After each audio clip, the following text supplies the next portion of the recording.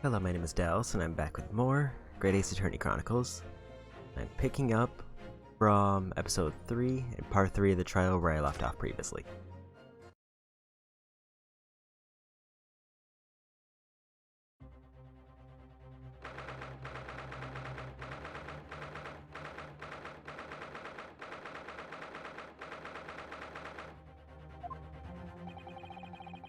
What other just happened in there? This neighborhood, I managed to find out what happened. Mrs. Sato. I was told it's an advanced form of smoke grenade. They have an exploding device that releases smoke. Smoke grenade, it sounds like the sort of thing ninjas use. Just making sure everything is safe now. I think the trial will start again before long. But who would have done something like that? Police managed to catch someone who was trying to flee the courtroom, apparently. Flee the courtroom? Why? Well, it's a young girl of around 15, I hear. A young girl? Then could it be the other passenger that Mr. McGilded was just talking about? My thoughts exactly. So I wasn't lying. I was speaking of Mr. McGilded, actually. There's so many things I needed to ask him about, but he's not here. I think he summoned the prosecutor's antechamber to answer questions, along with the young girl. Who is she, I wonder? What was she even doing here at the trial? She was taking a huge risk, and for what possible benefit to herself? There's nothing about it that's troubling me. What's that? The 20 pence. Oh, According to the coachman, Mr. Beppo.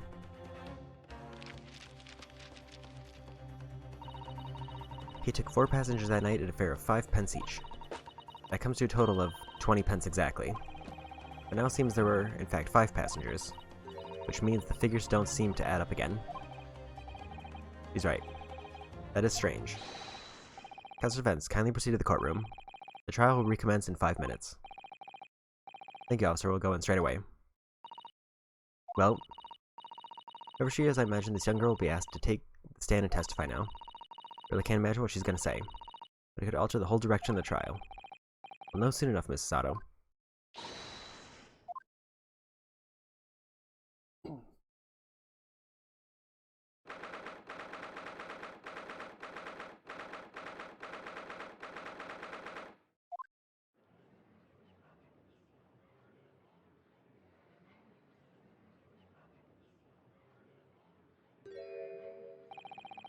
There's a young girl next to Mr. McGilded. Look. She must have been the one who caused the disturbance before. With that rather eventful recess, the court will now resume the trial of Mr. Magnus McGilded. And then Lord Van Zeeks. My lord. I believe you established the cause of the smoke which failed proceedings earlier. It seems to have been an advanced form of smoke grenade. The sort typically employed by the army. Good gracious, the army? What in the devil's name? It's an elaborate attempt by a young girl to cloak her escape from the public gallery. She was caught. It now occupies the stand. Your name, girl? Are you responsible for the smoke grenade which induced such pandemonium here in my courtroom? What does it mean in this deplorable behavior? If I may, my lord. Yes, Mr. McGilded? I think perhaps I had to explain here. Is that this wee lass was here in the first place, and why she tried to bolt like that. All tied up with the events of that night, so it is. Very well, Mr. McGilded. Give your testimony. You will explain to the court exactly how this young woman is involved in the case. Just what did happen that night. It's not like a defense lawyer needs that information or anything.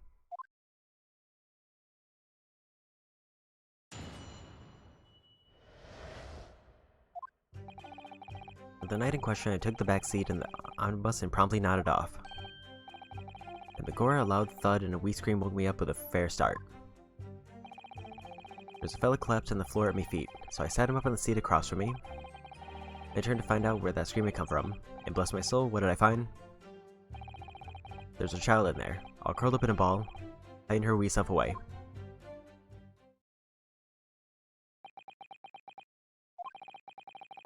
I remain somewhat baffled, I confess, but from what I gather, on the night in question, This young girl was indeed riding in the omnibus, is that correct?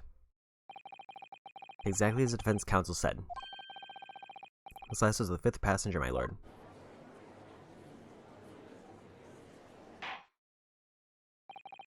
Very well. The defense may now cross-examine the witnesses. Are you ready, counsel? Yes, my lord. Or rather, no. I have no idea where to start.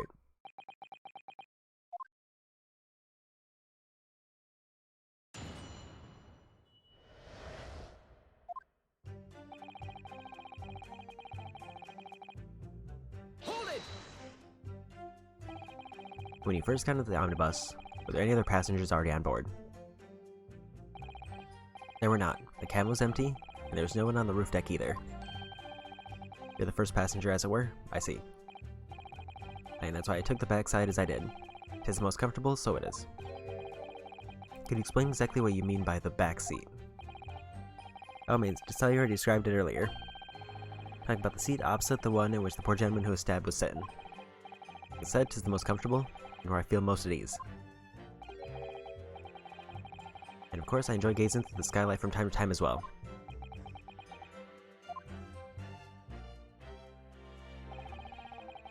The gore, a loud thud, and a wee scream woke me up with a fair start. There's a fellow collapsed on the floor at my feet, so I sat him up in the seat across from me. See, let's go back. Hold it! A loud thud, you say? And a scream? Yeah, that's right. How can I explain it? It's like the sound of someone falling to the ground. That sort of noise. You'd think it was the sound of Mr. Mason falling to the floor having been stabbed. Well, now you remember, I was asleep at the time, so I wouldn't like to say. When the sound woke me, I opened my eyes. There wasn't a soul to be seen in the carriage but the fellow on the floor. You didn't see anyone? But the same moment you did hear a scream. From the seats above you on the roof deck, I presume? Not above me, no, my lord. From inside the cabin. But I wasn't altogether thinking about the scream. I was too stunned by the desperate sight before my eyes.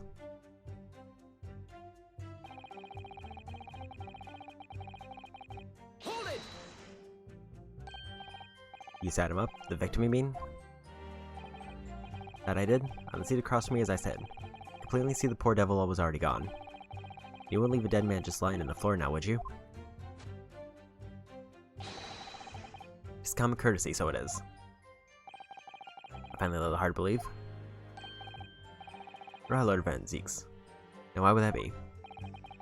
Wait to find a man lying dead at your feet in a carriage, any normal person would hail the cabman. Any upstanding member of London society, that is. Well now, as you know, I'm in somewhat of a special line of business. The business of lending money at exorbitant rates of interest. Unfortunately, my lord, not everyone is thankful for the help I offer them, and some would even see me dead. So I do try, where at all possible, to avoid getting myself in a tangle with trouble. Are you suggesting you were just gonna leave the man there? Heavens alive, no, I was always intended to report it, so I was. Only I had in mind to find out the whys and wherefores first. The whys and wherefores? Right you are. There's some details I wanted to understand before anyone else got to meddling. That wee scream I heard, for example. Would your good self do just the same? Yes, the scream he says he heard at the same time as the thud of the victim collapsing.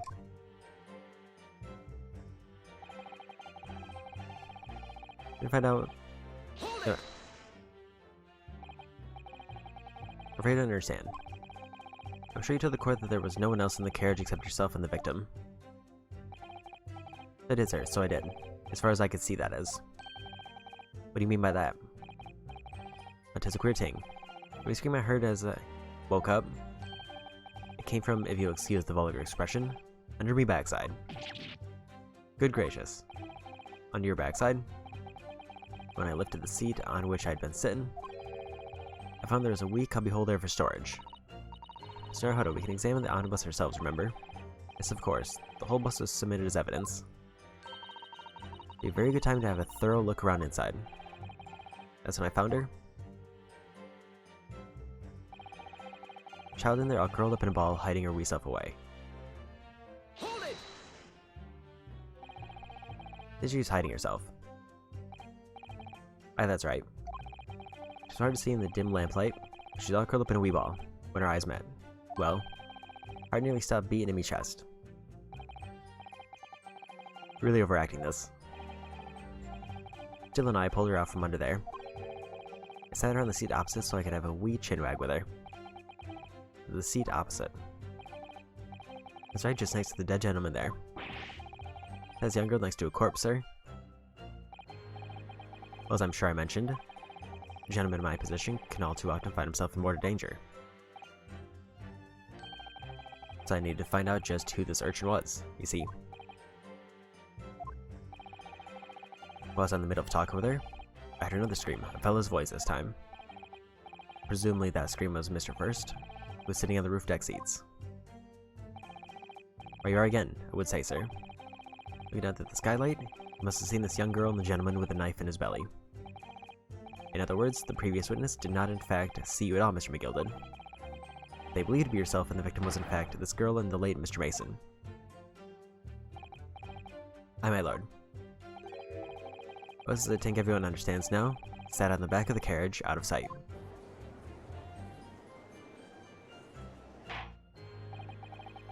It is certainly plausible.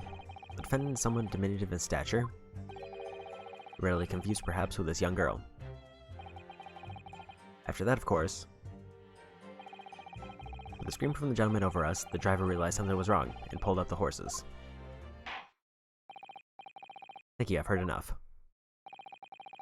Events explained are clear in my mind. However, at least one conundrum remains.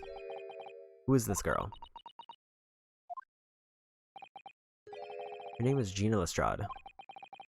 She's a chancer, earns a crust among large crowds, relieving people of their purses. Come called a pickpocket.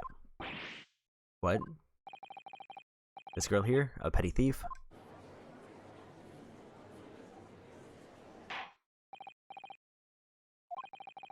Is this true, Miss Lestrade? Miss Lestrade, you will answer the question. Jerry, what is the meaning of this? The girl, she's gone. Open your eyes. Come over here. Good gracious, how? What was the point of that little sidestep? Know what you're allowed to thinking. Grown-ups are all the same. Stereo dipper, you say. Slipped up and got caught in the job. Got herself backed into a corner, so she knifed the gent. Go on, that's what's in your heads, ain't it? No, not at all. This is a court of law. We're here to determine the truth, not...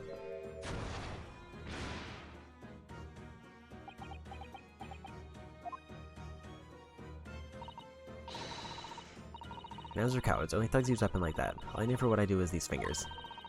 I'm professional, right? Maybe not in your eyes, but I got pride in what I do. Let me guess. You don't count smoke guns among weapons for thugs.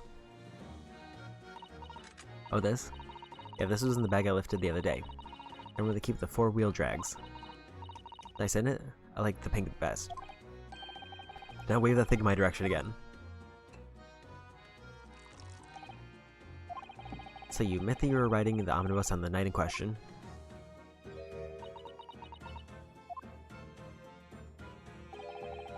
Tis alright, lass. You can tell them the truth now. Alright, yeah. Just like the Irishman said. Of course, that's the Miss Gina Lestrade as a valid and significant witness in this case. Accordingly, young lady, we will now hear your testimony, if you please. You tell the court exactly what happened in the omnibus on the night in question. Alright, if I have to.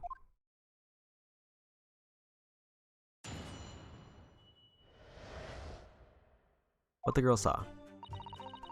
They sat inside the carriage before they looked up the horses just like always. It was right a waste of time.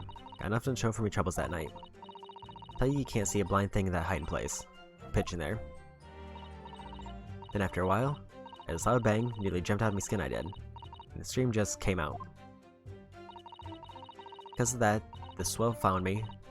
He'd help me get away, mind.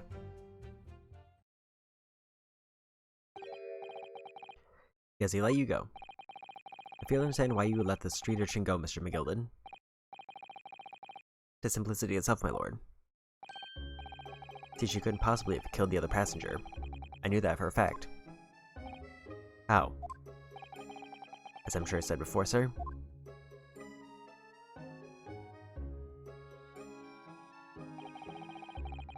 I was sitting right on top of the place where she was hiding herself. I think an demonstration is called for. This is where I was sat that night. And the cubbyhole of which you have spoken is underneath the seat, I presume.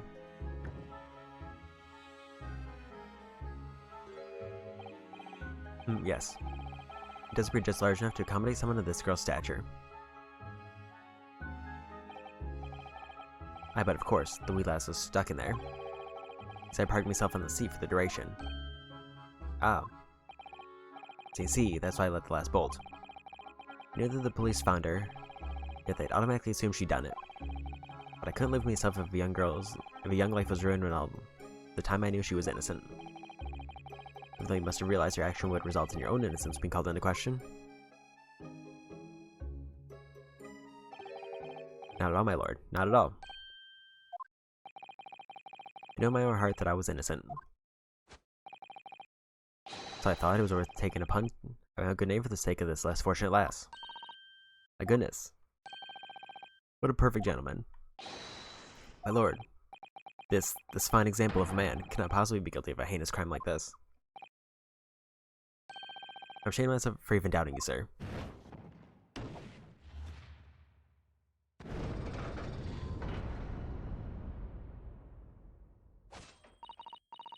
With calm calculated reasoning, one arrives clearly at the truth every time.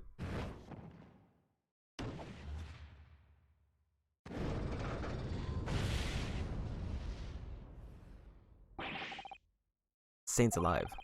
All 6 members of the jury consensual in their leaning to a verdict of not guilty. Ms. Naruhodo, this, well, it must mean... It must mean what? That we're victorious. We've won? Are you sure? Objection!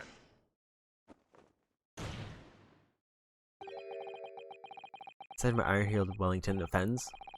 Pray do forgive it the discourtesy.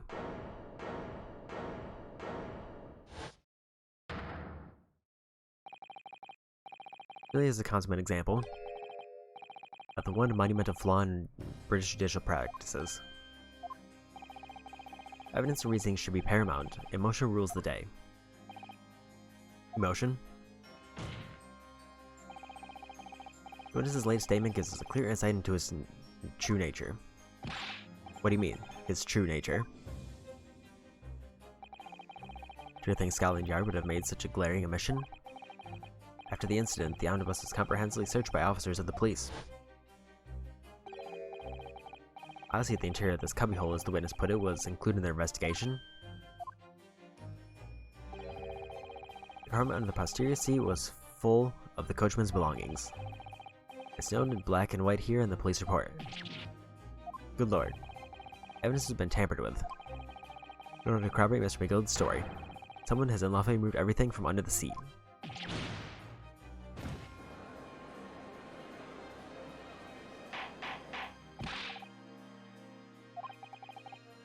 How could such a devious contrivance possibly have been effected, counsel? Naturally, you must acknowledge the deficiencies of the constabulary in allowing this to have happened. However, I assure you, the omnibus was wheeled into the courtroom this morning. The compartment in the seat was not empty. Well, anybody's friend. Me. The carriage was submitted as evidence. Doubtless you examined it in fine detail, as would any self-respecting practitioner of the law.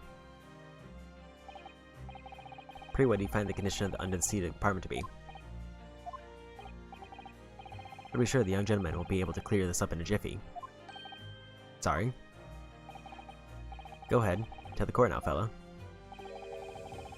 That's an elaborate excuse by the desperate Lord Van Zeeks. Well, counsel, do you have something to say on this matter? How am I supposed to answer? What can I say about the state of the little compartment under the seat in the omnibus? Yeah, it wasn't empty. I don't know if giving this answer is helping my cause counsel for the defense, but as far as I remember at least. When I first examined the compartment, I'm fairly certain there were a number of articles inside it, yes. Are you sure, counsel? I'm bewitched. What are you saying now? You daft dog, I thought you were on my side here.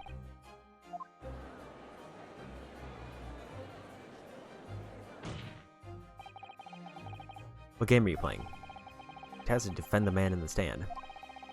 Why would you say something to compromise his position?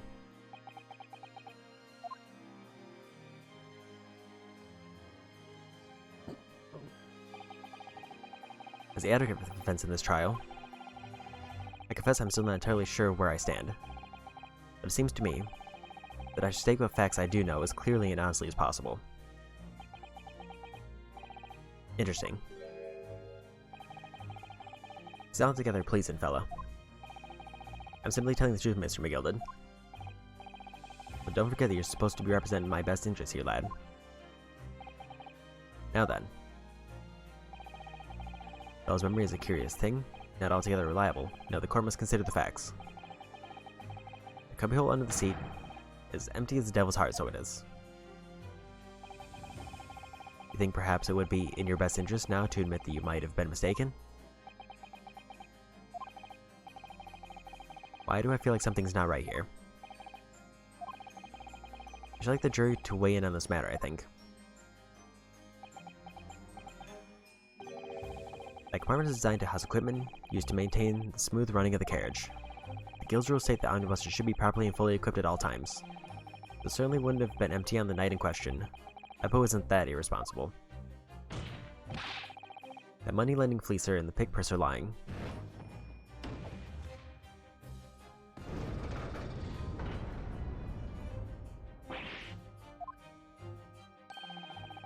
Can't believe I was nearly taken in. Stinky rich always stinkers. Nothing but cowards, a lot of them. What? Oh no. It's a trick, of course it's a trick.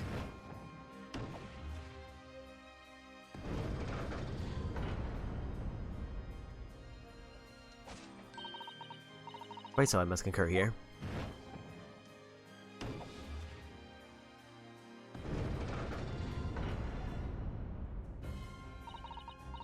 With calm, calculated reasoning, arrives clearly at the truth every time. Yes, but every time a different truth, it seems.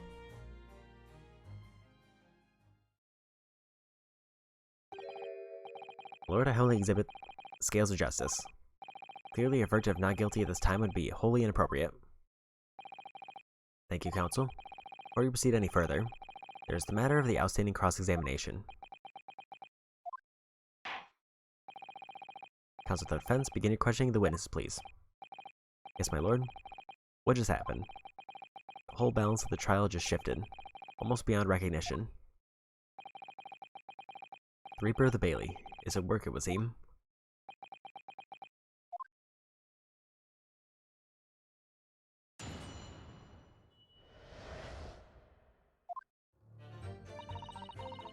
I snuck inside the carriage before they hooked up the horse. Oops. Let's go ahead. Probably fine to press on these. So you're already in the omnibus before it even set off on its run. Yeah, I mean, what's the point of spending a joy to make a few bob, eh? Am I in it? Which means there's no point in spending money to make money, it actually makes sense. Hey, remind you that this girl's a petty thief. Kindly refrain from entertaining her tenants. Let us clear up the little mystery of the fares and all. 4 paying passengers at 5 pence apiece, making the 20 to which the cabman testified. In one little scapegrace, riding for free. The Redicon driver always goes for some grub before his last run. That's why I stepped into the carriage and get myself hidden under the seat. Nice and easy, right? Your hiding place is a storage compartment. Full equipment for the coach, no?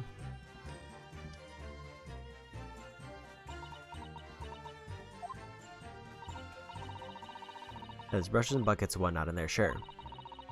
I always chuck all that out and cram in the corner somewhere. It never seems to bother much. And according to the report filed by the police officer who first arrived at the scene, the compartment was full of such paraphernalia. Well, I don't know nothing about that. Like I said, I moved all that stuff out so I could hide under the seat. That's all I can tell you. Seems to reach the end of that line of inquiry. Continue.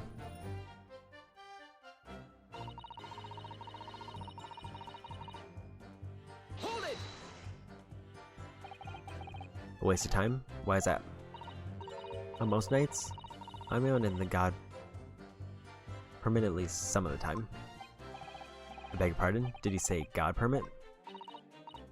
Yeah, well, that's what made kind call it. Say the omnibus, I suppose. Point is, on a normal run, the carriage ain't got no one in it for a while. And that's when you come out of your hiding place and get away. That's it? Only that night? This cove was sat on me seat from the start.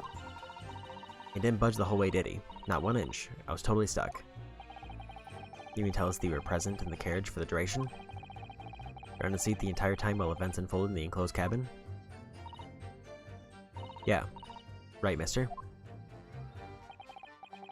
To be sure. As shocked as anyone.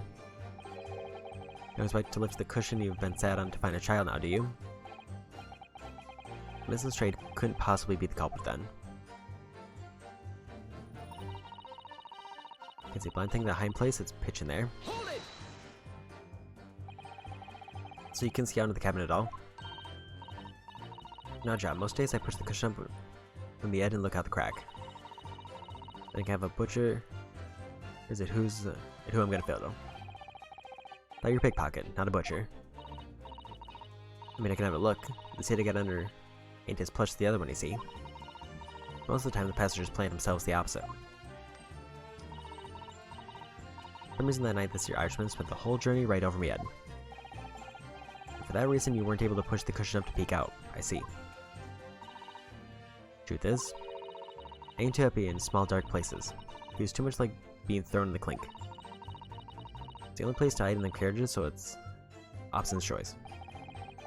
I should stick to picking people's pockets in the open then. For some reason she's not letting on, judging from her demeanor. Anyways, I was a bit scared. I'd just stick it out under there, nothing else for it.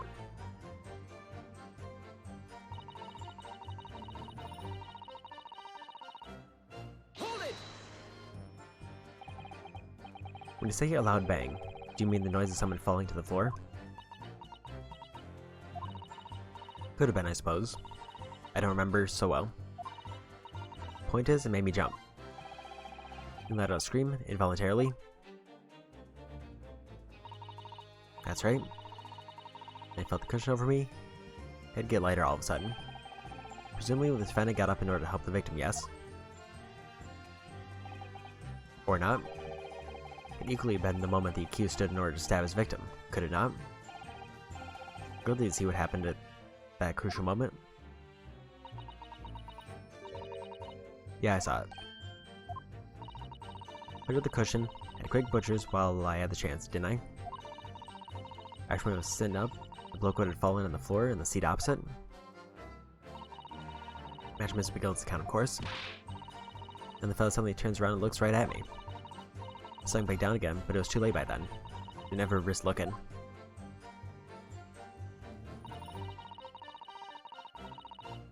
Hold it! Mr. McGill had discovered you. He pulled you out from your hiding place. Scared stiff I was. Dragged me out and sat me down in the seat and all. Next to the victim, Mr. Mason. He had to look at a knife in his guts. He was still bleeding. And the carriage lurched a bit. Ended up falling onto me. Awful.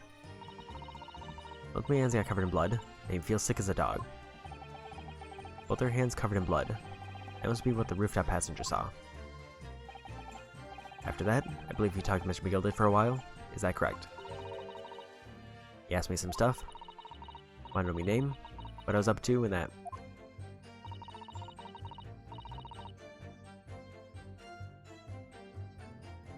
I heard something from above, someone screamed. Mr. First on the roof deck, one would presume. Why no one seen me face? But I didn't look up at all. Ours was drawn up smarter than this Irishman says to me. Get back under the seat. I'll see that you can get away later. All 6 members of the jury had decided the defendant was innocent. One brief shining moment, yet they are all still very unsure. You just find some conclusive piece of evidence among this new testimony. Sure, we clinch the verdict we want. I think you're right. This niggling feeling, something's bothering me, but I just can't quite put my finger on it.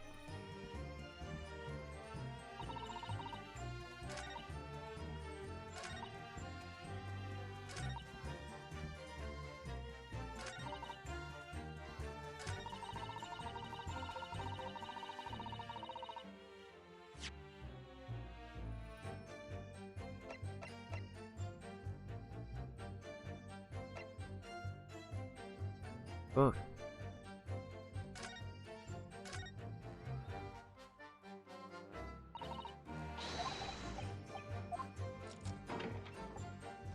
Feel like it's gotta be something.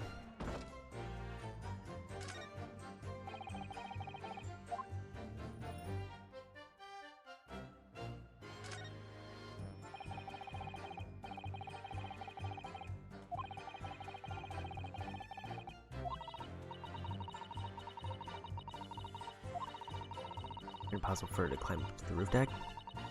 You see it in here. What do we have the same problem?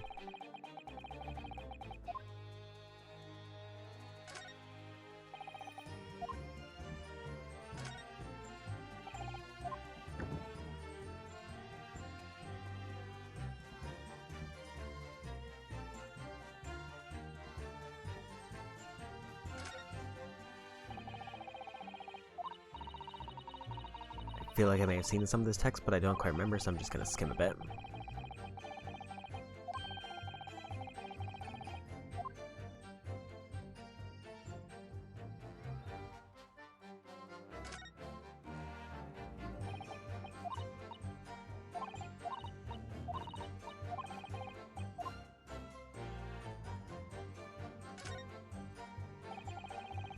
Storage compartment, but there's nothing in here.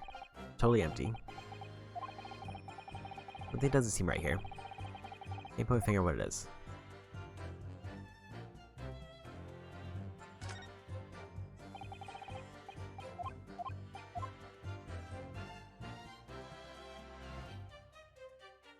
No handle on the other side.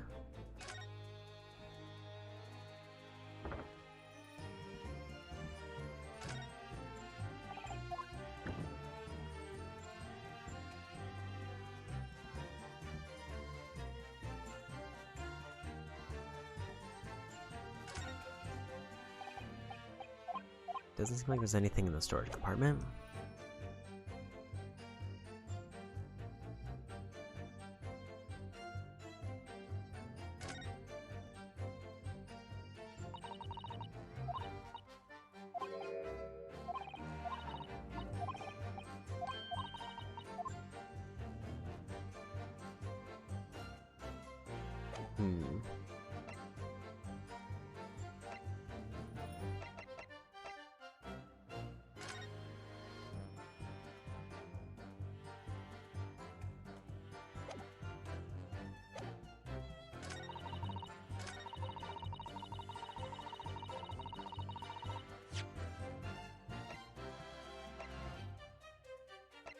Let me check one thing.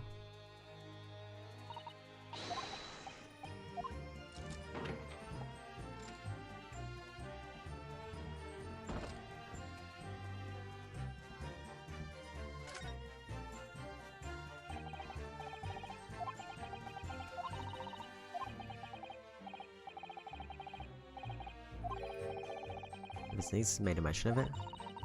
Those does seem a little strange. But I have such a bad feeling about this.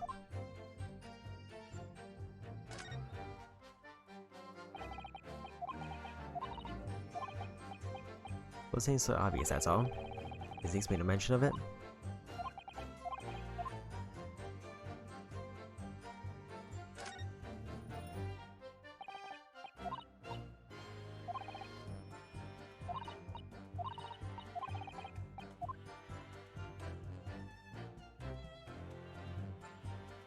Because at least my headspace is that they were actually stabbed in the seat in the compartment because this is supposed to be the less comfortable one.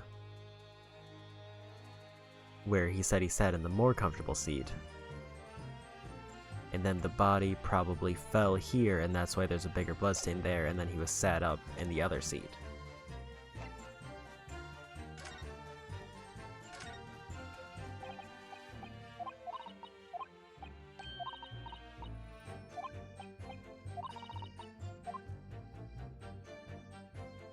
But the problem is, I'm not sure how to...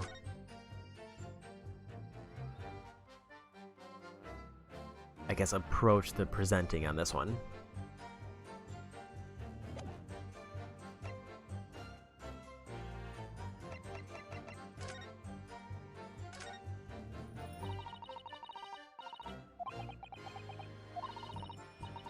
Alright, Mr. Oda. Sorry, yes, I don't really like blades. Doesn't seem like the words of a man with a large katana still on Chroma's waist. That blade is Kazuma's soul. Anyway, no sense in delaying it. Let's see what the blade looks like.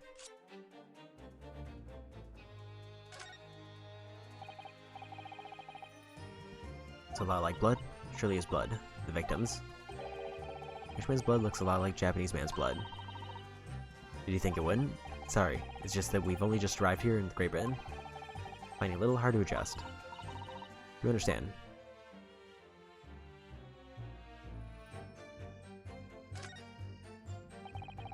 Create letter M. I'm Mr. Magnus McGilded's initials. Beautifully gilded too. Must be very valuable, I should think. What is it? Look at this M. Upside down, it becomes a W. To change everything. A W?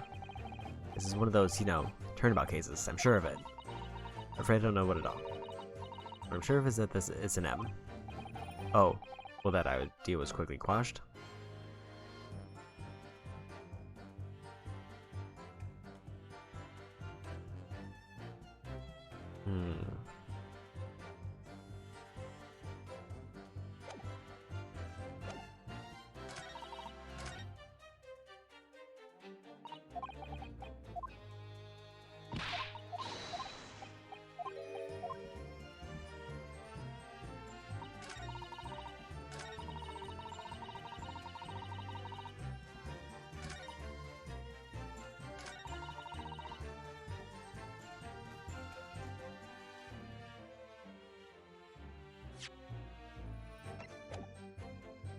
Maybe take a peek at the history. Oh, this goes through all the examined ones too.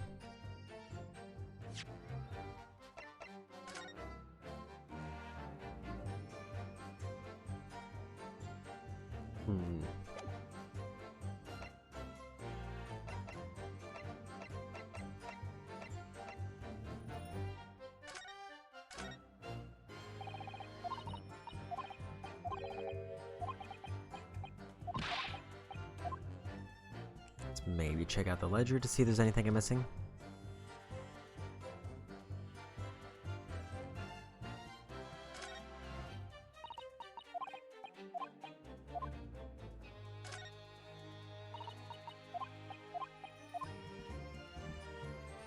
Doesn't seem like I'll find anything there.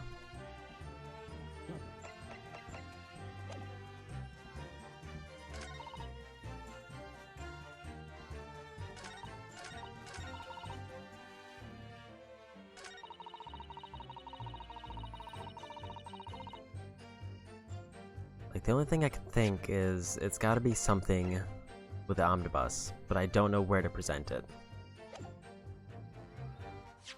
So maybe I throw down a quick save here.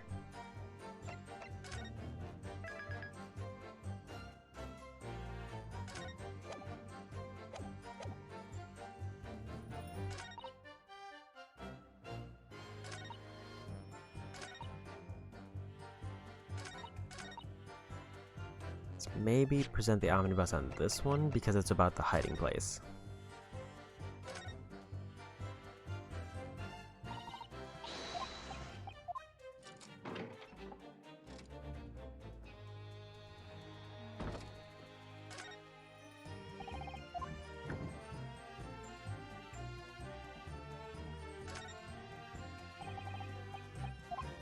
think I hit examine instead of present.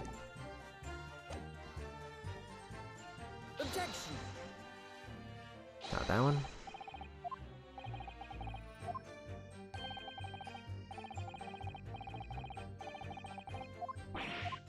Skip this one.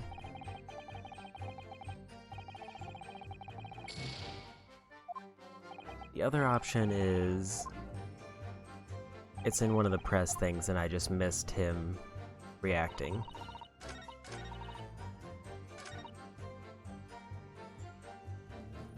Hold it.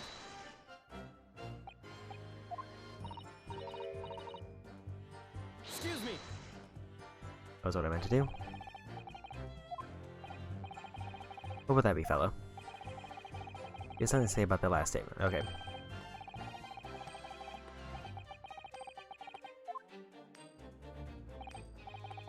Maybe it's a step. He has after general well-being. Oh.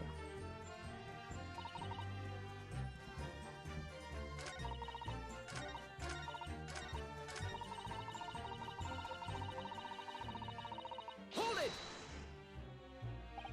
Because at this point, I don't want to present on just random statements. I tried it once and it didn't seem like it works, so...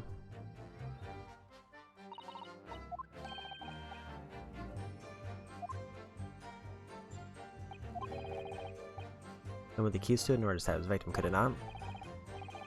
Did you see what happened at that crucial moment? I think the text changed there and I just didn't realize it. Yeah, I saw it. Push up the cushion.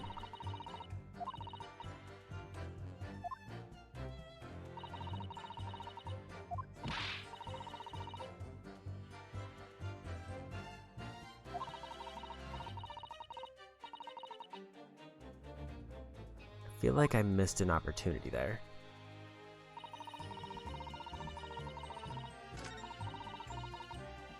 Hold it. Let me go through this one again, but make sure to look at Mr. McGilded again.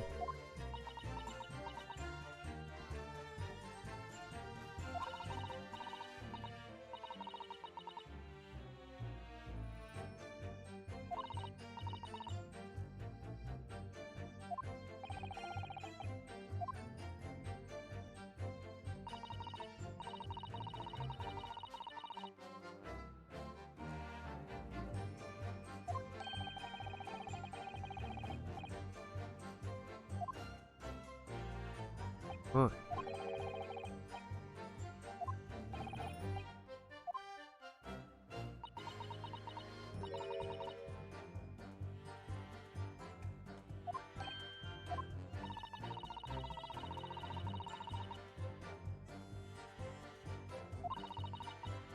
I don't know if I need to, like, try to force him to talk, or if there's actually, like, I have not seen his animation change at all. But it seems weird. I guess that he hasn't reacted at all, despite there being an option for him to react. We tried on the last one, because it would have to be something that he's involved in if he's going to react to it.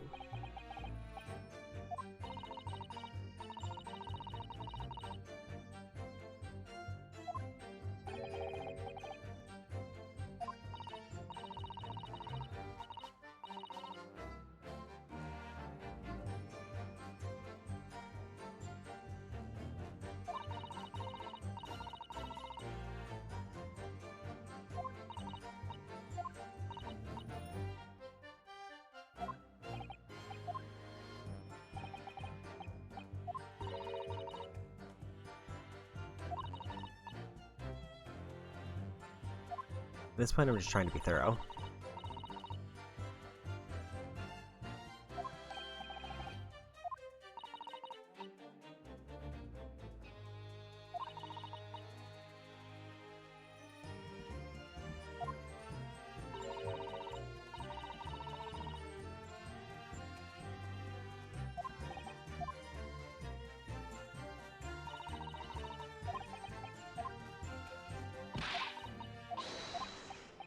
I think my only option is to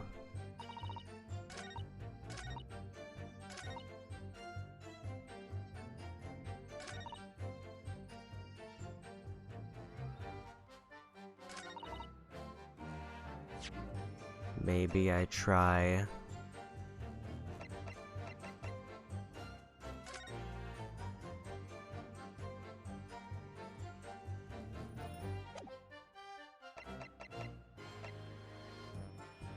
I don't think I did the omnibus on this one. Let's try it again. Nope.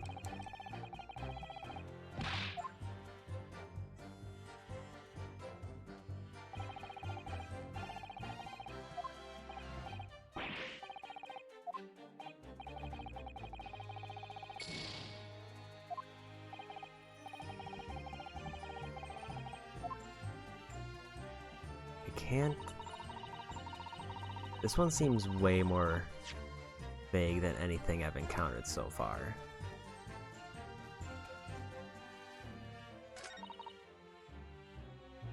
Hold it!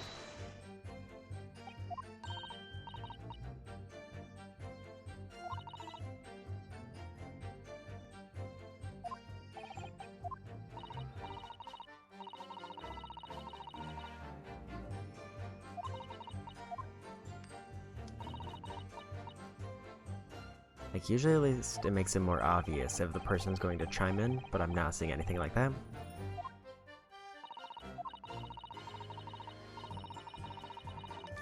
Well, no. There it is. I think I just completely missed that one. Excuse me.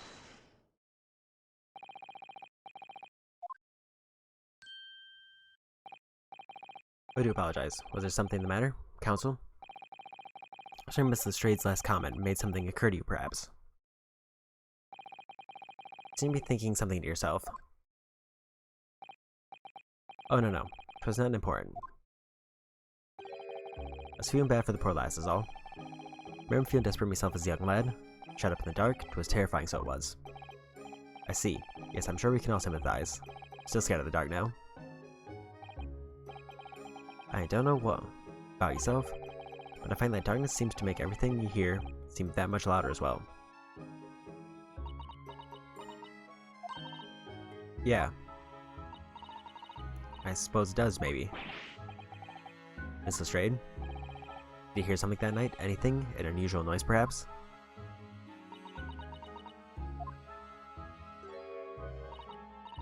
No, not really. All I could hear was the Irishman snoring. But yeah, but you tell the whole world of me foibles, you little scamp. What a pity. Well, Miss Lestrade had heard something. Might have given us a vital new clue. Yes. What should we make of that last statement first?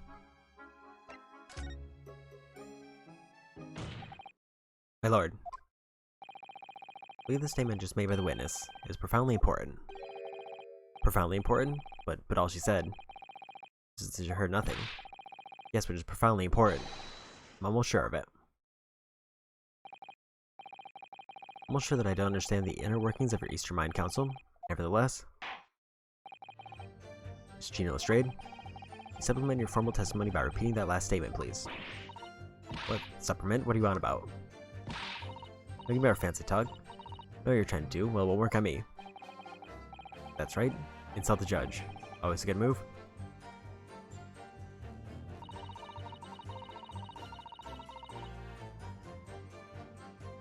Hold it! Let's press that one. You're trying to hear what was happening the entire time, since the moment you hid yourself? Not exactly, no. Sorry. Well, there was no one in the cabin to start with. Did you push the cushion up and have a butcher's to see what was what? Then when I saw the swell getting on, I got my head down so he didn't notice me. Mr. McGilded sat on the seat under which you were hiding, correct? Yeah, was you Adam and Eve it? What a mug. So then all I could do was listen. Went and jump out of there as soon as I heard him leave, see? But would he? Not likely. Even though we stopped here and there, I never heard the door open. Just had to stay put and listen to him grabbing his pigs to Marcus, snoring like an old dog he was.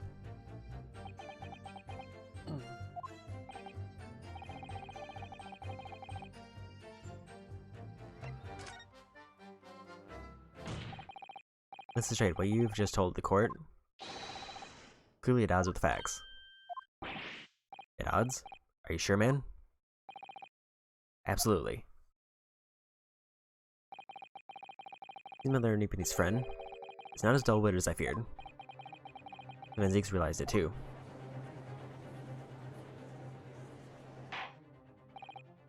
Counsel, let's assist the bolster your claim with evidence. Some complicit party's name at the very least. Yes, my lord. To demonstrate this alleged contradiction to the court. According to Mrs. Strayed, while she was hiding in the omnibus that night, she heard nothing but the sound of Mr. McGilden's snoring. But think. Something else she should have heard.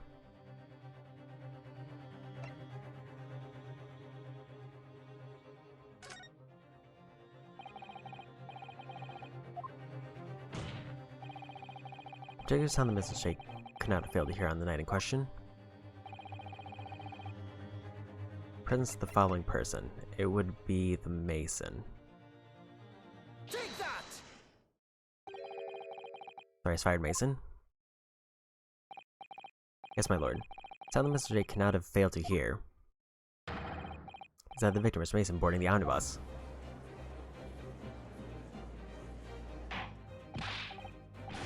Explain your reasoning, counsel. Mrs. Strayed, allow me to confirm something. You claimed earlier that you were the first person on board the omnibus, is that correct? Yeah, of course I was. Got on with the drivers in the pub, didn't I? The next person to board the omnibus was Mr. McGilden. And it was, not a soul was in the cabin when I climbed aboard. At least not in plain sight. We were, to all intents and purposes, alone in the enclosed cabin of the omnibus at the time. Did I not just say as much? Wasn't traveling with anyone else, so that's what you mean? Guess I'm good on. Remember through the crack under the seat cushion? He's on his own for sure. From what we've heard, the carriage made a number of stops after that on its onward journey. During which time, did you not hear the door opening or closing at all? No, I never heard it. Exactly what I was listening for, weren't it? Waiting for the swell to leave? In which case, when and how did the victim end up in the carriage? We know the victim collapsed inside the enclosed cabin of the omnibus. Therefore, Mrs. Strayed's statement about what she did or did not hear is at odds with the facts.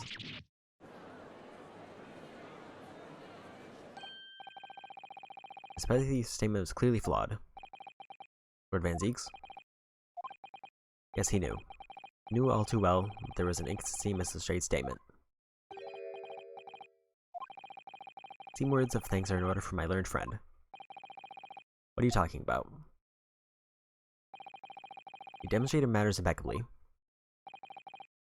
This witness, and her colorful statements, are entirely unreliable. Her words are convenient untruths, nothing more.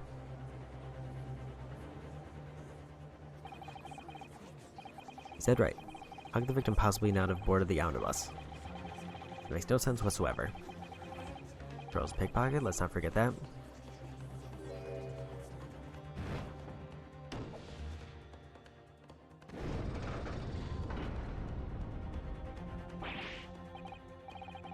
She didn't even say anything. I'd want to judge the dear little mite, just because she has some rather naughty ways. But I must say, can't abide liars. And neither can I. Mr. Foreman? You want to judge the girl just because she has some less than salubrious ways. But I must say, cannot abide liars.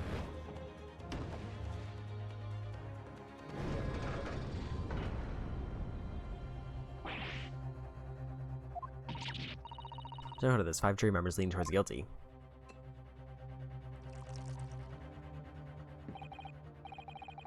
Your consideration for others is refreshing. My Nipani's friend. Considerable troubles you've spared me.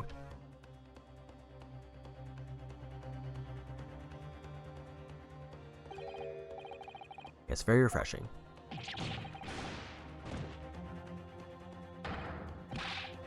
What are you playing at? Forgotten who you're working for, you useless Asian admin. This is carnage, it's perfect. Jury number 2 is the only one left. So the way this is going, I know if we can't find some new way to convince everyone of Mr. McGilden's innocence, judge will rule and we'll have lost. I very much wanted to believe the words of one of London's most respected gentlemen, but Those of us in service know we must accept hard truths. Hold it!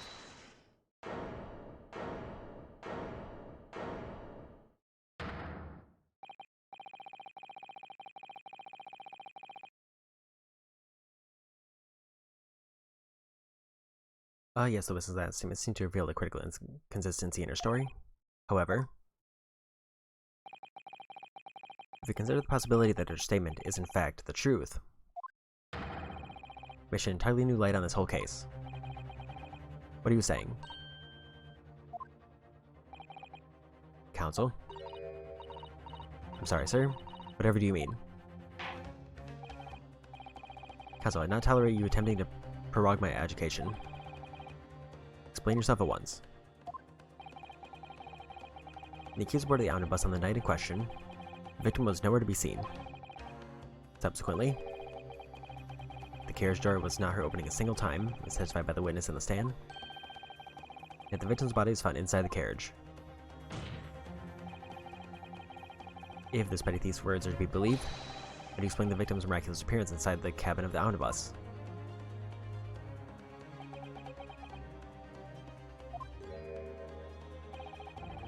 No one would explain how the victim came to be inside the carriage.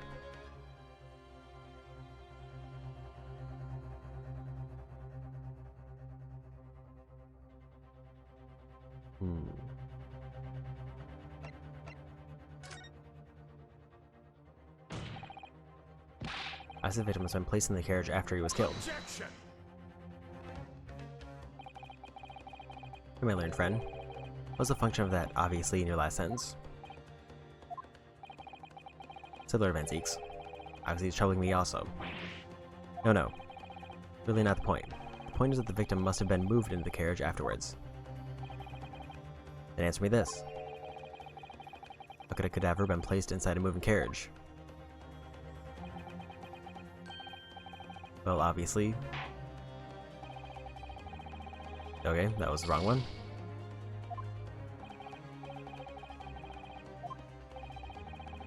That's definitely not heavy enough, judging from those Neebany's eyes.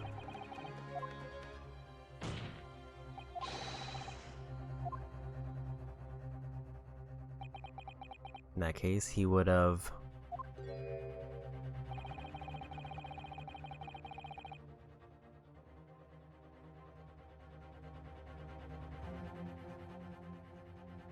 I guess he is in there already, because another entrance would be a very strange one. Or I would have seen it earlier. Clearly he's in there from beforehand. Objection! Okay, so that is the last one. And it's basically the same thing again. It's been the carriage from beforehand. Beforehand, to what specific point in time are you referring?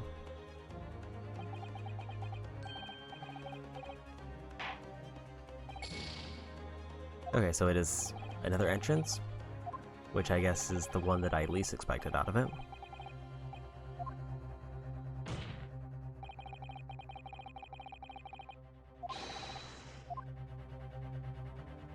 I guess the key phrase there was, if she was to be believed, then the door didn't open, which I didn't really piece together.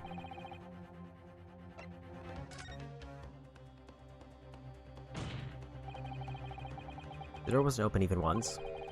My explanation is that the victim entered an enclosed cabin some other way. Objection! Wonder what new fantasy you would come up with in your blind panic? Oh, hold on, Omnibus is here for all to see. Only one side of the enclosed cabin is furnished with a door, the other has only windows. Fixed windows which cannot possibly be open. In short, there is no entrance to the cabin other than the door. Objection! But there could be. There's one possibility you haven't considered. Oh really? There's one other way inside that isn't the door. Another opening, the use of which allowed the victim to appear inside the enclosed cabin. Alright, counsel. So identify the location for the court. On the bus of which the incident occurred. Entrance by which you propose the victim enter the cabin.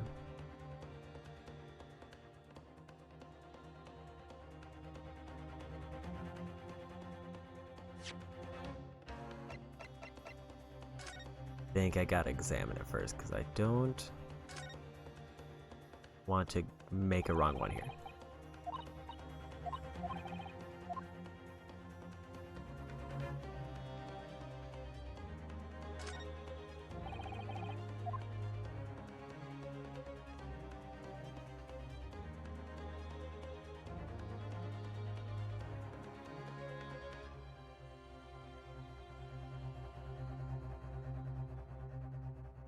Feel like I'm definitely going to pick the wrong one here.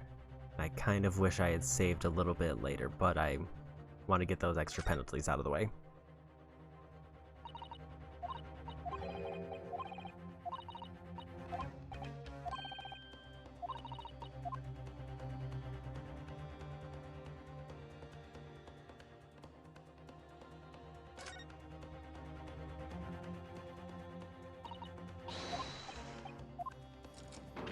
The only thing I can think of offhand would be either the skylight or under this.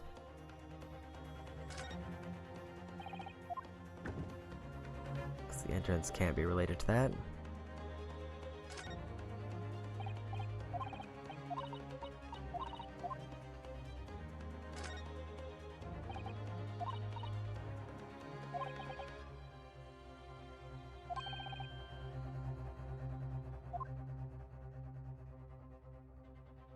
That leads me to believe that the skylight can be opened.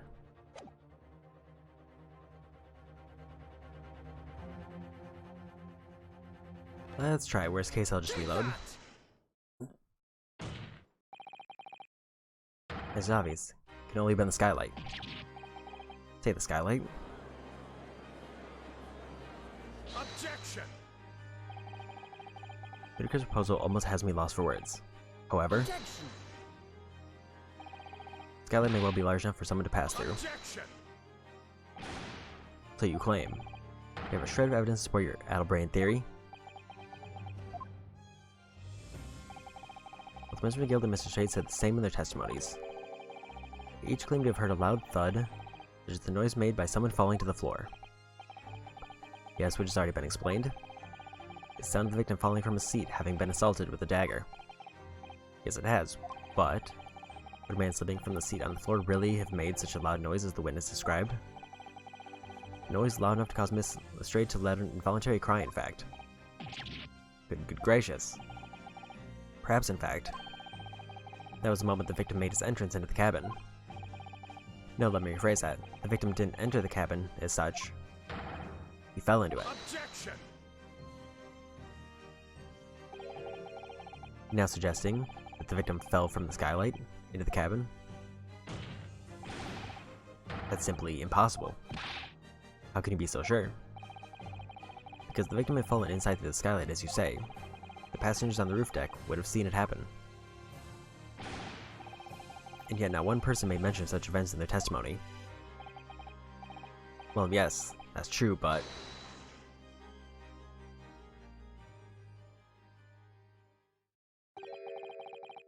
Might Humberfeld make a wee comment here? Mr. McGill did? To be sure now, two fellows who were sat on the roof that testified afore that none of the victim fallen through the skylight. But, it seems to me, my lord, it is not so much a case of them not saying, but... Aye. This case of them being unable to say. What? I think perhaps the two fellas do be having something of a compelling reason not to mention what happened. Would you not agree, fine ladies and gentlemen of the jury? Oh my goodness, surely not. Those two chaps on the roof? You mean the ones who stuck that knife in the man were?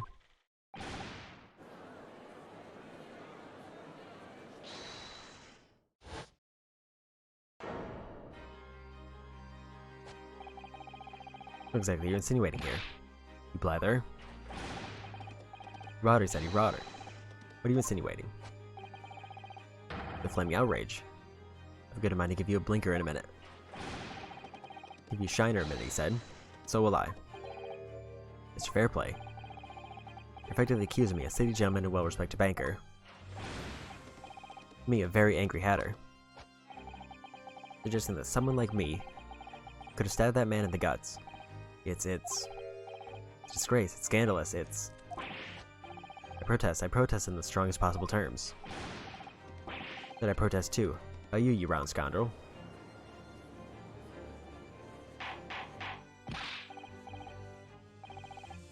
It's not the time, witnesses.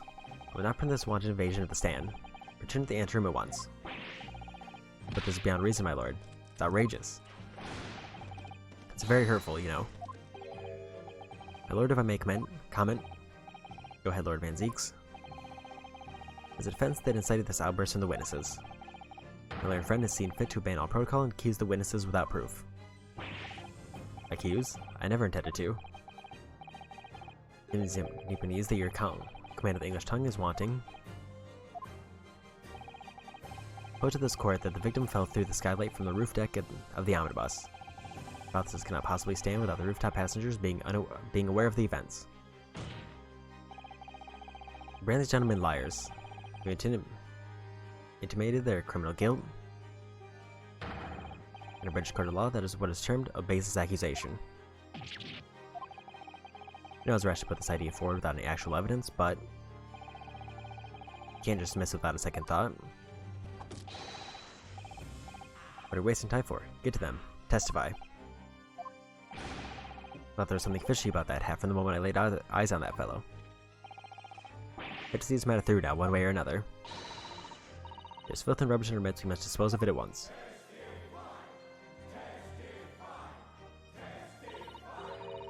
What's happening, Mr. Naruhodo? Spectators in the public gallery they're in a complete frenzy. It's fair play, Mr. First. My lord, you will take the stand again and make another formal testimony in reference to the indictment brought by the defense. Yes, my lord. I didn't come here for this.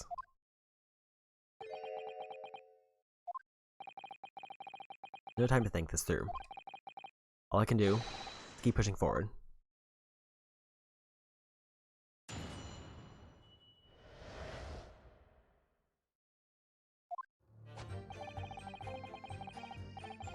We're the only two people on the roof deck, dead or alive, I swear to that.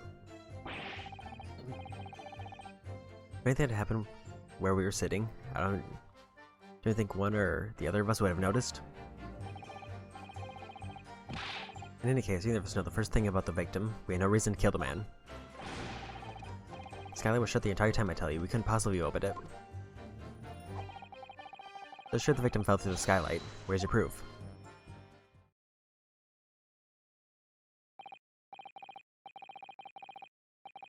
Must I listen? Only seeing this testimony is somewhat hard to imagine. How either witness could have performed any malevolent act on this open rooftop deck, without the other noticing forthwith. That's right, you see. You're innocent, I tell you. But logically, of course, the argument falls down to if the two are you in collusion with one another. What? Court investigation by Scotland Yard. The two witnesses here share no common dealings. I don't trust coppers any more than I trust the stinking rich. Something doesn't feel right here. Trial's going in our favor, really. Why do I feel so uneasy? Counselor of the Defense, over to you. Your cross-examination, please. Yes, my lord.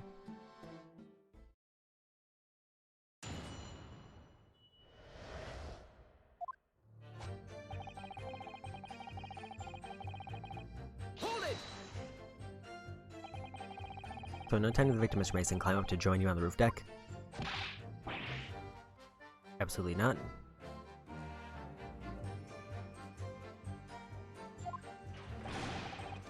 No question about it, he said. None at all.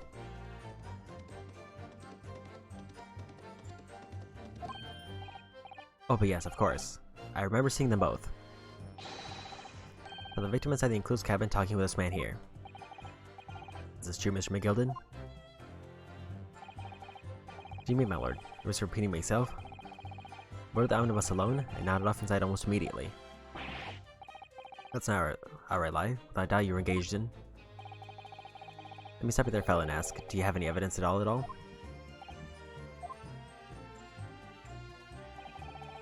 It's all about evidence in the course these days, so it is. Do well to remember that.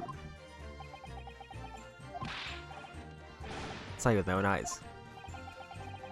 It's going so well.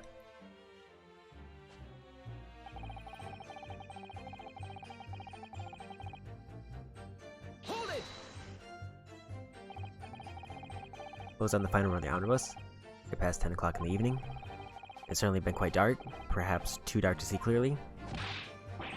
Is this some kind of lark?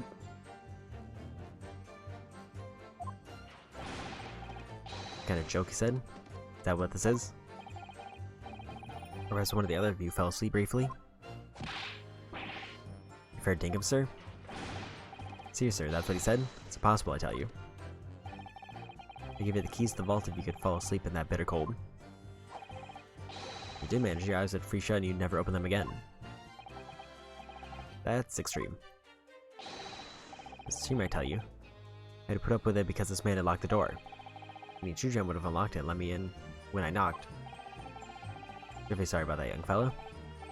You see, I was way with the fairies and I didn't hear you at all. But I saw you through the glass, you're talking to someone. Oh, it was a cold night. So it was. You would be seeing things that aren't really in the cold. Tis hardly surprising. Seeing things. I believe we reached an impasse here on this particular point. Don't take it personally now, lad. If I'm suspect in this case, then it's only fair that you and the other fiend are too. When a free competition is what capitalist society is all about. There's a competition. I should like to be involved in, really.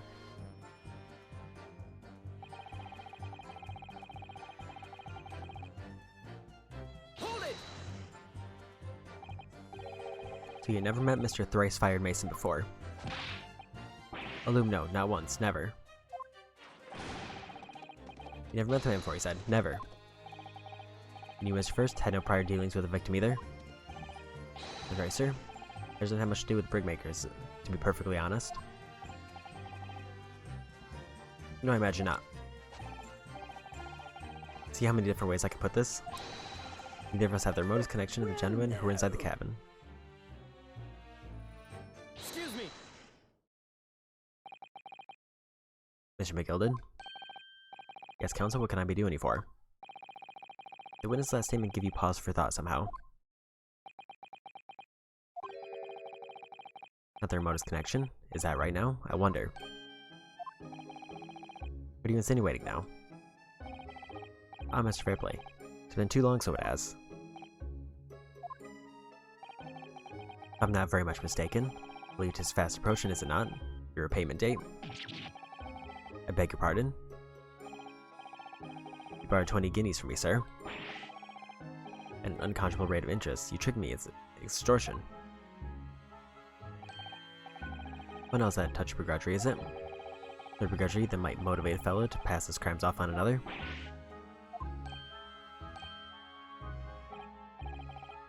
And young Mr. First? Me, sir? What do you want me to, sir? You do making hats for a living, do you not? A top hat lying about in your head? Is that one of your own creations, is it? Oh well, I'm still just an apprentice, you understand? Learn to find the perfect fit for whatever fine gent walks through the door.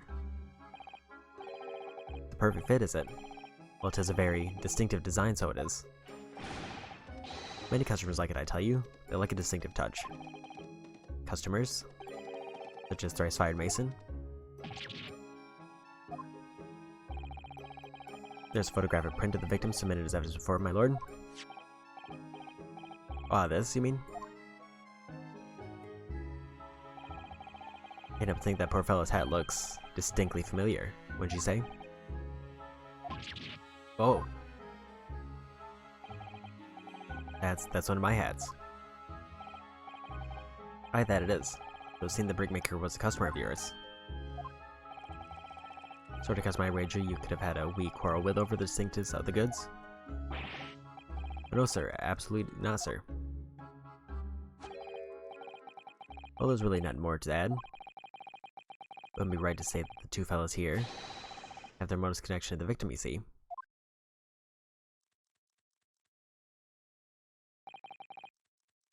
I rest my case. You little weasel. He's better at this than I am. Gosh, McGill has certainly been thorough in his research, hasn't he?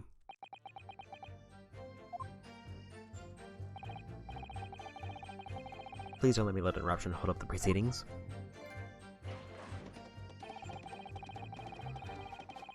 Got a Hat Hunter trophy. Hold it! You're quite certain about that? But the skylight was shut the entire time? I'm gonna lose my block with you in a minute. I'm gonna lose rag with you in a minute.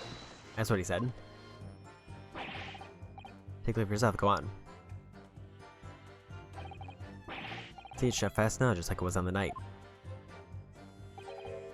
So it is, of course.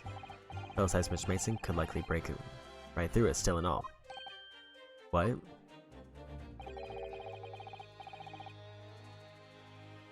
Just look at the size of the thing, you understand? Now hold on there a minute, sir. The size of the thing means nothing. On its own, let's consider the bigger picture here, shall we? Step by your cane, shall we? I was riding the omnibus on another occasion when, I broke wind, loudly. I shocked myself with it, as it happens. This is an unexpected confession, Mr. First. Well, I just meant to say, well, the point is, I tried to open the skylight, you see.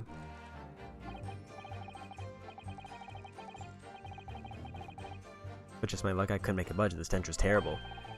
Everyone was looking daggers at me, sir. I went as red as a rogue, I did.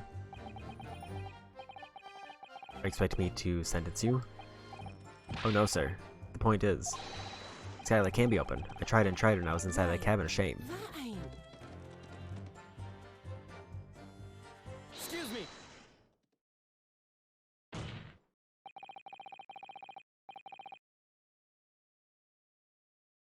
Do you have something to say about that, Mrs. Strayed? Mrs. Strayed?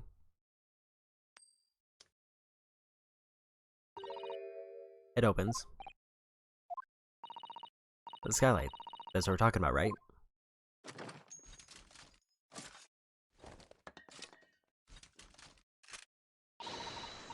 All those skylights open. Dead easy. Or easily, then you can load that weapon. That's a lie, I tell you. Otherwise, when I broke wind, I... Can't do it from inside, you mug. Oh. Like a few weeks ago, I was up on the roof deck of one of them drags. I had a great haul, and that purse is coming out of my ears. This is straight. This is not the form to be eulogizing on the subject of your criminal activities. Well, anyways, I had a bit of a scare. When I lifted the last bloke's purse, he got wise to me. All four of them surrounded me, so I couldn't up off the bus and leg it. So what I did was I used the skylight, opened the catch, and jumped right through. What? Yeah, the catch from the skylight is on the top side, so you can't open it from the cabin. The skylight opens from the roof deck. Bailiff. Climb onto the roof with the omnibus at once, and verify this witness's claims.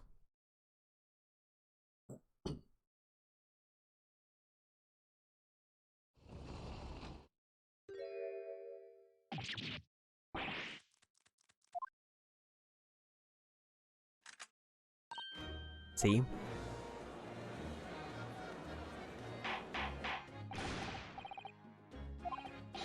So it appears the street girl's statement is quite true. I don't believe it. The skylight opens. From the roof deck. Mr. Naruhodo? Be the clue we've been looking for. Well, counsel for the defense, please continue with your cross-examination.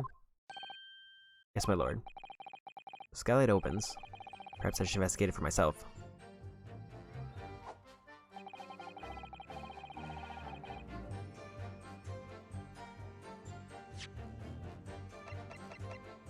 Probably gotta examine it before I present it, or I will probably get hit with the penalty. Skylight was fastened shut before. But now the catch has been undone. We should be able to open it.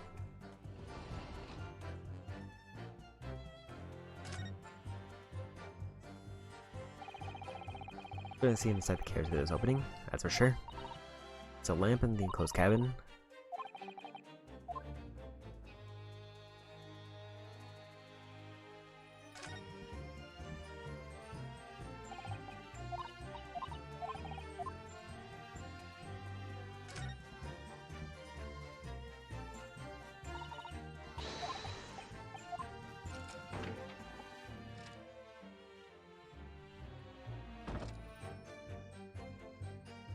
Whoa.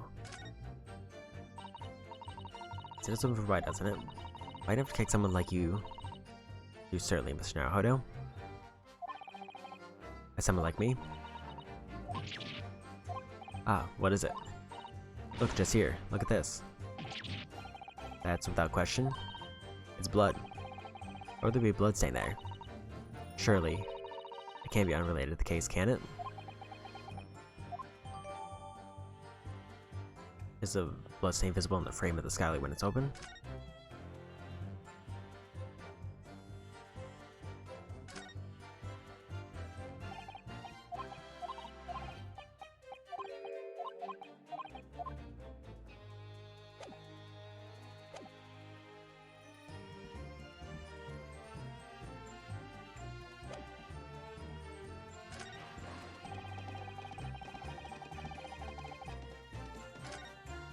So the problem here is I don't know which one I'm supposed to present it on, because it feels like I should be able to present it on either one of those.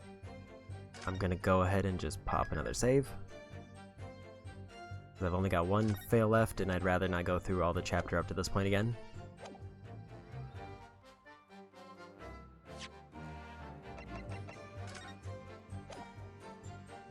Objection!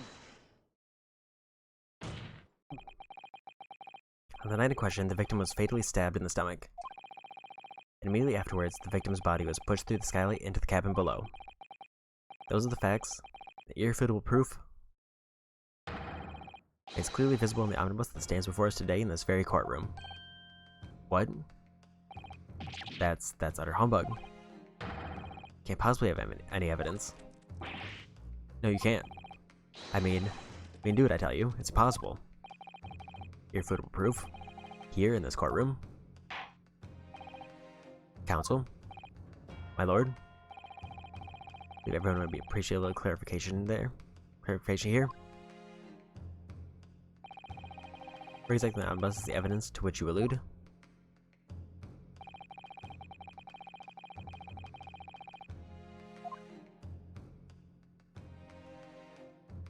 I mean, it would be the bloodstain that I already examined. Got it! By Jupiter, is that blood? This bloodstain proves two things. Firstly, the incident occurred, skylight of the omnibus is open. What? And secondly, the victim was already bleeding when he fell through the opening. Oh my. And so it follows that Mr. McGilded, who's inside the enclosed cabin himself at the time, cannot possibly be guilty of this crime.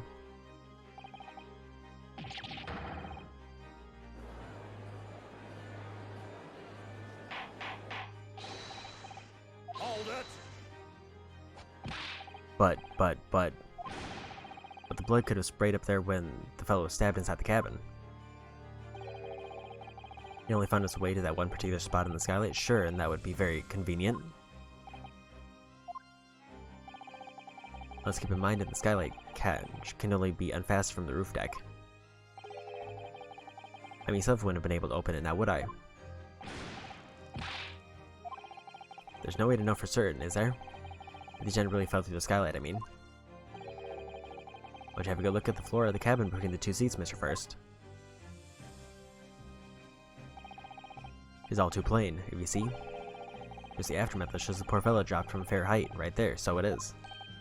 What? No. But it can be. It's all. Hold it! Fellow jury members, I think we can all agree this is a clear proof of the defendant's innocence, can't we? I believe we can, yes sir. It's clear to me now where the filthy rubbish can be found in this courtroom. They thought they could pull the wool over my eyes, did they? I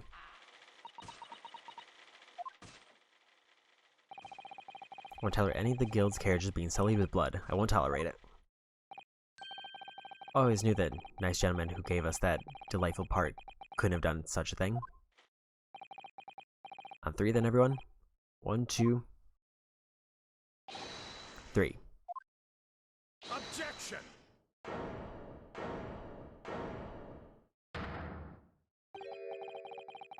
A chilling performance, Mr. McGilded. What are you referring to there now, Lord Van Zieks? Will it stand in the frame of the skylight?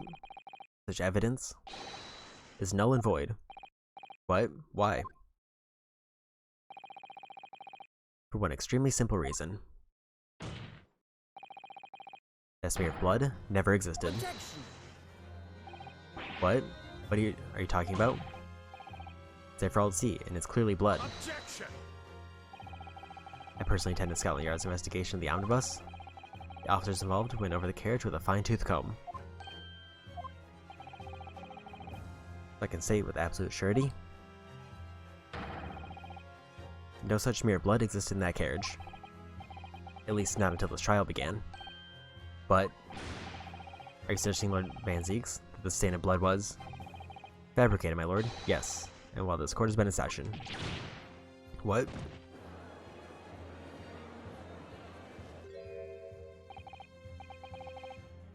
What a palaver. As I didn't expect such a crude reason from a prosecutor of your standing, Lord Van Zieks. But I'm Magnus McGilded, a fellow known all over the capital for his fine contributions to the public life. You take kindly to slander, and I'll fight it to the bitter end. Even just roll off the tongue of the Reaper of the Bailey. Mr. McGilded, is it this your first appearance in court as the accused? However, I'm well aware of your involvement behind the scenes in a great many affairs of dubious nature. You're very adept when it comes to avoiding getting your own hands dirty. And each time it happens, that a case you're involved in is investigated, you adapt the facts. Adapt the facts? What does that even mean? When you wield the fortune size Mr. McGild's, however ill-gotten it may be, nothing is impossible. Tampering with evidence, manipulating the scene of a crime, bribing witnesses. I toast your ability to concoct the most convenient story, sir. To Lord Van Zieks, this will not do to be sure. Will it now, counsel? Oh, no. I think it's fair to say, this does all sound like a rather far-fetched excuse by a desperate man. Blood in the skylight didn't exist, you say. But I'll cast your minds back. Is it not true that the omnibus there has been in the courtroom the entire time? I can't even possibly put a smear of blood in it without the world and his wife seeing. Isn't that right now, counsel? It's true. The omnibus has been in full view the entire time that the court has been in session. My learned friend. Here's hearing your opinion on this matter, in your own words. As you wish. Could someone tamper the omnibus during this trial? If you're asking me, I think during the smoke bomb.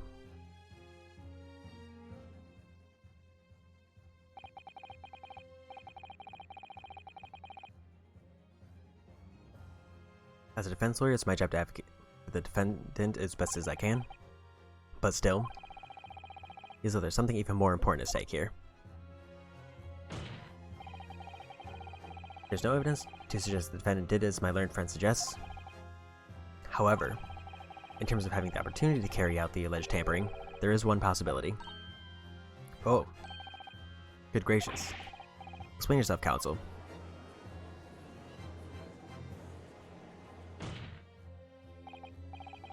Yes, there is. Since my learning media's friend has no intention of running from this deceit. Deceit? Everyone still remembers clearly the recess that we were forced to take. As a result of the smoke grenade fired by the witness currently in the stand, Miss Gina Lestrade.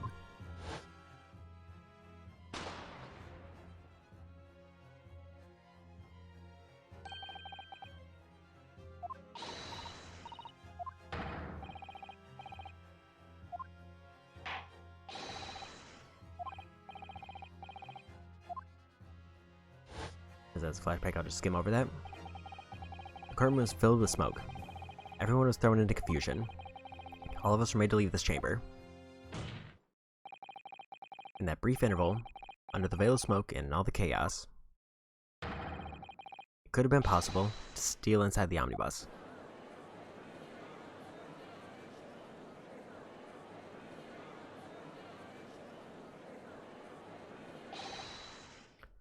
Are you wise? What are you trying to pull? You run, feckless gouger. Feckless gouger? Supposed to be defended me. 'Tis a wicked plot. 'Tis a plot to undermine me, so it is. Objection! Whatever you think this is, it changes nothing. The facts are the same. After this courtroom was evacuated earlier, as a result of the smoke grenade, a number of inconsistencies materialized in relation to the omnibus. Inconsistencies such as, to start with, the storage compartment underneath the rear passenger seat. When the police investigated the omnibus, this compartment was full of the driver's items. Secondly, we have the smear of blood on the edge of the skylight. As I said, that was not present at the start of the trial this morning. Unfortunately, Lord Van Zeeks, no one is able to corroborate your claims. That's true. The omnibus was first wheeled out. Both the storage compartments and the skylight were shut. Accordingly, I'm afraid to say, I cannot establish with any certainty this evidence is a result of tampering or not. Indeed, my lord, I doubt there was not a single person who saw fit to verify such things. What do you think? Sorry? About the omnibus. Anything else unusual about the omnibus?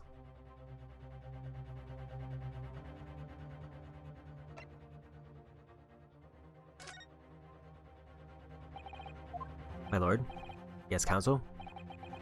There's one further inconsistency. A mark that surely could not have been present at the start of the trial. What? What the devil's mean are you going to say now? You dare betray me, you little maggot. You better start watching your back. Objection! Silence, McGilden. The court awaits the defense clarification. Now I keep swinging one way and then the other. I have no idea what's the truth and what's deception. What am I supposed to believe here?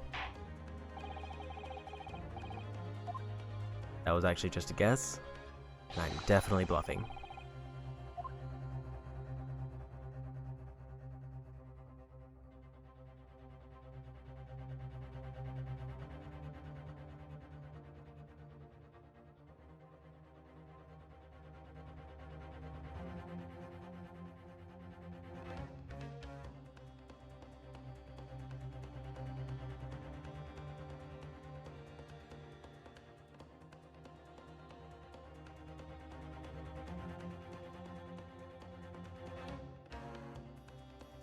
This...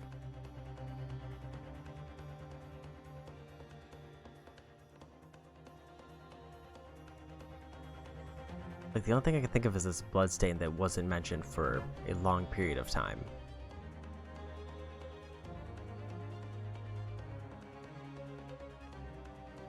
So I know that that was there, but...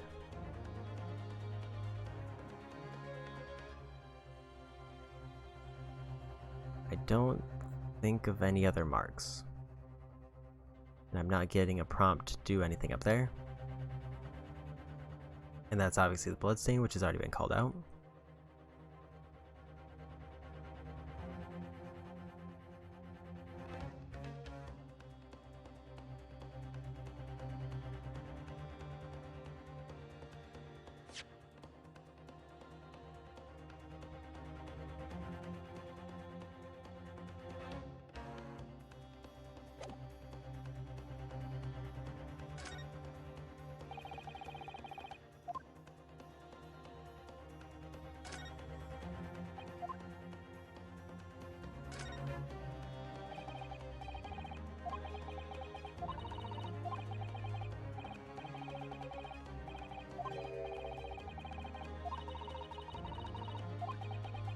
That thing? I feel like it has to be this bloodstain. Got it! The victim fell through the skylight, onto the floor of the cabin. You would certainly expect to find signs of blood where he landed. But as far as I recall, this bloodstain on the cabin floor was not there when the omnibus was first brought into the courtroom. Good lord.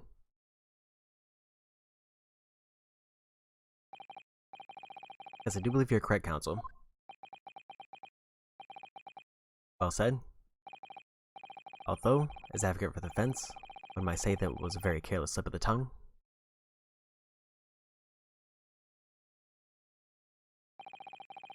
I believe that bloodstain on the floor is a decisive piece of evidence. But the question is whether the evidence is genuine, or whether it was unlawfully fabricated by someone. I feel compelled to admit that there's at least a possibility that the evidence is fake.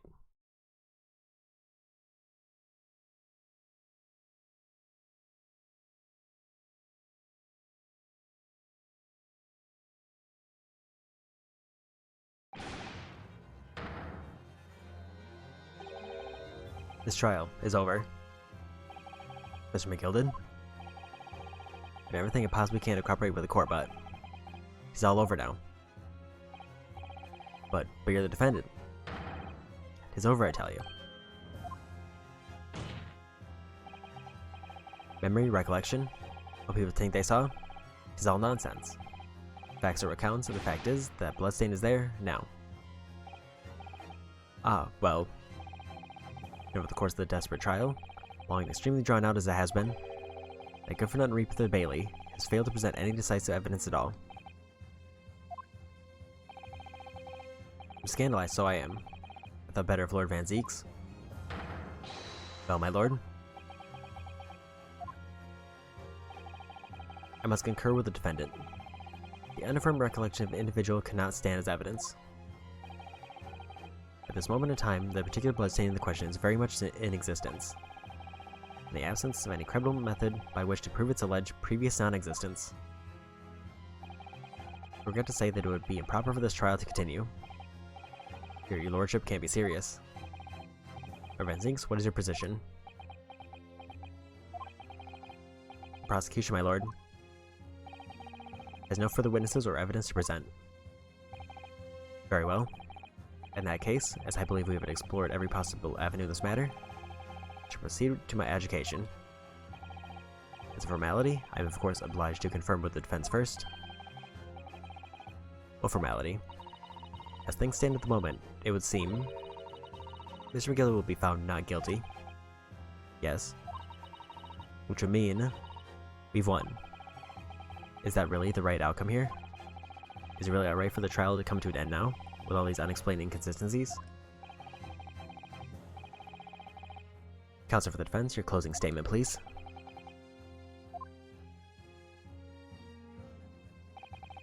Yes, my lord. The defense believes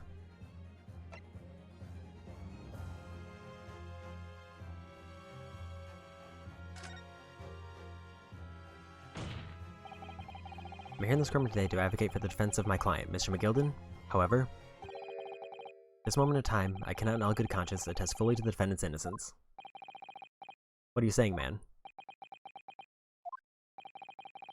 Without any question, there is no conclusive evidence to prove that the defendant is guilty. However, there's also no conclusive evidence to prove that he is innocent. Good. Good gracious me.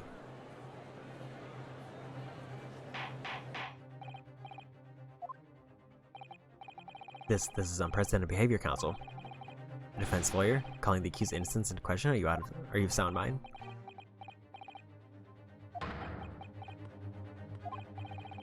It was a grand decision to appoint you as my lawyer, so it was. A grand decision. What? I must say, I expect quite such an exciting spectacle at the end there, but still. You have this for your troubles.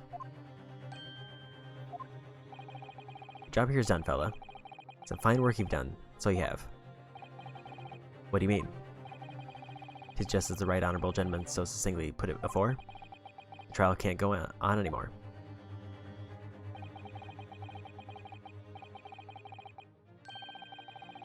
In your clone statement there was, how do you put it now?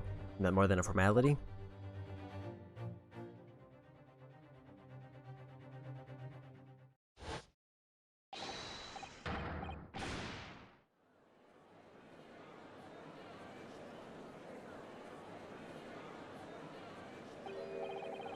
I really don't know what to make of all this. Was the evidence we've seen genuine, or was it fake? His lordship would be fuming. Any unsightly rubbish should be disposed of promptly, as I said. Tiki Rich are always guilty of something. Mark my words. It's terribly ashamed that I ever doubted that lovely man who gave us the lovely park. Now the proceedings have unfolded in this way. I'm compelled to declare a premature end to this trial. Furthermore, the court must accept the defendant's plea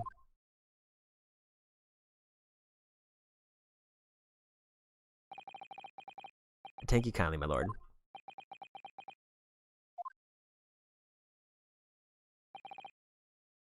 I hereby pronounce the verdict of this court. But we still haven't determined if the bloodstain in the omnibus is genuine or not. We don't know if these witnesses are telling the truth or a pack of lies. I have no idea about the truth. Lord Van Zeeks? My lord? The case of the prosecution was flawed, plain and simple. If indeed the omnibus president's evidence was tampered with, the prosecution is at fault for allowing such a disgraceful perversion of justice to take place. My sincerest apologies, my lord. Oh wait. When we're back from the courtroom, Lord Van Zeeks ordered the evidence to be secured. I'm afraid the prosecution could not shun responsibility in this matter. That's so unfair. Probably the defendant has not, at the present time, been established by this court. Consequently, the jury will not be required to proffer judgment. What?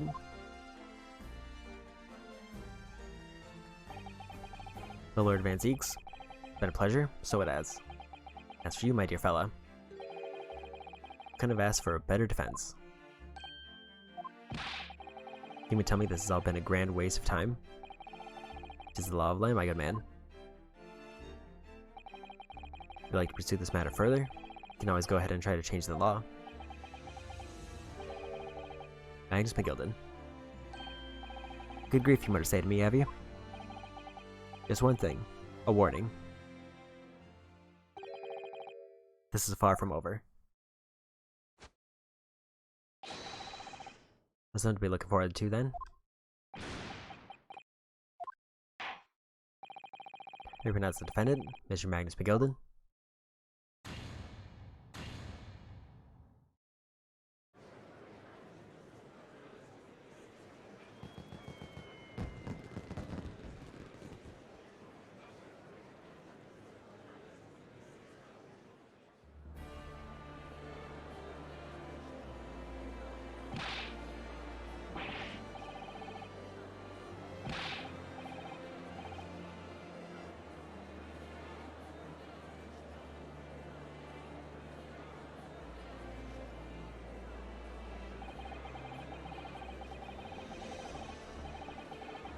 From pandemonium for the second time that day, the judge delivered his verdict. My first ever trial in Great Britain came to an abrupt end. The defendant being found not guilty, ostensibly a victory for us.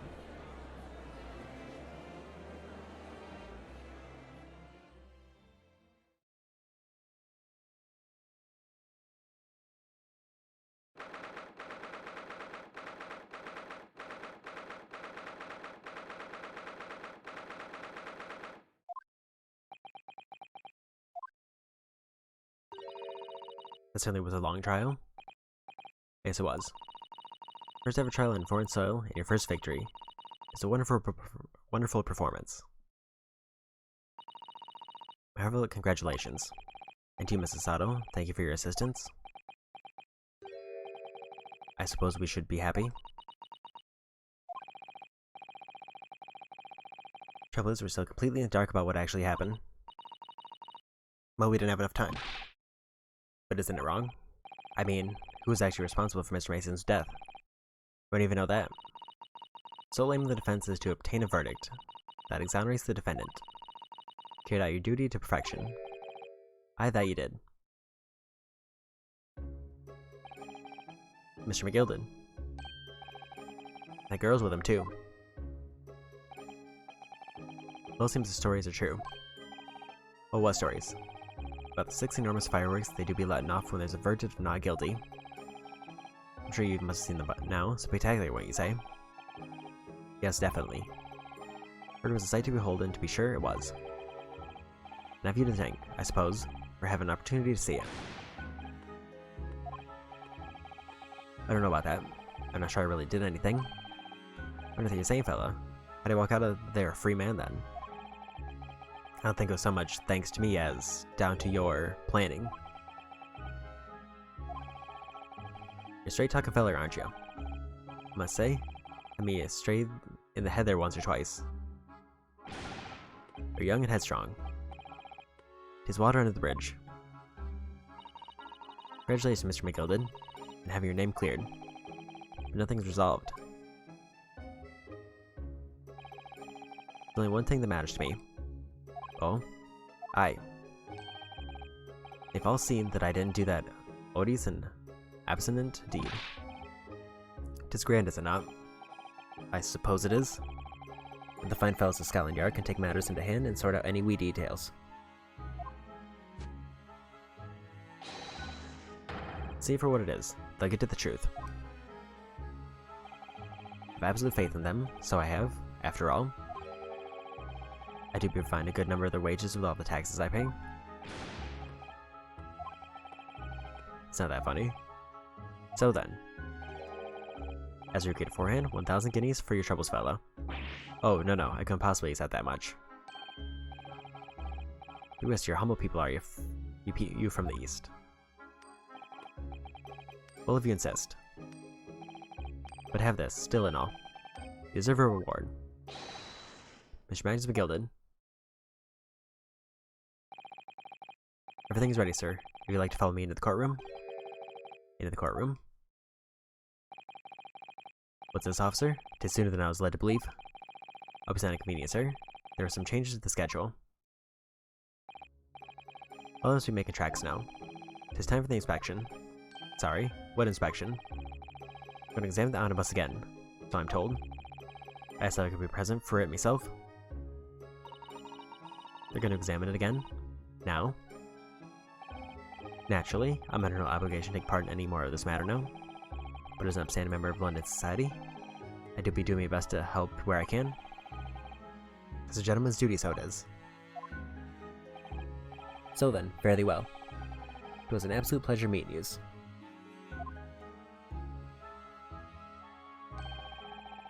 We have a little bit of time while you're studying here in Great Britain. And there he goes. A free man. I forgot she's here too.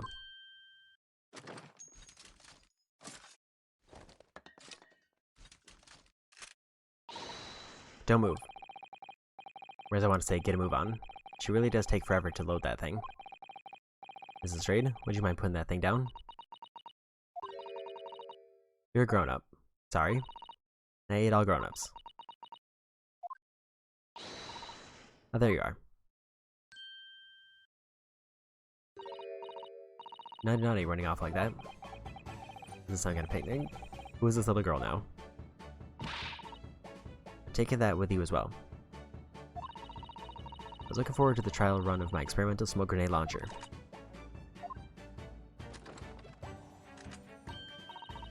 What do you want to play? You won't beat me. Oh, excuse me, but who are you? A good day to you. I'm, well, the inventor, I suppose, of that machine. The inventor? Well, normal smoke grenades are so dull, don't you agree? White, and more white. If to be shrouded in smoke, it could at least be a pretty color, I thought to myself. You have to be shrouded in smoke, though? At all? I just took my eyes off for a moment whilst I was changing into a different omnibus, and she pinched it. Luckily, I fitted it with a telegraphic beacon. Tell it what's it what? I have no idea what this girl is talking about. Anyway, you're coming with me now. Back to my laboratory. What for? To apologize, of course, silly, to my technician. What, you mean, say sorry? By say sorry, you mean done something wrong. Surely an adult has told you that before. An adult? Listen to no adults. Come along then, follow me. Fine, have it your way. Oh, good to see. I knew you'd want to do the right thing in the end. I'm fairly sure that what she wants is not to get shot by that massive gun of yours.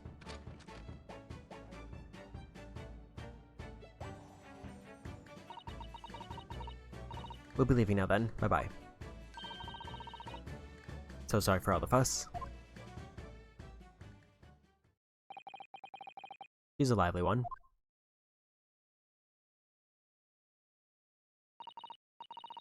Well, do you think perhaps we have to be on our way now too?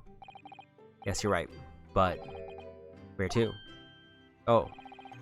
We haven't had time to find a place to stay. No sooner did we arrive in London than we had to rush here. All our traveling cases are still with the bailiff. I was originally planning to spend today in search of lodgings, but at this late hour in the day, I'm afraid we may be out of luck. Don't worry though, I have a plan. Worst comes to worst, I've heard of a lovely park where we could spend the night. Please tell me you're not thinking of McGill's Park. It may be a little chilly at this time of year, but our youthfulness will see us through. I'm not so sure about that.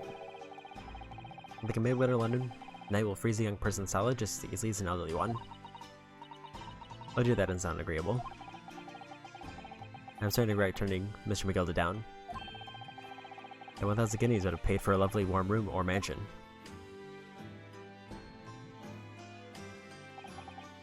And so, I determined my worthiness for the study tour was over by the end of our first day in London.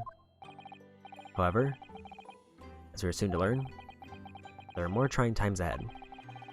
As the Reaper of the Valley had warned, the case was far from over.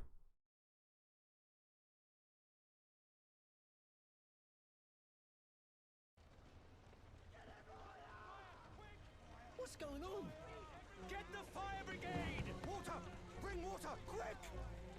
What the? How did this happen? I don't know, sir. By the time I got here, it was already engulfed. No one was supposed to be allowed in here before we started investigating.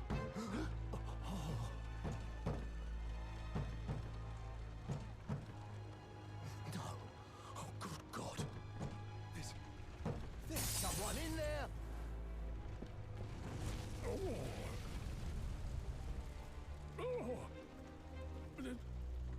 This can't be.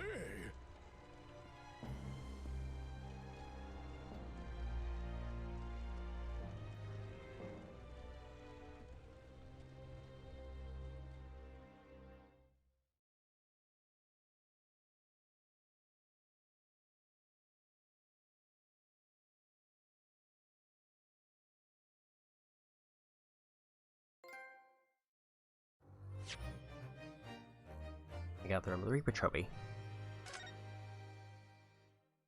And another chapter down.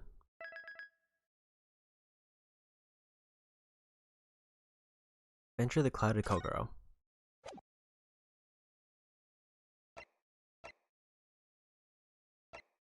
Only one more two more chapters, and then I'm done with the first game.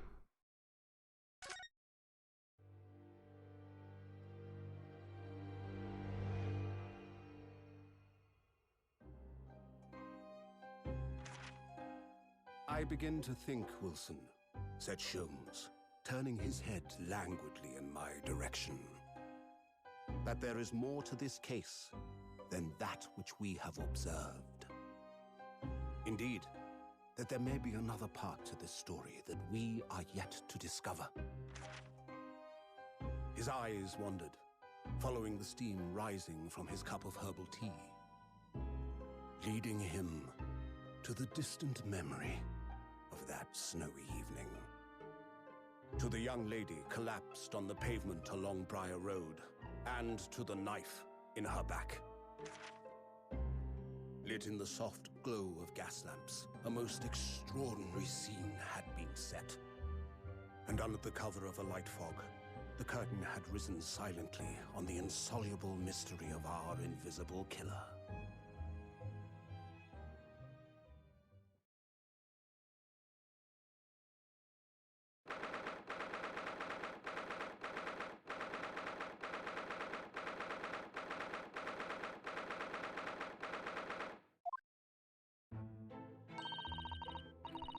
Did you sleep last night, Mr. Hodo? No, not at all. The enormous hotel, wasn't it? It was just so luxurious, I felt like we were staying in a palace. All the gas lights twinkling, it was brighter than day, even in the middle of the night. About the enormous beds, after my time on the SS Buria, I wasn't going to waste a single inch of that space. But the entire night rolling from one side of the mattress to the other. Oh yes, there was a sort of night you can only dream of normally. Except, when I learned that we owed £3 for the rooms, that dream quickly turned into a nightmare. Oops, sorry about that. The building is so impressive, and the entrance so inviting, I just wandered in without thinking. The lodging house in Japan, that sum of money would put a roof over your head for a whole year. I did try, but I'm afraid I couldn't help my tears. We were presented with a bill. I really am sorry. Well, never mind. We must find some more affordable lodging straight away, though. If we're not careful, our entire stipend will be used up in 10 days or less. London's a scary place. Good morning to you at this early hour. Oh yes, we are, well... Good morning to you, Lord Chief Justice. I've come to report on the outcome of the trial of the Old Bailey yesterday. It's out of sight of me, she doesn't bat an eyelid, even in the presence of the imposing Lord Strongheart. As I believe you had a very comprehensive initiation into British courtroom practices. Oh yes, it was very eye-opening, thank you. In accordance with your instructions, Lord Strongheart, Mr. Naruto performed his duty at the end. Yes, I've already been apprised of the events.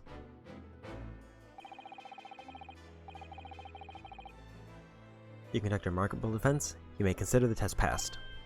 Oh. No longer a student from the Empire of Japan, you may henceforth claim to be a fully fledged lawyer. My country is delighted to welcome young talent from such a remote eastern land.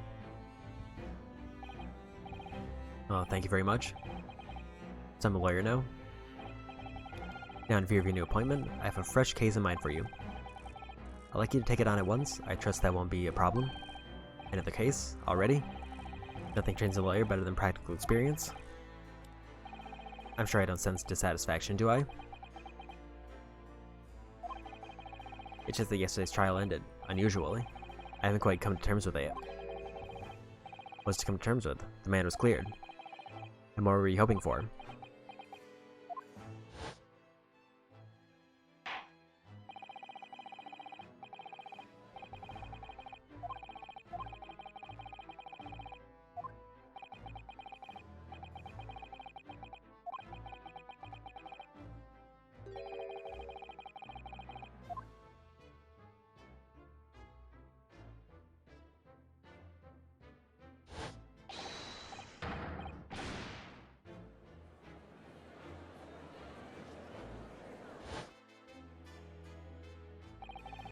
I just can't help wondering. Mr. McGilder really was innocent. Mr. Naruto, it's just that I never managed to ascertain the truth. And then the trial ended. Well, you needn't let it trouble you for a second longer. Sorry. What do you mean, Lord Strongheart? Magnus McGilder passed away immediately following the trial. What? Mr. McGilder is dead?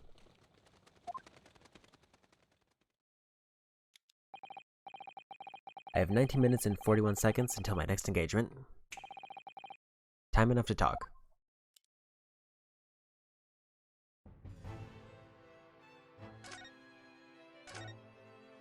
I don't understand what happened.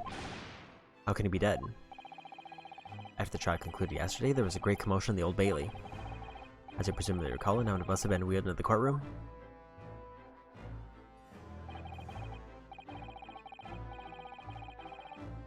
Yes, of course, that was the scene of the crime which Mr. McGilder had been accused of. Precisely. Well, while the bailiff's attention was diverted by some other matter, the omnibus went up in flames. How could such a thing have happened? That is being investigated as we speak, but already? The police have identified a corpse found inside the charred shell of the carriage is that of McGilder. That's awful. The man must have slipped inside whilst the bailiff's attention was elsewhere. The bailiff really needs to pay more attention. And how could that have happened? That is also being investigated as we speak. Thinking back now, immediately after the trial, Mr. McGilda did mention going back to the Compartment to look at the omnibus. Once we make me... Okay, flashback, so I'll skip over this.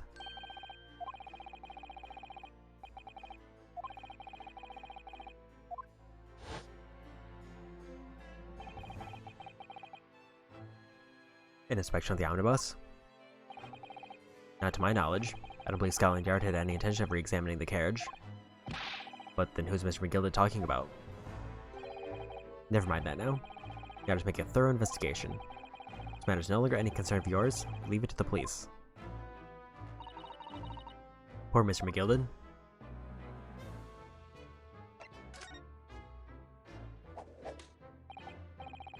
So how to find your first taste of our country's Supreme Court? Oh well, I don't know. I mean, it was, wow. This Naruhodo means that the whole experience was steeped in the solemn sea of Great Britain's long history. With a world apart from our own judicial system in Japan, which is only a few short decades old. Osada-san has such a way with words. They seem to have a way of failing to find the right ones. The judicial system here is the most advanced in the world. Learn all you can. The most advanced in the world? Is it?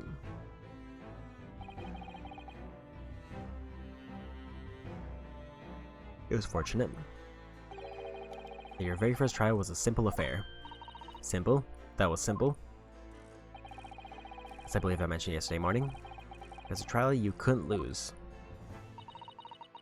I don't mean to be contrary, Lord Strongheart, but the case was anything but simple. The circumstances of the case were so incriminating I was stunned when I first heard them.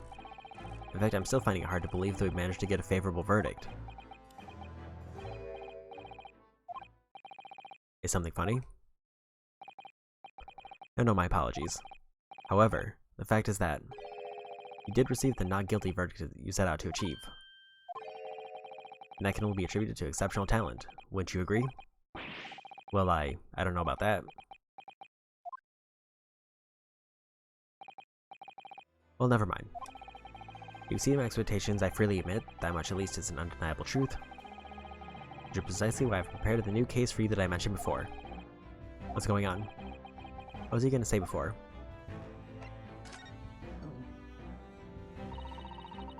Your dads give us some more details about the new case you mentioned. And tell me it's a murder. And the trial starts in 10 minutes? Don't worry, it's nothing so alarming or quite so urgent as your last assignment. In fact, this case is completely different. Oh, I see. Did he just read my mind? I just say, no one has died. As yet. And the trial will not be today. There's plenty of time to research the case thoroughly. 23 hours, 43 minutes, 19 seconds to be precise. So the trial's tomorrow then. Is everything alright? Oh yes, I'm just a little confused, that's all. Yesterday's trial was, well, it's left me wondering how I'm really cut out for being a lawyer. Mr. Naruhodo, I don't know if I could face standing in that courtroom again after Mr. McGilda's trial. Yes, I nearly forgot. There's one similarity with yesterday's case. Once again, there's currently no one to advocate for the defense. Whoa. The situation remains unchanged. The trial will start tomorrow with the defendant unrepresented. If that happens, I need not remind you of the inevitable outcome. The most terrible end awaits the defendant. Yes, that's right. Here we go again.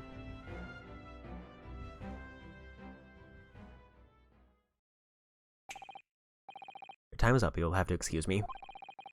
I'd advise you begin making preparations for tomorrow's trial. After all, the clock is ever ticking. There's now but 23 hours, 26 minutes, and 39 seconds until the court sits. Last time I mentioned the 23 hours, he said there was plenty of time. One more thing, Mr. Naruhodo. Something I should like to ask you. What's that? Yesterday, you marked upon something then you tend to see through the will of your late compatriot, Mr. Asogi.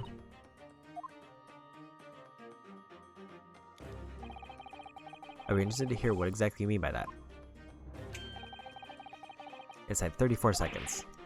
Oh well, Kazuma's used to say, you see, that he wanted to learn how the greatest justice system in the world works so he could change ours in Japan. Now that he's gone, I'd like to work towards that myself. And there's another thing. Another thing?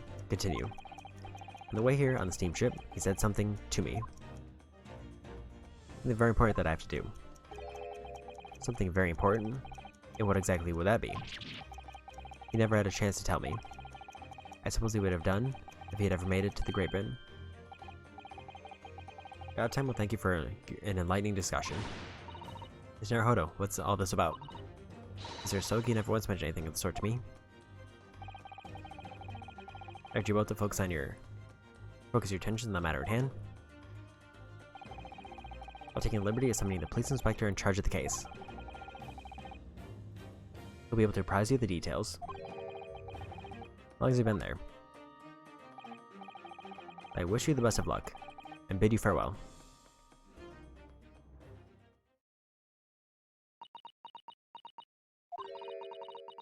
Something very important that I have to do. Kazuo, what do you mean? Wish I knew, but honestly, he never told me. Anyway, we had better talk to the detective, don't you think? Yes, you're right. I'm just imagining it, but I wouldn't say he looks pleased to see us at all.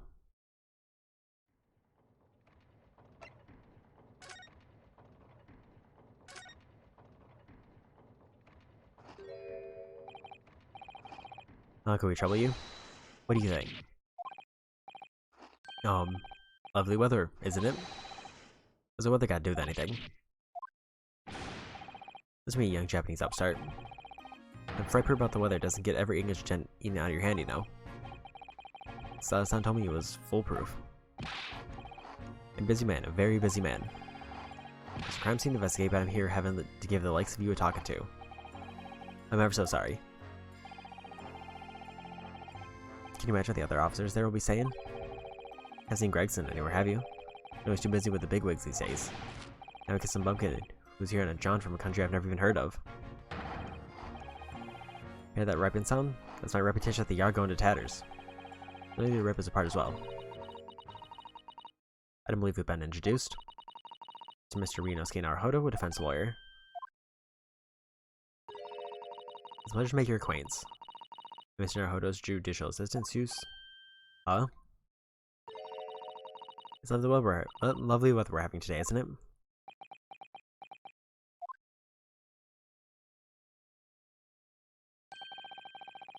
It's unseasonably fine, I grant you. London winters don't see a lot of sunshine. Unbelievable. How did you pull that off? Some Lord Strongheart has asked me to fill you in on the case. Name's Tobias Gregson, Inspector Gregson to you. I'm from Scotland Yard. Gregson, Inspector Gregson. What's the matter with Sato? Does the detective's name mean something to her?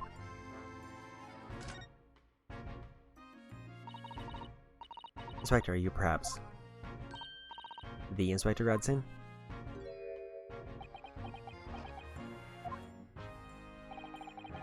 Acting like you know this man, Mr. Sato, but he's a London detective. I do know him. Very well, in fact. Very well? Yes, he features prominently in the adventures of Herlock Sholmes. Oh, and that publication? What's it called again? Rance magazine? That's right. Inspector Gregson and Mr. Sholmes enjoy a wonderful, friendly rivalry. Really? You rival the great Mr. Sholmes? That's incredible. Oh, well, I don't know about that. Mr. Sholmes isn't a professional like myself, of course, but he does come up with the goods from time to time.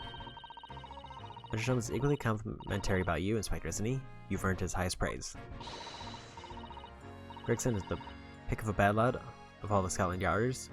Those are his own words. That's his highest praise. But Mr. Sholmes isn't particularly known for giving compliments, you see. But he's not, thanks to that magazine. The name's known all over London now.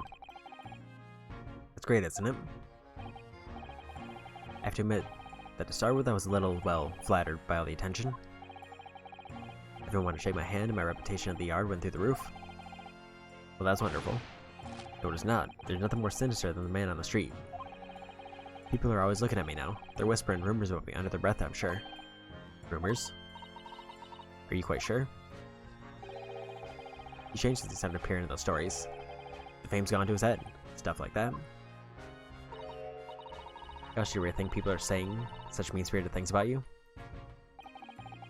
Like I said, they whisper, so I can't catch exactly what they're saying. But I know what folks are like. I'm sure that's what they're saying. As sure as eggs is eggs. Yeah, I think this detective could be very hard work. Or perhaps the sunrise to fame does change people.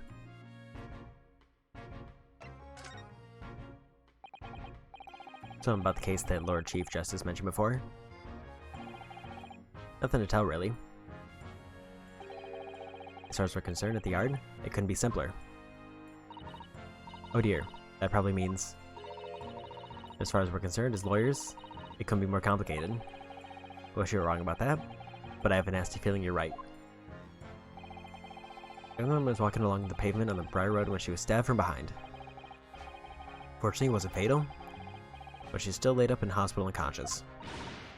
That's despicable. What sort of coward would attack the poor woman from behind? So what you would have finished whoever was off. It's not a takedown, wouldn't you? That's neither here nor there, Mr. Naruhodo. Raised over Yonosuke, you've angered her now. Anyway, after something of a whirlwind investigation, the criminal was arrested. He barely had time for a cup of tea after the incident took place, to be honest. There must have been something left at the scene that led you directly to the culprit. Perhaps a reliable witness who recognized the person in question. Let me stop you right there. You're wasting your time on this one. Sorry. There's nothing you can do. There's no way to help the bloke now. Bye for now. Simple. Prosecutor that's been assigned to the trial tomorrow is Lord Barrick von Zeeks. Sounds like you've heard of him then. Yes, we are very familiar with Lord Van Zeeks. Will he be the harbinger of death itself? The Reaper of the Bailey.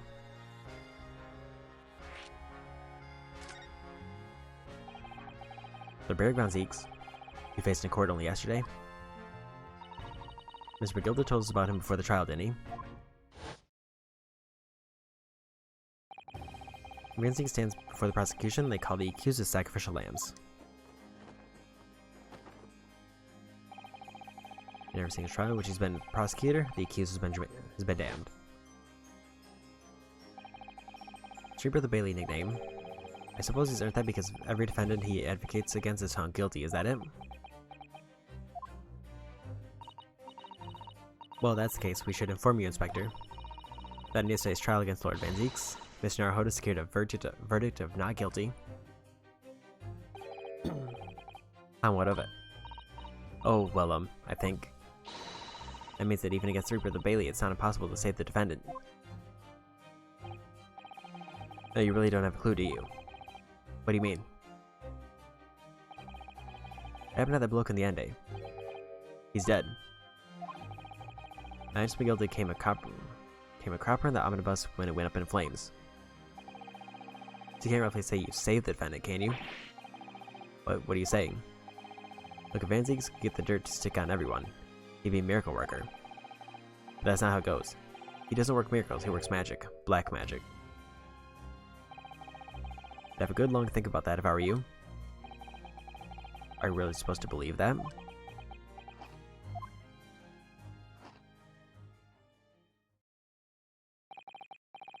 Right, well, I filled you in as requested, and I'm very nearly out of ships. So I'll be heading back to the crime scene now. We're still carrying out a few investigations there. This is Briar Road, you said, didn't you? Where the incident took place? That's correct, ma'am. If you head over to the holding cells, you can meet the criminal himself. You brand new criminal already? He's a good as, shaking like a leaf in a cell he is. I'll give you a chuckle if nothing else. He's inmate 53, speak to the jail and he'll show you the way. Inmate 53, thank you.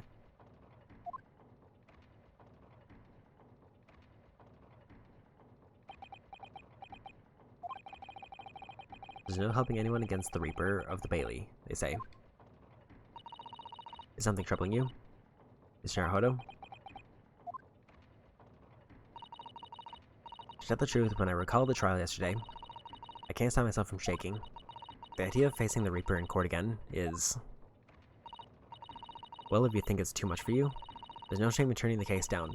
That takes courage, too. But the man they've arrested is innocent. You don't imagine he'll be shaking like a leaf in a cell. And I, for one, would find the sight of that funny. So if I'm honest, I'm still reeling from the shock of yesterday's events myself, and I'm really not sure if I'll be able to help this man, whoever he is. But I'd like to try, so I think I'm gonna make some inquiries. Will you help? Do you really think I'd ask? After all, I'm your judicial assistant. Thank you, so then, shall we? Let's go.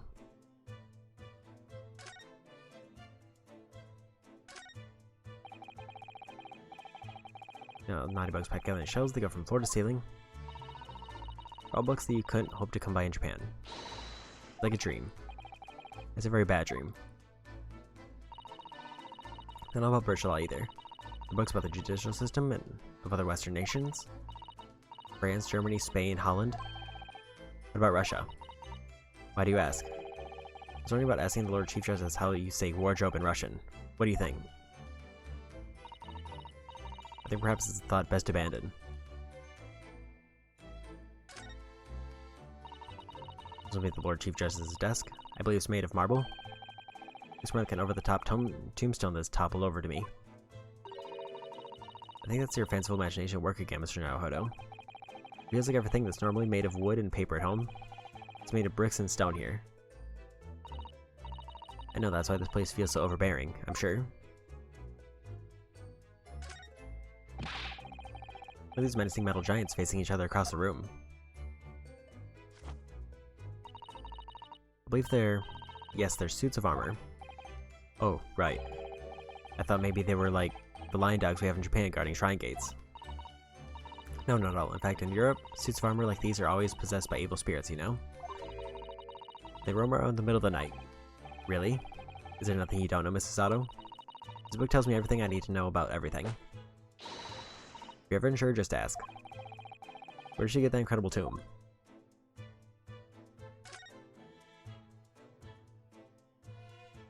Just to make sure there's nothing else. This is some kind of clock. Actually, I think it might be inside some sort of giant clock. Those gears are larger than anything you find on a steam locomotive even. It's eerie. You think clocks are some sort of hobby of his? The Lord Chief Justice, I mean. Oh, boys do enjoy fiddling around with machines, don't they? I'm not sure you could fiddle with cogs that size, and I'm certain you couldn't call him a boy. So it's amazing how little noise the cogs make, considering how large they are. There's actually something quite soothing about their precise rhythm.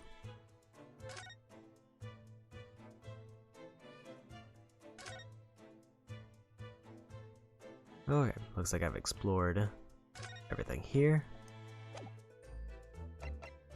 So we leave. Let's start with the scene of the crime.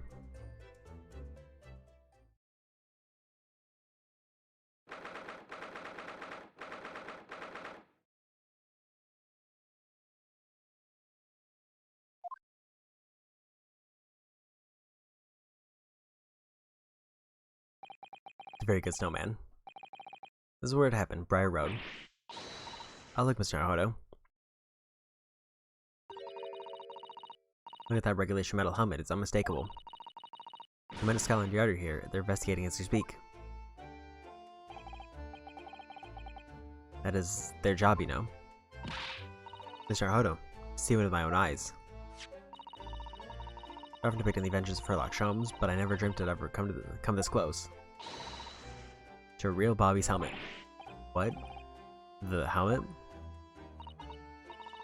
Of course. I have to try one on one day. Well, I hope your hatty dream comes true. I don't see Inspector Gregson anywhere. Let's see if we can sneak past to investigate the scene of stabbing. Why should we sneak? I don't want to upset one of those bobbies and be butted on the head by one of those metal helmets. My skull will crack in two, I'm sure. I don't know English Republic, we would never do such a thing. This is the land of gentlemen, you know.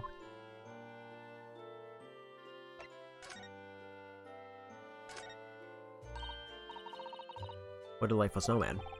I didn't realize English had a tradition to make a snowman as well. Looks a little creepy though. What is a scarf? Look. You need one if you're out in the freezing cold all the time. I wish I had one.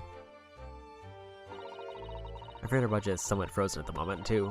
We certainly can't afford a scarf. I'm sure the snowman here wouldn't miss his. The person who made the snowman certainly would. Yes, I know, you're right. Anyway, even if I borrowed it, it wouldn't do much to warm my neck, would it? It's covered in snow. Well, that's a Scotland Yard carriage. Use vehicles like that to rush to crime scenes and cart away criminals. You're very well informed, aren't you? It's long been a dream on to ride one of those through the streets of London. We'll just pick up a stone and throw it through one of the windows then. But that would mean being arrested in order to ride it. Wouldn't it? Still, that's the only way. Let me find good stone. No, it wasn't serious.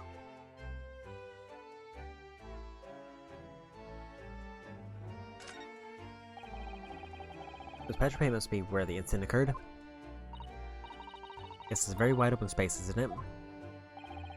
That's true. Can't see anywhere an attacker could have been hiding. What are you foreigners doing here? We're just investigating the scene. Inspired by that mustache fella from Japan, are ya? Conspiring? Can we destroy evidence, have ya? Got it before I give you an item. Go on.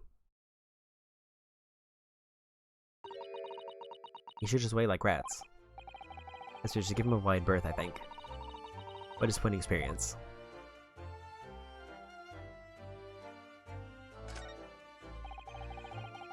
As on the officers of Scotland Yard, the police are making sure the crime scene is undisturbed. I have a feeling that if we wander too close, we'll be clapped in irons. I think perhaps you're being a little overcautious. We've done nothing wrong, so we have no cause for concern. But I'm not getting caught out. Again, twice is enough. Twice I found myself in handcuffs despite not knowing a thing about what was going on. Guess you've had some dreadful experiences. I'm sure it's that wide-eyed look of panic you're so prone to. Does you no favors at all.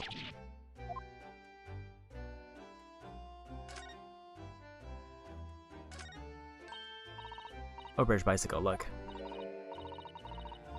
Although the wheel's so misshapen, I'm sure it couldn't possibly be ridden anymore.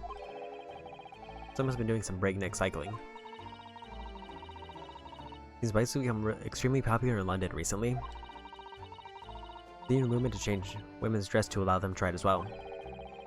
The bicycle fad won't last. I don't see why anyone would want to ride something like that. Goodness, do you dislike bicycles?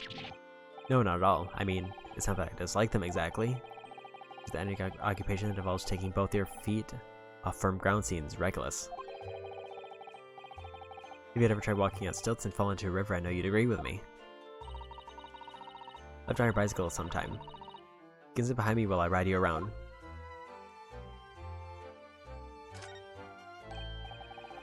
Look at the windows of that building there. Are you sure they're windows? Yes, but they're all filled with bricks. Oh, you're right. I wonder why. Perhaps it's empty property where nobody lives at the moment? There's smoke coming from the chimneys, though. Oh dear, everything still feels very foreign. There's so much we have to learn about this place.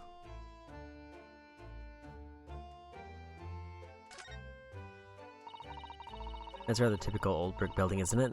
I'm sure it has a long and interesting history. Time certainly seems to have taken its toll on the place. It's crooked and sagging all over. In fact, it looks in a slightly worse shape than the other houses around here. Let's find some cheap lodging ourselves as soon as possible. Yes, you're right. Cheap, but ideally with reasonably level floors.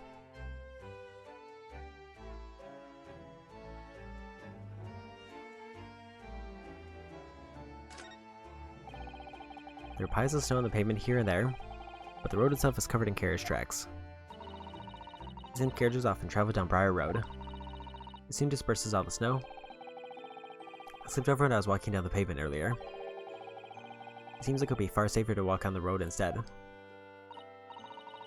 I'll be rather small, Mr. Naruhodo, and dressed all in black.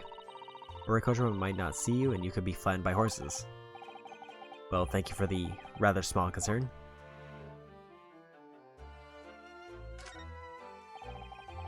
Clouds look so big and heavy in the sky, don't they? With the dense fog as well, everything looks hazy. Well, it is known as Foggy London Town. It's made out some sort of spire through the fog. It looks like it's still being built, though.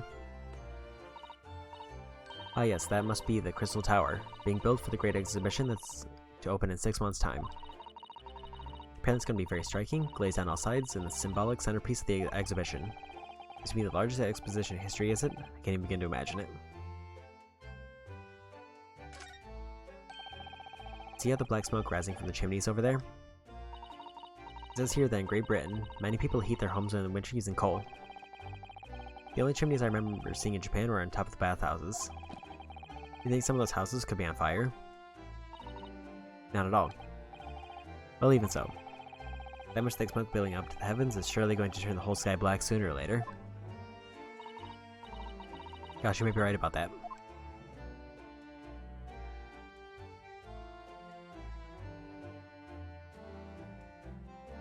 Yeah, that seems like everything here.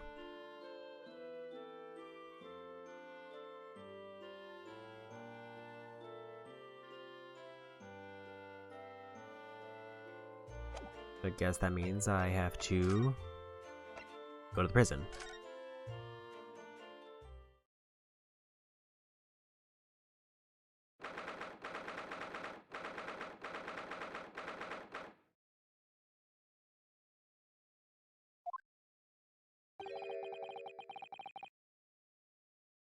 So these are British prison cells.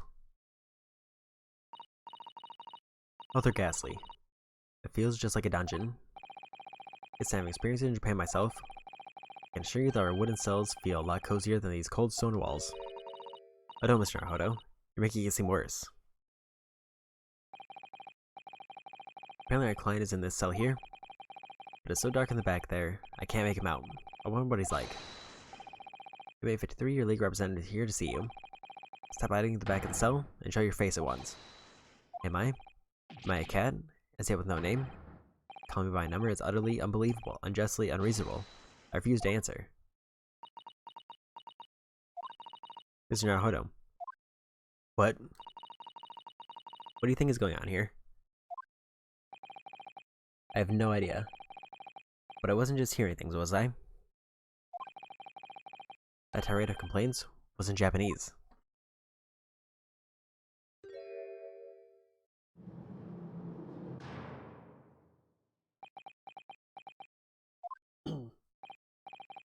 Excuse me, but who? Quiet. They're all around, hiding. I know they are.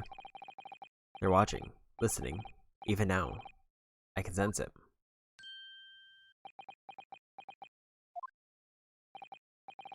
Right. So, could I ask you? Exactly. There you are. You can't curse what you haven't. You don't try to hide it. You're a ghost. A ghost?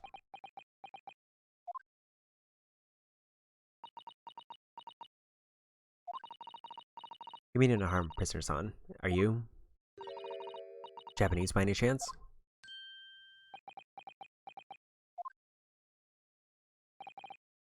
This is beyond my wildest dreams.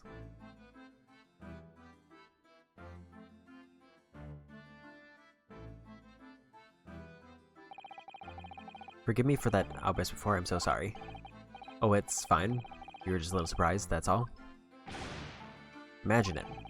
It's been 12 long months since I left my hometown, and here I am, in a frightful fix in a foreign land.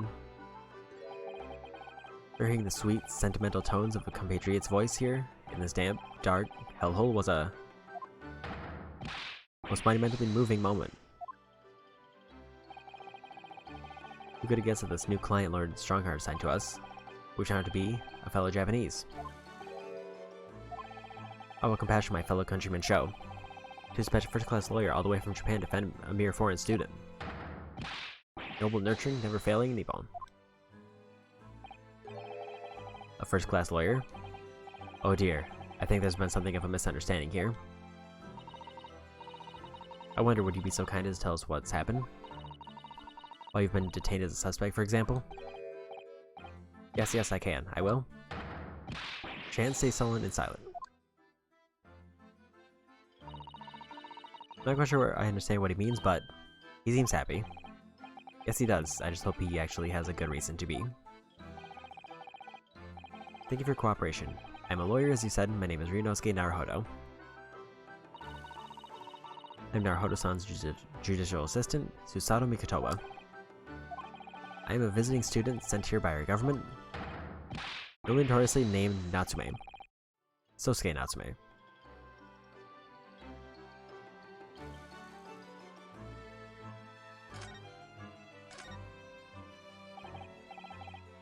Sasaki Natsume-san?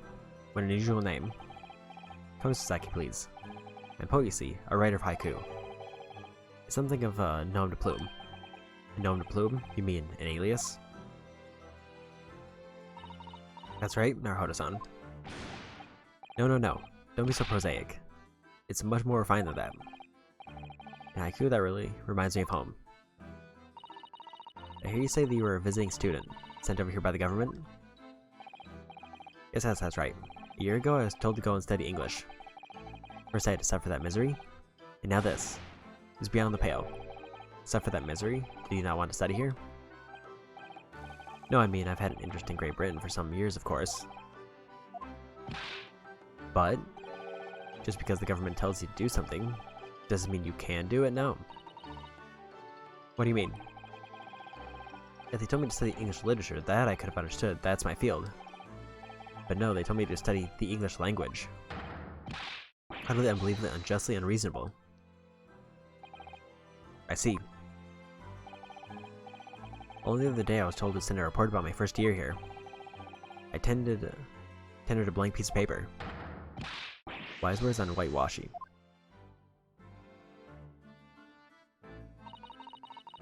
Must be men of great standing. Oh yes. I am often told. And often like to be told, it seems.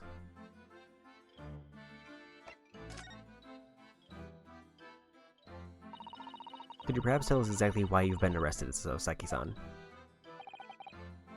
I didn't do it. I didn't commit that atrocious murder. Murder? Oh, no. It's alright. The woman didn't actually die, did she? But she was stabbed with a knife. Right before my eyes. Before your eyes? You mean you saw the attacker? I didn't see anyone. What? I seen the person who did it. You think I'd be locked up in here? Oh dear, it seems this case is becoming rather complicated. Why me? Why did that silly woman have to be stabbed right in front of me? It's the curse of London. It's... excuse me, irritatingly inconvenient. Tozuki-san was there at the scene, but he didn't see the attacker.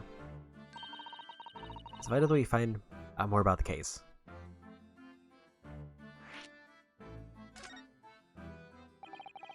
It was an accursed evening, just after the snow had started to clear and heavy with fog. I've been to the bookshop to buy some books, and I was on my way back to my accursed lodgings. Sure, the bookshop wasn't accursed too. As I was walking along that accursed pavement, I could make a sole silhouette of another ahead of me. A woman wearing a green overcoat she was, and just as I went to overtake her, she suddenly let out a little scream and collapsed onto the cold, hard slabs of the stone at my feet. How terrible. I got to the woman, but she didn't move. It was like a ghostly, ghoulish, grim graveyard.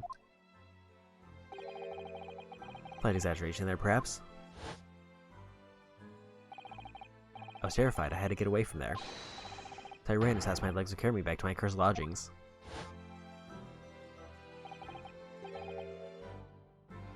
That's not good. Though they'll say it was shameful, I know. To run away like that.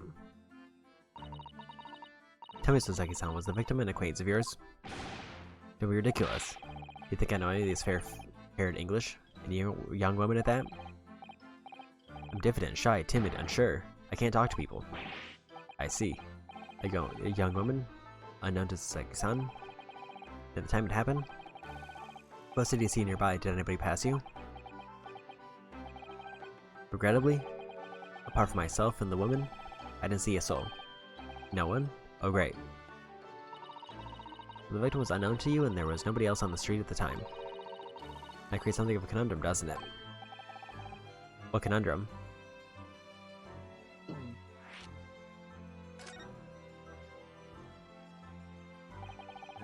What do you mean, Sasato-san? What's the conundrum? Well, if Sasaki-san has just told us the truth, there's something I can't explain. He says he didn't know the victim and that there was no one else at the scene. And he apparently fled without having been seen. I did. But if that's the case, surely this man has to be the culprit. Are you... What did you just say? Nothing, I didn't say anything. Perhaps I thought that a little loudly. Actually, that's not what was troubling me. What I was thinking was, how did Sasaki-san actually come to be arrested? Sorry? He didn't touch the victim and there was nobody at the scene to see him. So how did the police ever discover that he was there in the first place? But yeah, she's right. It was him. That accursed great detective. He led the police to me. Of all the bad luck, accursed great detective? Could it be? I should never forget that man's name as long as I live. His haughty laugh and his self-proclaimed greatness. Brash beathead, busybody be gone. Maybe cursed to the end of your days, hairlock Shums. I knew it. Mr. Shums.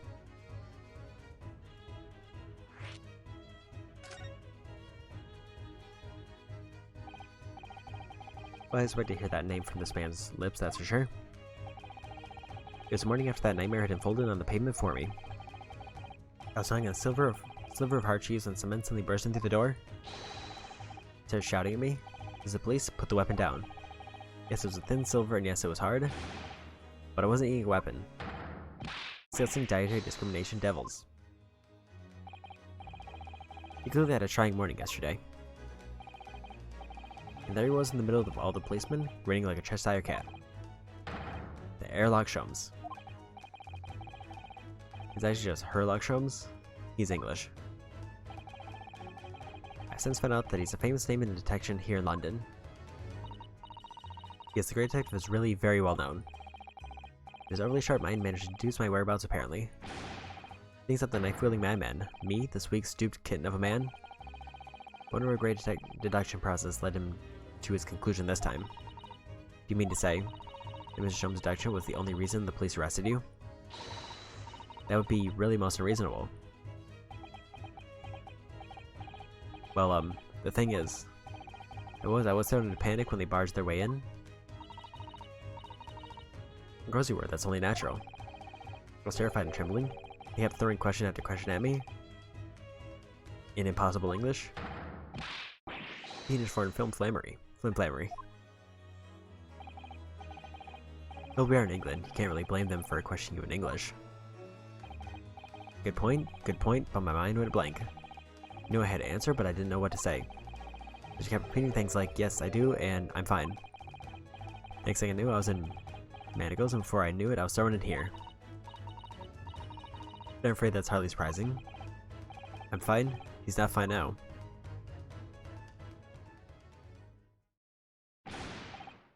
Naruhodo Esquire. Oh, you can just call me Naruhodo. When we're speaking English, a simple Mr. is more than enough. Oh yes, alright. Yes, they've really got to me. This country is poisoning my mind. But please, I beg you, to defend me in court tomorrow. You can tell them what really happened. You'll do it, won't you? Well, Why is it so hard to say yes to me? Well, the thing is, I'm just a student like yourself, on a study tour. A student? I defended a case in the Old Bailey, only the one though. But at this moment in time, I really don't know what I'm supposed to believe in. I'm confused about what justice in this country even means. Naruhodo-san. And not even the foreign student is supposed to be here. I'm sort of a locum lawyer, I suppose. But that armband, that's the mark of a defense lawyer from our great empire. It's a keepsake from the man who should have been here. He's my best friend. A keepsake?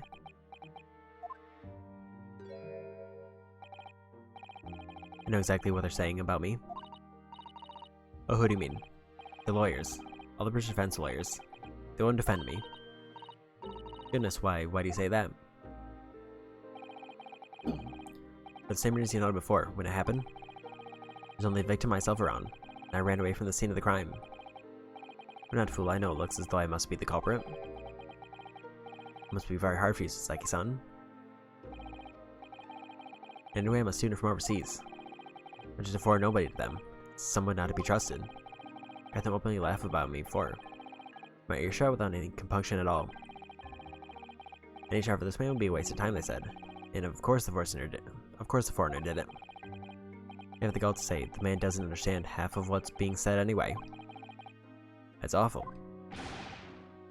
They're wrong. I study more English than half of the policemen out there on the streets. I drove halfway around the world to learn about these people's countries and its great history.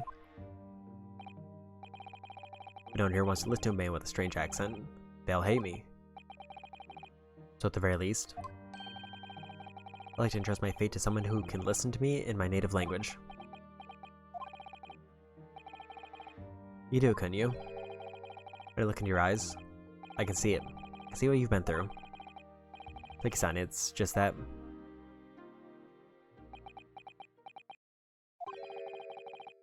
Give me a little time, please. I do what I can, for the time being. What do you mean? Now investigate the case as thoroughly as possible. If we can find some clues, it'll give us a much better chance, I'm sure. Yes, thank you. I'll be here, all alone, waiting for you. Local student, Mr. Naruhodo, Esquire. You should be going then, Mr. Naruhodo-san. We have a case to prepare for.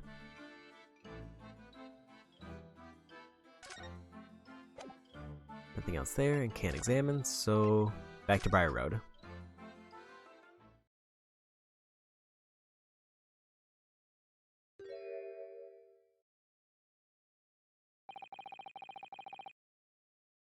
What's the Japanese delegation doing here? Oh, Inspector Gregson. This is on the tourist trail, as I'm fairly sure you're well aware.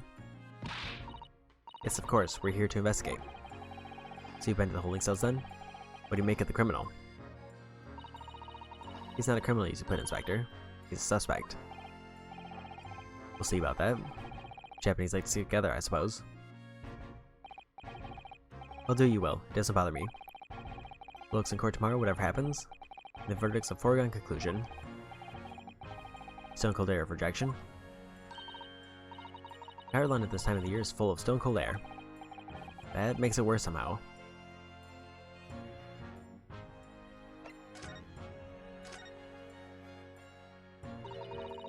Tell me about Scotland Yard, Inspector. Ever since I read about it in the Adventures of Sherlock Holmes, I've been fascinated by the place. The Yard is the most sophisticated policing organization you'll find anywhere in the world, ma'am. Why do you know I've always dreamt of wearing a real Bobby's helmet? It does make them look the part, seeing that policeman there with his helmet on. I certainly get the sense that this is the man who will take no nonsense in his duty of protecting the city. This doesn't look wonderful. Being a London Bobby is hard going. I tell you? Oh, really? First thing in the morning, you know what he does? Goes around and rouses all the laborers in his beat so they can get off to work. But he wakes people up. Yep. Wraps in the windows with a long pole. Did it myself, going back a bit. I had no idea. The Bob works with the people of the town, which is another one of his duties. After that, he starts tirelessly patrolling the streets all day long. He has to cover 20 miles a day. That's the regulation distance. I can't really imagine how far that is, but it sounds like a long way. Let me see. 20 miles, that's approximately the distance from Tokyo to Yokohama. On foot, that's definitely taking things a step too far. When it gets dark, of course, he has the important job of lighting all the gas street lamps. Oh my. I suppose in between all those duties, Bobby's expected to investigate cases as well. And chase after criminals trying to evade the law. I'm not sure you could call it in between exactly. More alongside. They're expected to handle those jobs as well. We do have men keeling over from time to time, I admit. I always dreamt of wearing one of those helmets, as I said. But it's with a heavy heart that I should have to relinquish that dream to you, Mr. Naoto. Your heavy heart will be my heavy head if you do.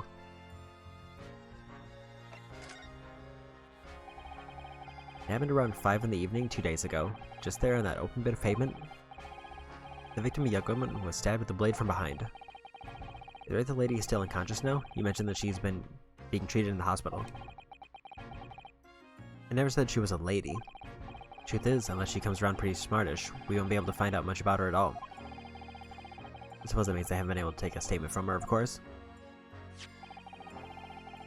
Here's a map of the local area I happen to have on me. You can take it if you want. Really? Are you sure? It's our policy to give lawyers and defendant suspects the odd bit of information to go on.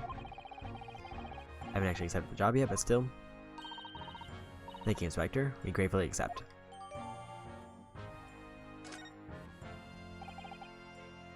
Anyway, as far as we know, there was no one else on the scene other than the victim and your fellow countrymen.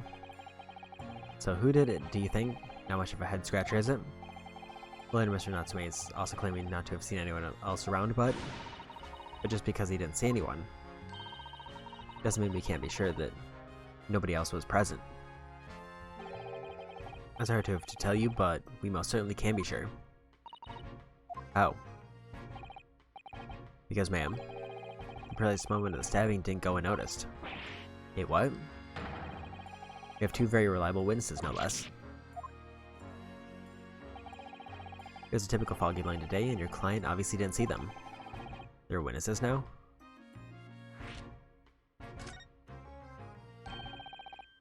Who are these witnesses, Inspector? A fellow and his wife, and the man is one of the most reliable and respected citizens in all of London. He's a copper from Scotland Yard. A policeman? That might change things. This policeman just happened to be there at the exact moment the woman was attacked. Nothing peculiar about that, ma'am.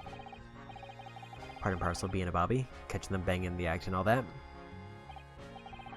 Do you think it might be possible for us to ask that policeman a few questions? Be my guest. You can ask him what you like. In court tomorrow. Oh. I've no doubt he'll be summoned as a witness. That'll give you something to look forward to. As that then. Got no intention of letting us meet the man beforehand, it seems. The policeman witnessed the incident. As your judicial assistant, I must warn you that this could make our job very difficult indeed. As a non-judicial assistant, I could have warned me of that too. Guess one more thing, Inspector. What? The person who led you to the suspect. I hear there was Mr. Herlock Sholmes. What are you bringing him up for? This is something I said. The color is drained from his cheeks.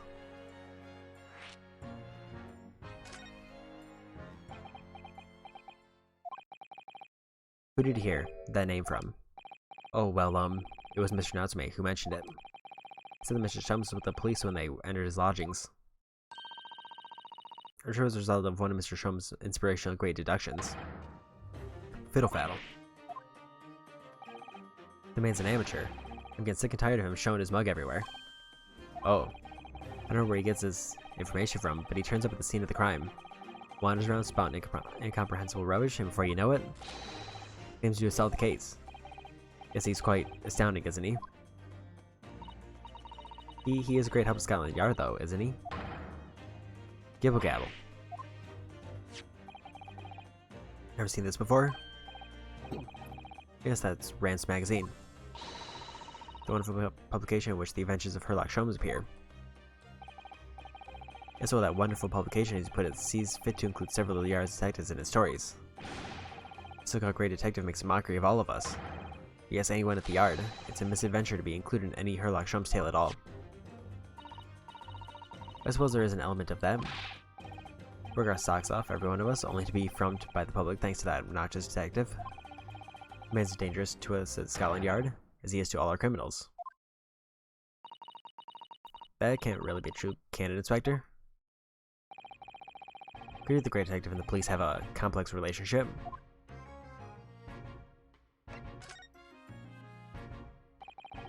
The Toji Japanese will goes on trial tomorrow. Are you gonna defend him or not? Well, makes no difference to me, but I will just say this. No London lawyer with assault would touch that case with a barge pole. This prosecution is being handled by the Reaper the Bailey, you mean? There's no way to save the man now. It's a waste of time trying. It's all a bit strange, though. Sorry. The Reaper, he hasn't appeared in court once for a good few years now. Yes, we did hear something to that effect. And the only people he usually bothers with are the real scum. The master criminals, the violent ones. Master criminals? The violent ones? That's right. He handpicks his victims, only deals with those guaranteed to go to the gallows for their sins. Mr. Natsume wouldn't think for what he's accused of, surely. That's just my point, sunshine. Yes, the woman was stabbed, but it didn't kill her. Couldn't even say the intent was there. This isn't the sort of case I'd be expecting the Reaper to want to sink his teeth into, for want of a better phrase. Well, it's not exactly a minor infraction, is it? No. There's got to be more to it. Some reason he's taken an interest. Really? What sort of reason, Inspector? Think I could tell what's going on inside the head of that Lord of Darkness? You have to ask him yourself. Tomorrow's trial. Are you really going down to face the Reaper again? The Lord of Darkness, as he put it?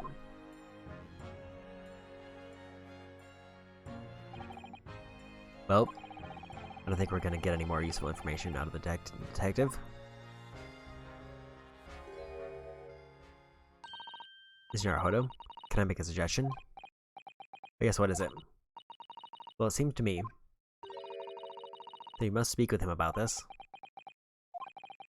By him, do you mean Mr. Sholmes?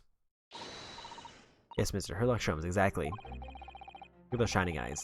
Can't wait, can you? Well, Mr. Natsume did blame Mr. Sholmes for all this, didn't he?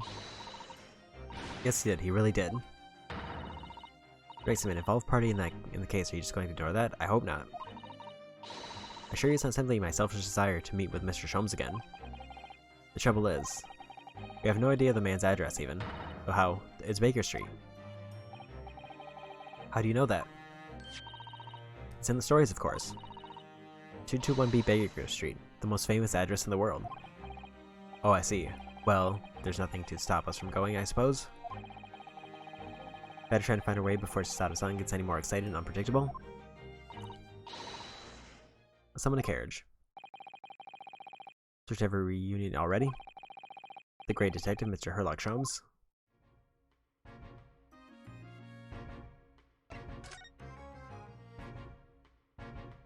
Looks like I can't investigate anything there yet. So I guess we move.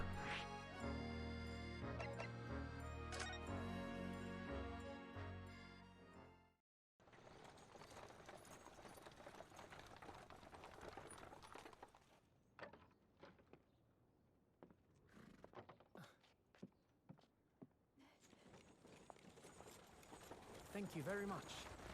It's just up there overlooking the street. Good day. Thanks again.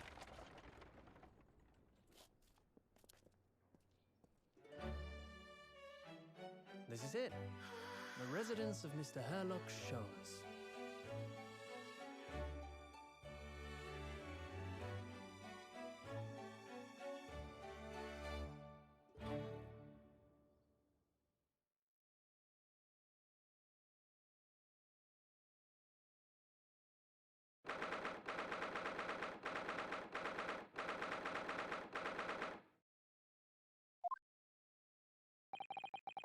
This is where the great detective makes his living. It feels surreal to be here somehow.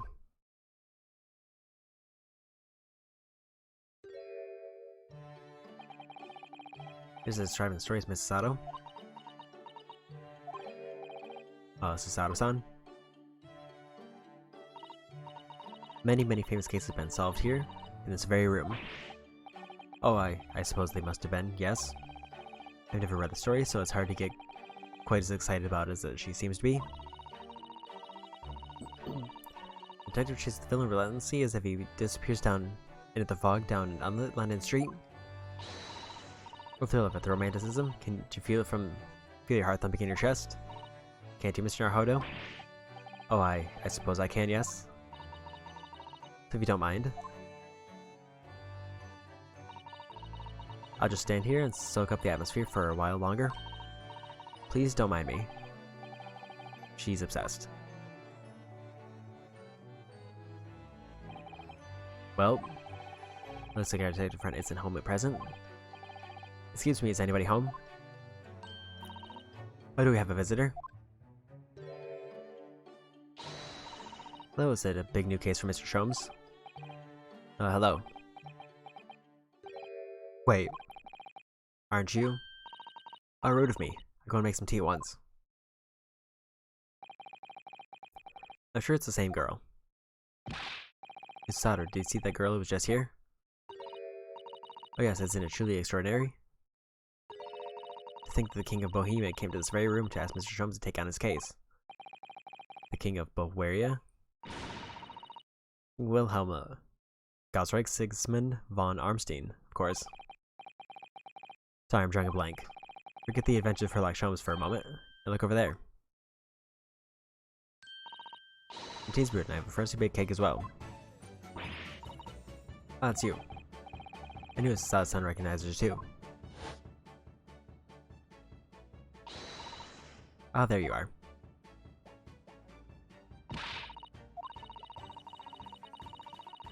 I'll just skim over this.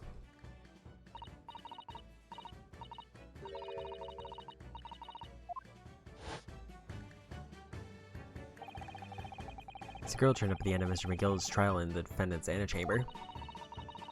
I've never met a lawyer from the Far East before. Were you having to get straight to work when you've only just arrived in London? Yes, it was challenging. Well, try this tea. It's my special blend, you know. Oh, thank you. Is tea supposed to look that color? Oh, what a fragrant yet mellow flavor. It's a winner. I tried blending different leaves, designed to alleviate fatigue, you see. Just be exhausted after your long voyage here. You have another ticklish trial tomorrow. Oh, and you're to defend a Japanese man. I do wish you lots and lots of luck. Did Mr. Sholmes tell you about us by any chance? Oh, you know Hurley, do you? Hurley? Mr. Sholmes to you, I'm sure. To you, Shirley? Mr. Sholmes was the fellow passenger on the boat that brought us to Great Britain, you see. Was he really? Well, I had no idea. But Hurley's out on an errand again, today. Even though he just returned from overseas. Wait a minute. I met this girl for the first time ever yesterday after the trial, and only briefly at that. How does she know so much about us? Does she deduce all those things, do you think? And perhaps more to the point? Why is she here, Mr. Sholmes' suite? Oh, so to me. I haven't introduced myself, have I?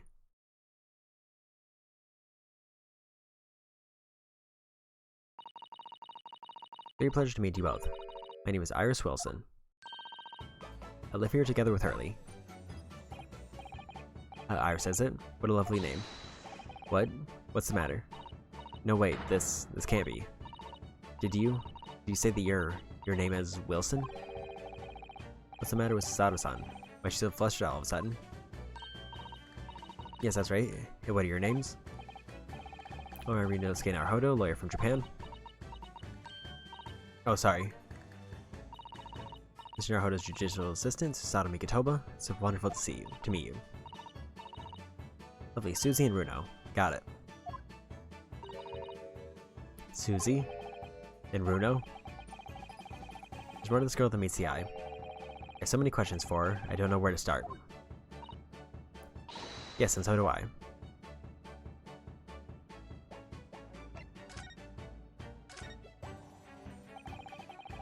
It's either we ran into yesterday, wasn't it? At the Old Bailey? Yes, that's right. You were ever so helpful. Thank you so much. Oh, no, not at all. I'm so sorry we couldn't have been more welcoming. Though at the time we did have a rather large gun pointed at us. Like this. I'll thank you back now. You left Miss Lestrade in tow, didn't you? Yes, that Acker witness. Gina Lestrade. Oh, Ginny? Yes, she's a professional pickpocket. So I found out. It's very not of her to pinch my invention like that. You're referring to that trial-disrupting gun-like contraption? Exactly, so I followed her, you see, to get it back. Perhaps I should think about fitting a self-destruct mechanism in my vengeance. This girl's dangerous. Anyway, brought Jenny back here after that, so she could apologize to my trusty technician. Sorry, your technician. Hurley, of course, silly. Hurley? Yes, Herlock Sholmes. We live here together. I had no idea the great detective had such an interesting young daughter. Daughter? Not likely. What?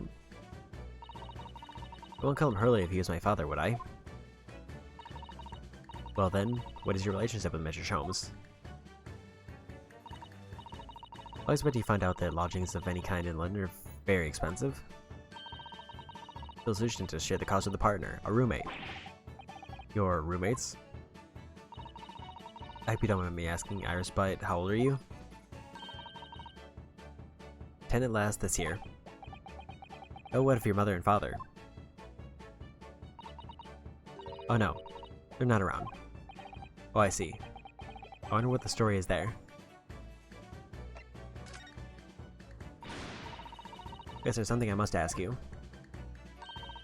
Of course, go ahead, son, Susie. A very great fan of the adventures of Herlock Sholmes and... Oh, you have a copy of Rance magazine? Yes, I read every issue. It's delivered all the way to Japan on a ship. This is so exciting. My stories are being read on the other side of the world. My stories? That's right, Hurley is always solving such major cases, you see. It tells me all about them. They really are quite fascinating. It's a shame if I was the only one who ever heard them, don't you think? Goodness. Last night he was telling me all about a new case he just solved on a steamship traveling from a faraway land. I was just in the middle of typing up the manuscript for the next issue before you came. So you were the author? Guess I'll let you in a secret if you like. I'm gonna call his latest adventure The Speckled Band. The Speckled Band? That's certainly very familiar. Of course, I always change one or two details in the stories here and there. This time I have the idea of making a venomous snake be the cause of all the trouble. Well, that was Mr. Sholmes' first thought as well, actually. Yes, and of course I know that a snake might not be a credible fit for the facts of the case exactly, but... its story, some poetic license, is justified to make it more thrilling, I think, don't you? So do you mean to say... stories by Mr. Sholmes that are published in Rance magazine? All written by me? Yes, I'm a wonderful and very modern typewriter. But all the stories I've ever read are written by a doctor of medicine, Dr. John H. Wilson. That sounds getting more and more worked up. Ah yes, that's me. I mean, my name really is Wilson. But what about the doctor of medicine part? That's all true too, I'm a doctor of medicine. No, at 10 years old? At 10 years old. Well, that's quite incredible. But, Dr. Wilson is an English gentleman. Ah yes. I did alter the settings slightly for the stories to be more compelling. Oh. Well, it sounds a little strange, doesn't it? A great detective with a 10-year-old girl in tow? I suppose it does. Yes. Poor Sato-san. She looks like her whole world is just falling apart.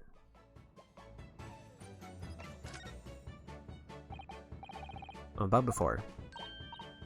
Yes, what's on your mind, Runo? Do tell me. How do you know that I was a lawyer, and we just arrived in London, I mean? Yes, oh. We have a difficult trial tomorrow. How did you know all that? Oh, that's what you mean. Please tell us how you did it. Explain every detail. Of course I'd be delighted, although there's really no mystery. Now let's begin. Iris Wilson is proud to present her logic and reasoning spectacular. First of all, I know already that you're a lawyer, Runo. After all, I met you yesterday at the Old Bailey in the defendant's antechamber. We also said we'd only just arrived in London. How do you know that? As your passport and travel ticket were shooting from your breast pocket. Oh. So I was reasonably confident that you must have only just arrived in the country. And on top of that, you accept a case against that particular prosecutor, telling me you were unaware of London's court affairs. Your brother Bailey? I walked right into that one, didn't I? Then I noticed a red ink stamp on the back of Susie's hand. You were given that when you visited the local prison to meet with the suspect, weren't you? Earlier today? These little stamps keep a close eye on comings and goings, you see. I didn't realize. The red stamp is only used for people visiting foreign inmates. So that told me that even though you had yesterday concluded the trial of Magnus Begilded, the two of you had already had cause to visit a foreign inmate at a local prison. However, neither of you was wearing a particularly sad expression on your face, to conclude the prisoner was unlikely to be a friend or a relative. It led me to believe that you must have accepted a new case. I see. How could you have known that the trial's tomorrow? Left barely been home a few hours today, Hurley solved yet another case. It obviously amused him. He told me that he caught a Japanese man who was bawling and trembling. A Japanese man? Well, clearly that must have been Mr. Natsume. Now, Runa has that fancy Japanese sword. And I think your outfit is called a kimono, isn't it, Susie? Well, anyway, it was clear to me that you both come from Japan yourselves. So I put two and two together and decided you must be defending the Japanese man Hurley caught. There's only one conclusion those facts could lead me to. You both came here to ask Hurley about the case. There's another mantelpiece that says the man's trial will be tomorrow. But he's always stabbing. He has notes with the knife, you know. He is silly. That's all there was to it, really. Thank you for listening. I'm Iris Wilson, and that was one of my great deductions.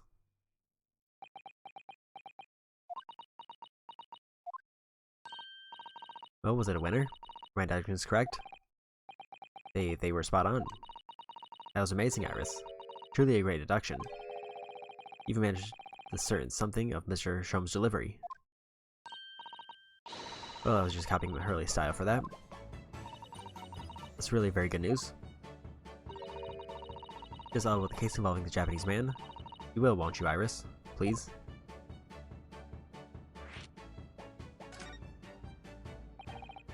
So yesterday, Mr. Sholmes apprehended a Japanese man, you were saying? Yes. Willie just arrived back in London after a sea voyage. But the police were waiting for him at the railway station to take him directly to the crime scene. Now the great detective is a popular man, it seems. Apparently the woman was stabbed in a quiet street somewhere in town. There are witnesses who had seen a short, shifty-looking, stooped man running away from the scene. A short, shifty-looking, stooped man? Mr. Natsume, beyond any doubt. Soseki-san said that he didn't see anybody else on the street at all.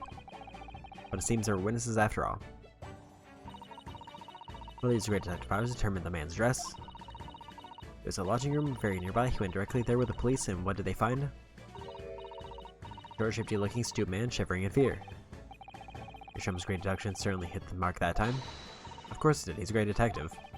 Still, that means the incident occurred only 2 days ago. Surely tomorrow's too soon for the trial, isn't it? Definitely. We have no time to investigate properly. He says London is rife with crime. Oh, Scotland Yard is doing its best, but they can't stay on top of it apparently. Oh dear, I hadn't realized the situation was so dire. That's why they can't afford to spend too much time investigating cases and trying criminals in the court. Staff and mine are both short, crimes are usually pinned on the first suspicious person. That's terrible. I suppose the harsh reality of the workings of the world's greatest justice system. I suppose it is, but in that case, I don't hold out much hope for Sasaki-san.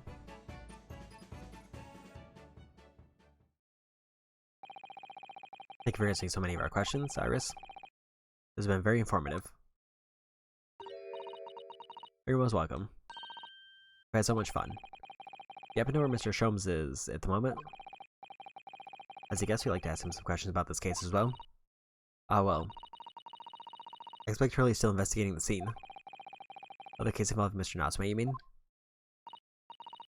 Yes, Mr. Nuts. Oh, May? You said he was going to the man's lodgings. Leaving now, you probably catch him there. Alright, so you know where those lodgings are?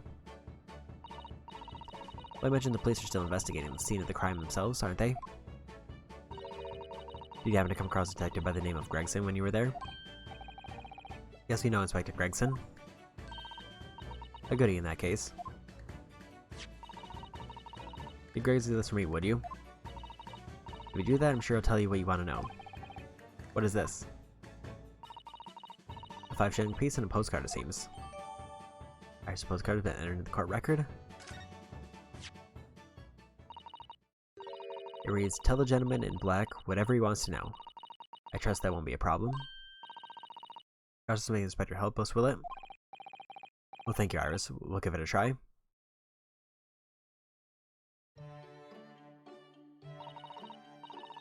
So then I'm going to return to writing my manuscript, Speckled Band. I'm making more special blends of tea, so come back again soon. You'll be delighted. Thank you so much, Iris.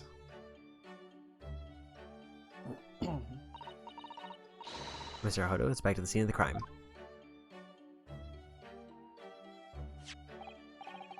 Someone dubious that they would exert any influence over the men of Scotland Yard at all. Headed back to the scene with Iris's curious note, and one of the world's heaviest silver coins in hand.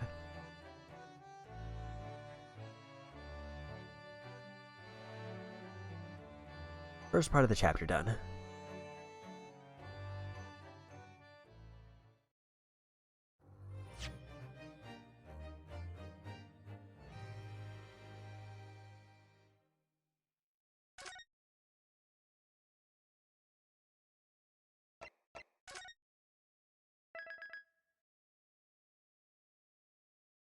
Investigation Part 2.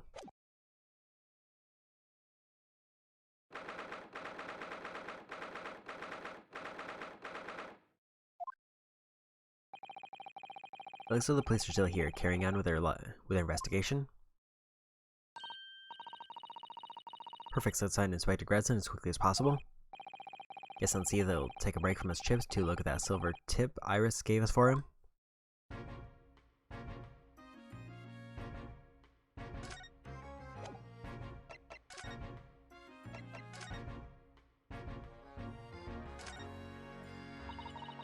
There's 5 shilling pieces in it. I believe it's called the Crown. Guess you can train a Scotland Yard detective to do whatever you want with it. Just a single one. I just want to see the most powerful 10-year-old in the world. How much is 5 shillings, by the way? What's it really worth? Well, I'm enough to buy all the chips the inspector could possibly eat in a whole month. That's greasy.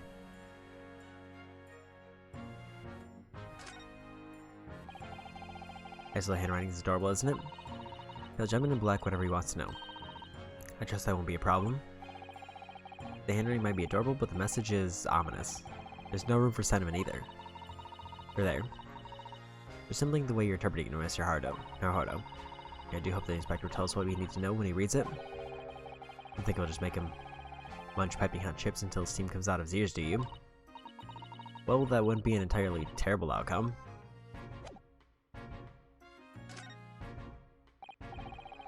Inspector Gregson, do you have a moment?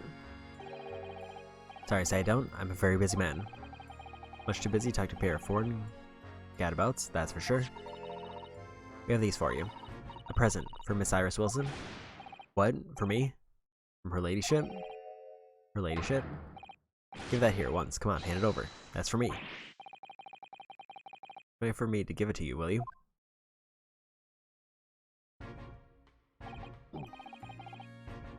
What was that coin exactly? It's a silver crown, obviously, but it's a lot more than that. It's, well, it's an appearance fee, that's what it is. An appearance fee? Oh, I see. You mean... That's right, for the adventure of Sherlock Holmes. The ladyship always offers me a little financial reward for featuring me every time. Yes, of course, I know all about your exploits, Inspector. I read them avidly. Of course, using my name without my say-so does make me the butt of a lot of unpleasant jokes, but still. I'm sorry, Inspector, that must be difficult for you. Never you mind that. So, what do you want to know then? Sorry? Tell the gentleman in black whatever he wants to know. I trust that won't be a problem. It says. Well, obviously it's not a problem. Go on, fire away. What do you want to know? Well, if you wouldn't mind, Inspector. I'd very much like to know the address of Mr. Natsume's lodgings. A little knife-wielding mustache Japanese fellow? Lives in a right old hovel. It's just over there, look.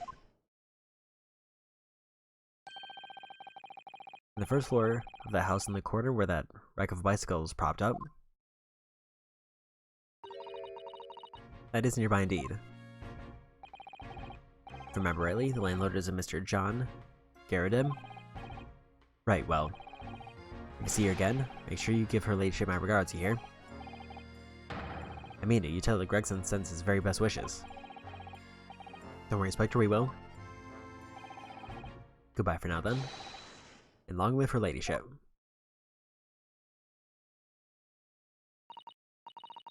Well, at least he knows what we wanted to know before he left. Yeah, so then, shall we go and see what we can find in Mr. Natsume's lodgings? Definitely.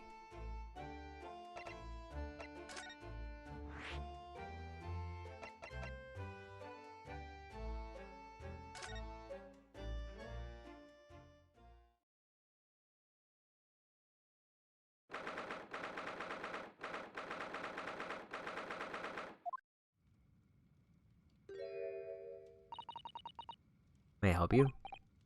I guess, would this be the residence of Mr. John GamerDLM? Indeed it would, sir. And who may I say is calling? My name is Ryunosuke Naruhodo. I am... Mr. Naruhodo is representing Mr. Seki Natsume. I believe he takes lodgings here. We'd very much like to ask him some questions about our client. One moment, please. I should convey the message to Mr. GamerDLM. You said, Mrs. Sato? That was a real-life English maid. I know as I understand it, anyone of standing in English society employs a number of household staff. That's the first time I've ever seen one in the flesh. This day just keeps getting better. It feels like we've really arrived now, doesn't it? You'd only meet a butler, and the experience will be complete. Well, I'm not sure if I'd go that far, but I understand the sentiment. Thank you for waiting. Mr. GamerDLM will see you now. This way. So we take a look around first. You know, it's fairly ancient, doesn't it? It's clearly been well looked after, though. That old thing? Probably not much better than rags, really. Oh. Wore that ceremony garb my retirement bashes, you know. I'm not one for dwelling on the past. You would have gladly thrown it out, but you know how it is. Anyway, it doesn't hurt to have the odd piece of memorabilia lying around, does it? Oh, I see. Perhaps you just leave the past in the past? That's a full-size cannon. What's it doing in here? Oh my, it's real. Thought it might be a replica. That old thing? Little more than a toy. Sorry. The army is selling it off when I retired, so I decided to give it a new home. Never know when the enemy might attack next. I used to have a cannon about the house. Really? It isn't overkill? Be prepared, I always say. You never know what this twisted world's going to throw you next, boy. I think there may be trouble brewing, Mr. GamerDLM. Always is. Take Joan here. Never fails to have a clean apron in reserve. Dries them over the barrel, you see. I drive very well in the cannon there. Joan tells me, which rather proves my point, I feel. It's been reduced to drying rack. A really huge cannon looks like it's hanging its head in shame.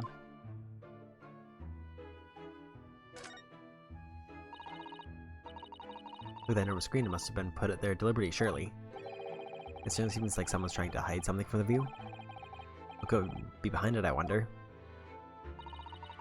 I'm gonna have a very quick look, just a little peek. Ahem. Maybe that's not Miss Sato. I think the maid is going to head us off with a cup of tea.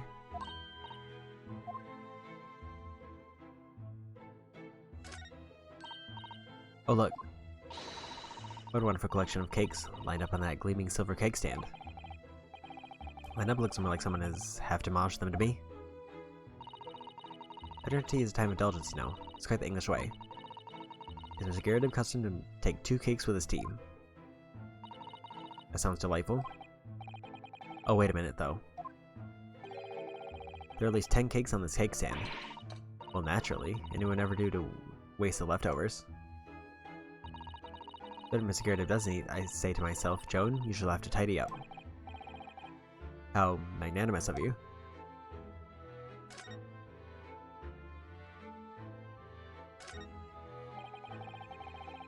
Look at this crockery on display here. It's rather unusual, isn't it? My genuine London dresser. Isn't it delightful? All the shelves seem to be broken. The crockery is, oh dear, it's in pieces. It really is the word cracked wouldn't do that chinaware justice. I wonder. Perhaps the can was fired at it. Yes, probably something like that. But let's not delve too deeply here.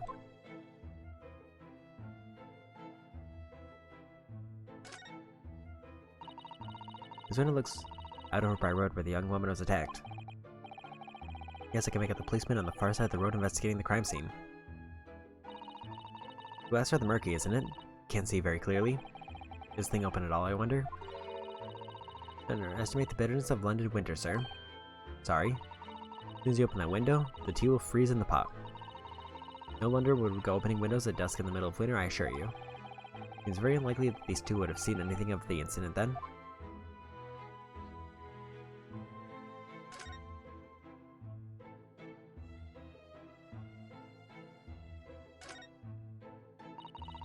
Has like a Medal of Honor, in a showcase on a very grand banner. It's displayed with some pride, I would say, although it bothers me that it's not straight. What, that old thing? Sorry. I should be glad to see the back of it. The general would turn in his grave if I disposed of it. The wall's the best place for it, keeps the belly thing out of my way. So it's just been polished to shine by accident, I suppose. There appears to be an inscription on the medal itself. Look, let me see. It says, for distinguished participation. Sounds like the kind of honors even I could be in line for. Oh, one doesn't like to blow one's own trumpet, but I was given that for my time in the army. Can't measure an officer by the number of medals to his name, of course. Common knowledge in military circles.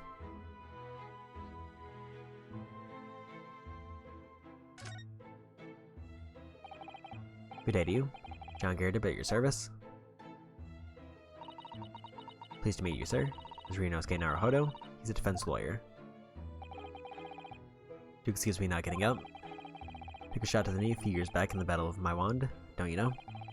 Earned a medal for my pains, but I had to withdraw from the service. Hand over the reins to the up-and-comings. He was a retired soldier. It's a hell of a job getting up and downstairs now, I can tell you. Don't get out much as you can imagine. Yes, it's quite a climb up there. Up here to the second floor, isn't it? I was painting at the top of the stairs. You must take more exercise, Mr. Naruhodo. Do you think so? Oh, Mr. Garrett, no doubt you were very courageous to earn yourself a medal. Oh, it's nothing. The medal's just folderol, really. I'd like to offend the general, though, so I grudgingly displayed it on the wall. Why don't you fetch it down, Joan? Let these good people see it properly. Don't fetch it. Yeah, show him. Be careful. Oh, dear me. I beg your pardon, sir. Charlie, you took the skin off my hands. I shall be more careful, sir. So anyway, there you have it. Living the quiet life now? Yes, I see. Now then, here I want to know about the chap lodging downstairs. Is that right? Yes, we'd be very grateful if you could answer some questions for us. Only too pleased, naturally, especially if it helps to keep the peace here in Blighty. Original lines of the Empire of Japan recently, as I'm sure you're aware. So this case is very much in the public eye, as it were. Oh, is it? You had some famous detective poking around, you know? In this old house, would you believe? Yes, Mr. Herlock Sholmes. Could have been, didn't catch the chap's name. Not really my cup of tea, all that detective business. Oh, but you have a copy of Rand's magazine here, so... no. Anyway. Chap's investigating foreigner's room as we speak. Using the Psyche Sound's room. Well, I nuisance is what it is. Whole neighborhood's twitching its curtains now. Don't like all this fuss. It's jolly unsettling. What was Natsume then? Mr. GamerDLM, please do tell us. Yes, the Japanese chap. Only been lodging here for a week? Oh, just 1 week? They moved in very recently then. I have 2 lodgers most of the time, one on the ground floor and one just below us. First floor became available a week ago. You see, there'd been... I tell Joan, do be careful. My goodness. Terribly sorry, sir. If you want to know my opinion, I thought he was a shady sort from the moment I set eyes on him. Oh? Why? He seemed to have a most nervous disposition, always shaking and looking over his shoulder. The man had shady written across his sweat-soaked brow, if you ask me. I said to myself, Joan, that man is trouble. Sooner or later, he's going to do something untoward. And I'm rarely wrong about anything. I'll be calling this maid as a witness, that's for sure. Is there anything else that struck you as suspicious about the man at all? Yes, oh yes, indeed there was. Which he's dying to tell us.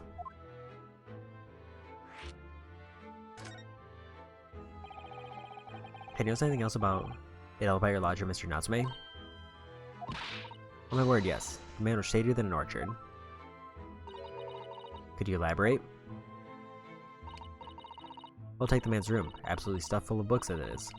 More than anyone could ever read. He never so much as passes the time of the day with another living soul. I haven't seen a single visitor call. He just trots off to that old bookshop every single day and comes back at 5 to light the gas fire. And the funny little man is up long past the time everyone else in the house has gone to bed too. Oh, I see. Judgment on the gone forward goes to bed at around 9 each night. And I've never known the Japanese fellow to retire any earlier than 2 in the morning. Ah.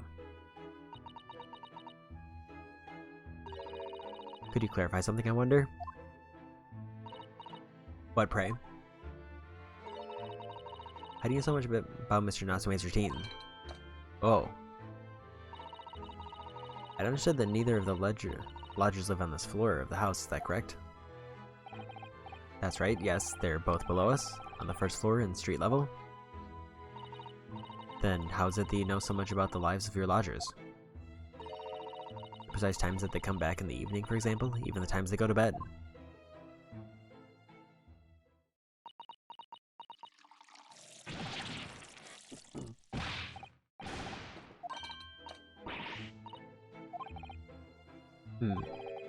Something doesn't add up here.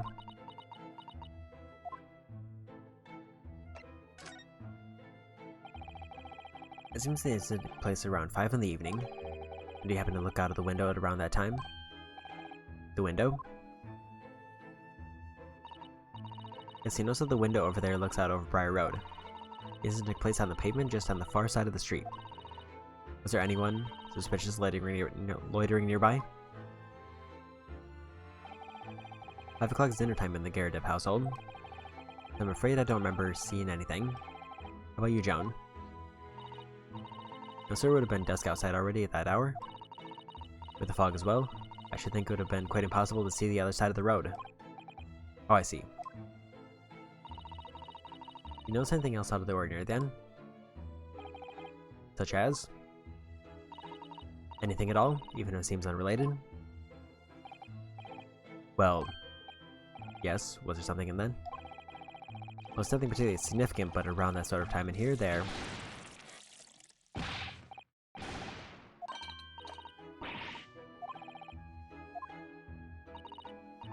Of course, sir. If I may, Mr. Narholo? Yes? I have exceedingly good memory, and as far as I remember, nothing of any significance took place here at that hour. Nothing at all. Oh, really? Is it GamerDLM? The way you were talking before sounded rather like there might have been. Oh, well, as I was saying, it's a trifling matter, really. Nothing of...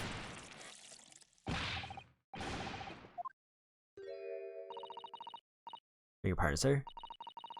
Nothing happened. Yes, quite. Nothing happened. We sat down to a quiet and eventful meal. That's right, Mr. GamerDLM. What is the matter with these two? Sounds like something happened here in this room on the evening of the incident. But what? I wish I knew.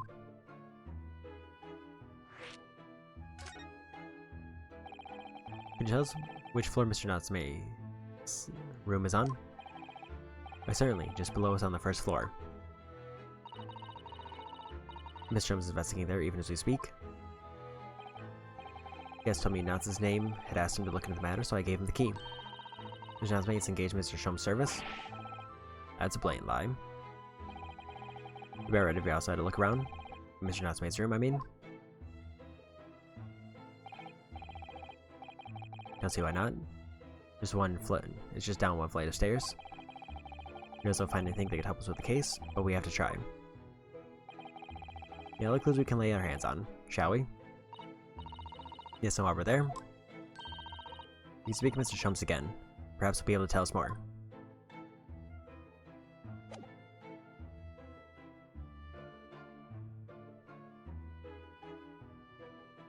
I think I need to go AFK for a few minutes, so I will be right back.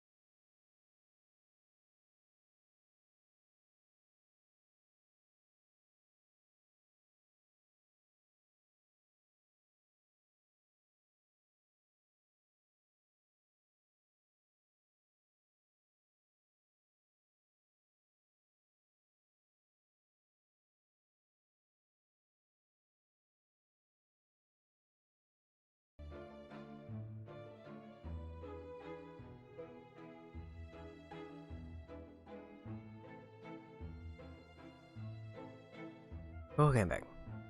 Take another sip. And now on to the other room.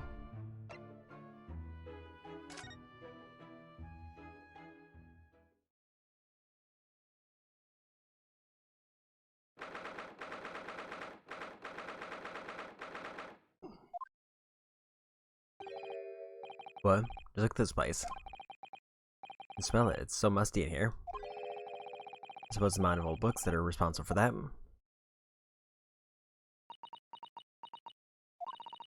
I don't think I've ever seen so many books in all my life. No, me neither. It's so dark in here, too. Is that the window over there? Well, it was the window, I think, yes, once upon a time. For some reason, it's been closed up with bricks and mortar. This is where Mr. Natsume lives. By the way, you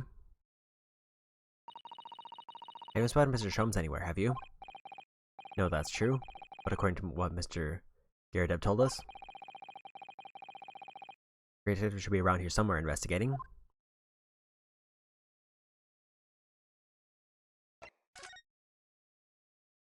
Done. Very good. Incredible stretch. What an adorable little cat. Processing after all the books while his master is away. I don't know about that. He disappeared in that pile of books as quick as a flash. It was a try killer Mike, wasn't it? They even have that sort of cat here in Great Britain. Perhaps Mr. Natsume brought the little creature with him from Japan. That's made me feel homesick now. Already?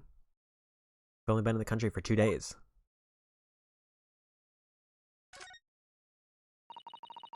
My death seems to be wedged in the crevasse between the mountain of books on either side.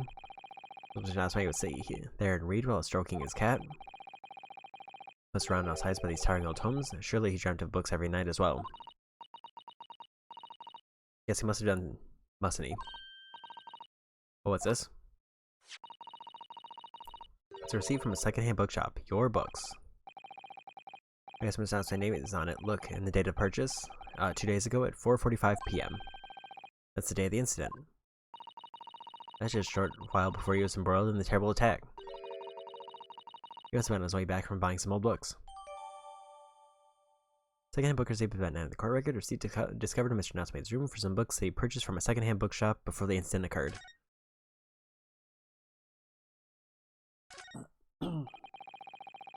Look at those books stacked up there. They almost reach the ceiling.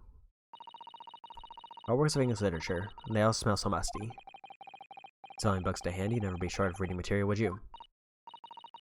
No, what a dreamy idea. A bad dream, maybe. For me, at least.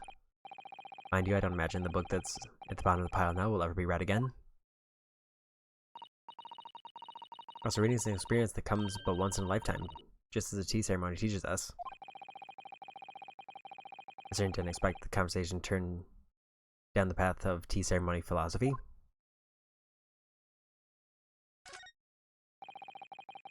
You can call this a window? Think so. It was a window at one time, after all. Although that remains as a frame around some bricks now. So really it's just a wall then, isn't it? Why would anyone deliberately brick it up like that? I'm afraid I have no idea. Ah.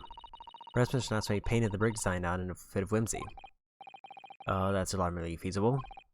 Anyway, whatever the reason, the lack of ventilation here makes the place very oppressive. It does. I imagine being cooped up in a room like this would be extremely trying.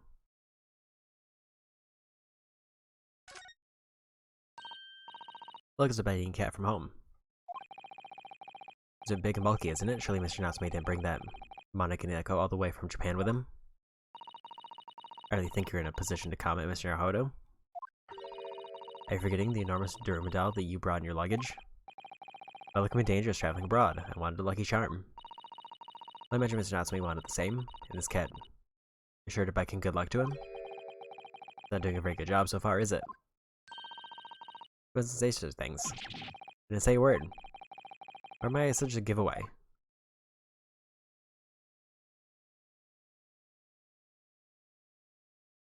Nothing else to investigate over here. Oh, look, Mr. Naruhodo.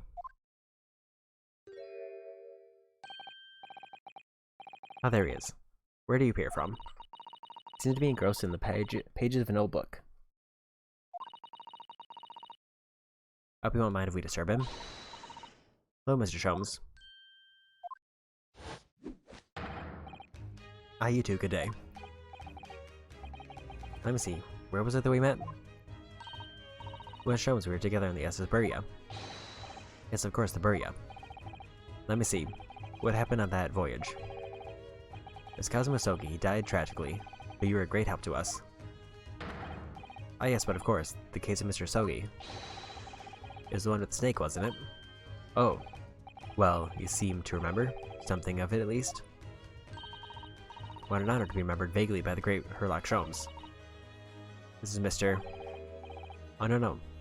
My dear madam, hold your tongue. I pride myself on my superior powers of recollection. Names are safely recorded in my brain attic. Miss Naruhodo? Mr. Susato. Try the other way around, Mr. Sholmes.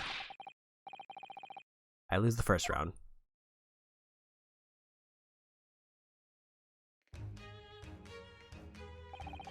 In truth, I'd hoped to invite you both to my Baker Street suite the day we arrived in London. But some Scotland Yarders ambushed me at the railway station and whisked me away to a crime scene. It's an entirely trivial case, of course. I solved the matter in no more than 30 minutes. That apprehends Seki-san in that short amount of time? I'm afraid the pursuance of the new cases dulled my recollection of my past involvements a little. A little? It's makes to think that one's brain attic has elastic walls and can distend to any extent. But I do my best to forget useless facts lest they should elbow out the useful ones. Yes, those are my words of inimitable wisdom, from an adventure entitled A Study in Scarlet. Please don't need to quote yourself. I always remember my pearls of wisdom, but fortunately my associate penned them beautifully. He means Iris, I suppose. Mr. Sholmes, I have some extremely important questions to ask you about the trivial case you just mentioned. Goodness, what an earnest expression. My dear madam, I should be only too pleased, and this murky room is an apt place to discuss the murky case.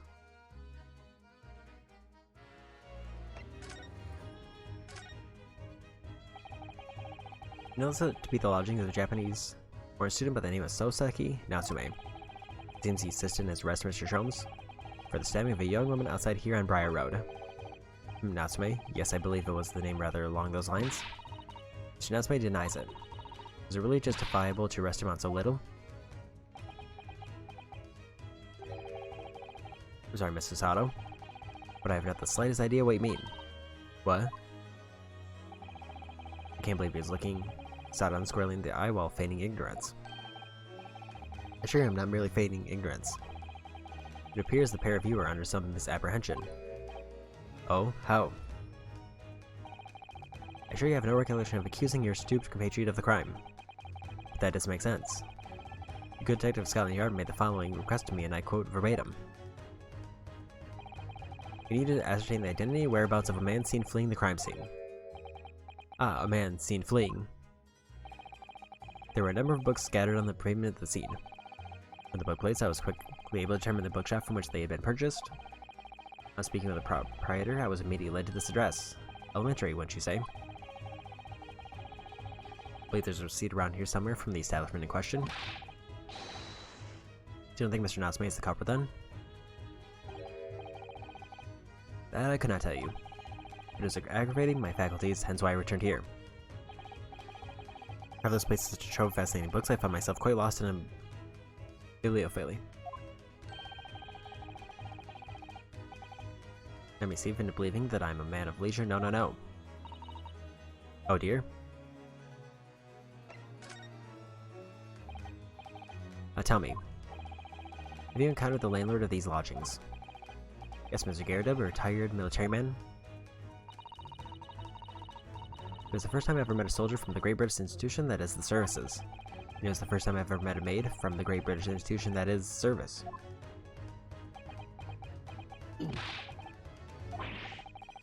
didn't think it was that funny. I do apologize. As you may well be aware, many households in London employ a maid. Guess I read as much of my Great Britain primer. And so conversely, whether or not a household employs a maid has come to betoken the social standing of those dwelling therein. Betoken their social standing? Sorry. Simply, my dear fellow, those who employ at least a single maid are considered middle class. Those who do not are beneath that. In the upper echelons of society, of course, households employ enough staff to constitute a large family. Goodness, how extraordinary. As you can appreciate, for those on the precarious boundary between middle and lower class, being able to afford just one maid is of the first importance. I had no idea. It's for precisely that reason that I find great stimulation in the situation upstairs. Specifically in the retired army veteran, Mr. John GamerDLM. Go. Affable as he is, the fellow is hiding something. Whether or not it imposes on the circumstances of this case, I am as yet unable to ascertain. I'm thoroughly lost on what he means to say.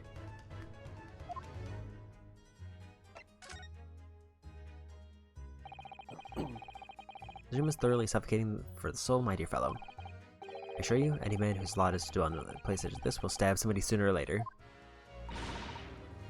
Mr. Natsume stabbed no one. How about sooner or later, as I said? I don't believe that's the issue here. About this dark little room, Mr. Sholmes. Why is there no longer a window? Do you have any idea? No window?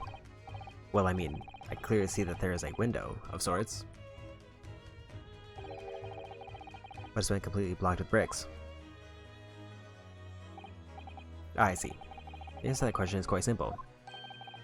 Window tax. Window tax? What is that? Surely, not a tax on windows. Precisely that. My goodness. Until relatively recently, a tax was levied on households in this country by the number of their windows. Those with lesser means, having inherited a sizable and costly family home, perhaps rapidly closed windows up. While the rich opened windows here, there, and everywhere. Enough to curry favor with those in power by furnishing them with large sums of tax money. Awful and unjust, forcing people to live in rooms devoid of light. Indeed, disease was rife as a result. So some 40 years ago, or thereabouts, the window tax was abolished. But its legacy remains, as you can see. In squalid lodgings, such as these, for example. I suppose Mr. Natsume's stipend for living here in London isn't very generous, perhaps? It appears so. I've done a little digging, and discovered that these lodgings were offered at an extraordinarily low price. Because the room is so awful, I should think. Apparently, Mr. Natsume only moved in here about 1 week ago. Yes, that's correct. However, I don't believe the low rent is explained by the shabby nature of this accommodation. Oh? Still, that is of little relevance here. The matter not worthy of further attention. Are you sure? I'm curious now.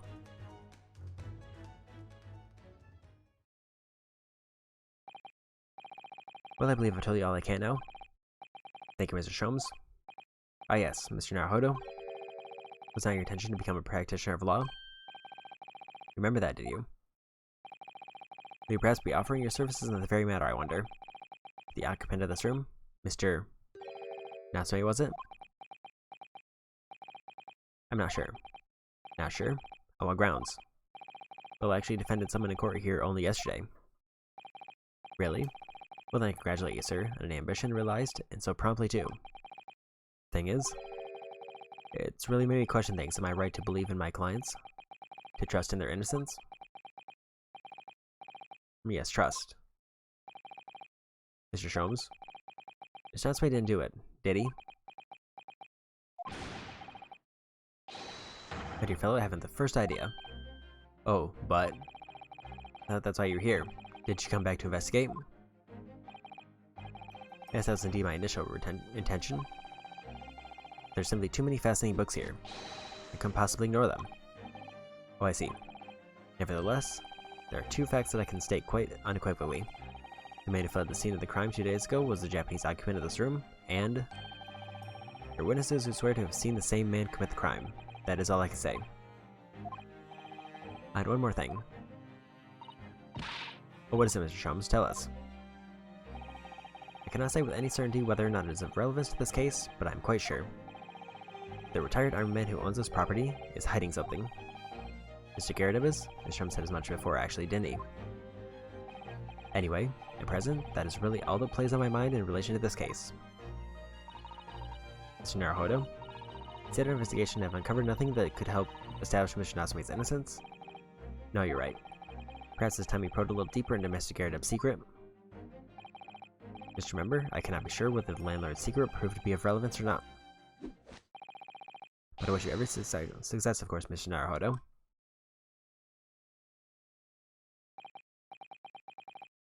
Busy man indeed. He's gone back to his book in the corner of the room.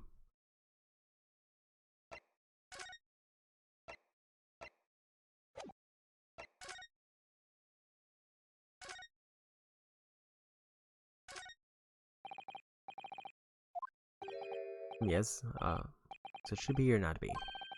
That's indeed the question, Mr. Naruhodo. To be or not to be brushed off, that is the question. The answer is all too clear. Give Mr. Sholmes a piece, shall we?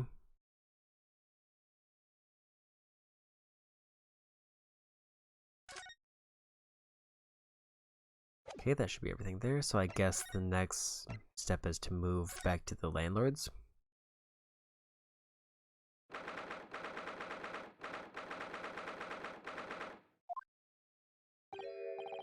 You pair again.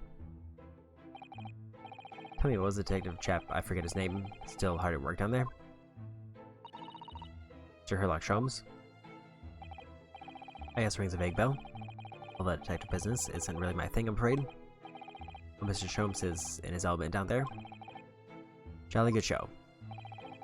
Another cup of tea, if you please, Joan. Now then, why don't you tell me what?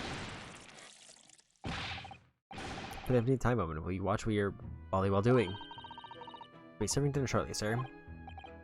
Ah, yes, of course. Frightfully rude of me, but I'm afraid I shall have to ask you to take your leave, if you'd be so kind. Yes, of course. We are deeply grateful for your assistance.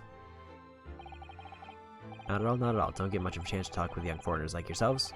It's been a pleasure. Best of luck and all that. Perhaps you could see yourselves out. Random Mr. Sholmes. Mr. GamerDLM is hiding something. There's no other avenues of investigation seem open to us at the moment. Perhaps we should do some digging.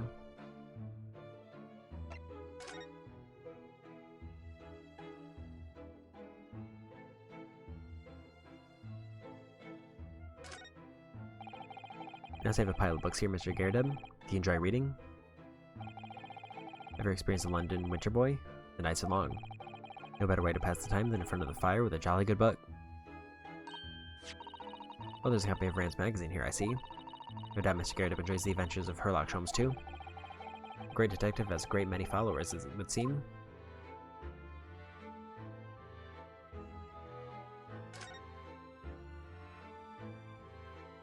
And, oh,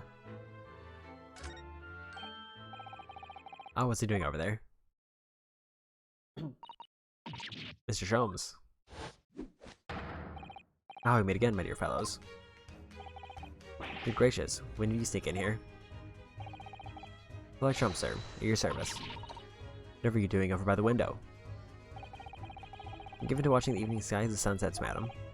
As sadly cheerful as the room downstairs undoubtedly is, it lacks an aperture for such observation.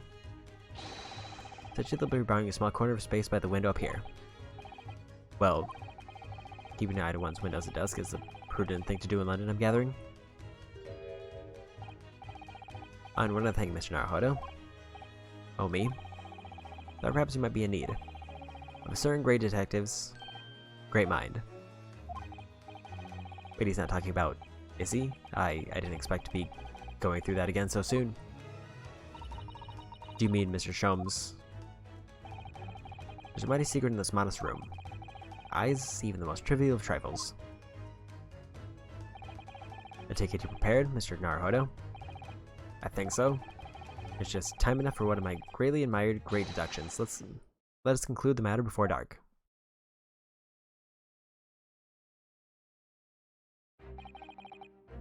Mr. GamerDLM, though it would seem you're a military man of considerably distinguished service, your standing as a landlord is most certainly not what one might call first-rate. I'm afraid, sir, that is all too clear to me. There are two conclusions I've been able to draw by a careful observation of your living arrangements. I beg your pardon? The first is that even as you speak, you are concealing the presence of a ferocious beast in your care. And the second, as a result of the beast's violent rampage, you have lost something very dear to you. Mr. Naruto, look. The old man's broken out in a cold sweat. Unbelievably, it seems Mr. Shum's conclusions are both spot on. How could you possibly... How could I possibly know? You mean to acquire? The answer couldn't be simpler, sir. From the dense jungle of logic and reasoning, I am the king of beasts. I know only too well that wild beasts are not easily tamed. So, shall we begin? Once again, Herlock Sholmes is proud to present his logic and reasoning is spectacular.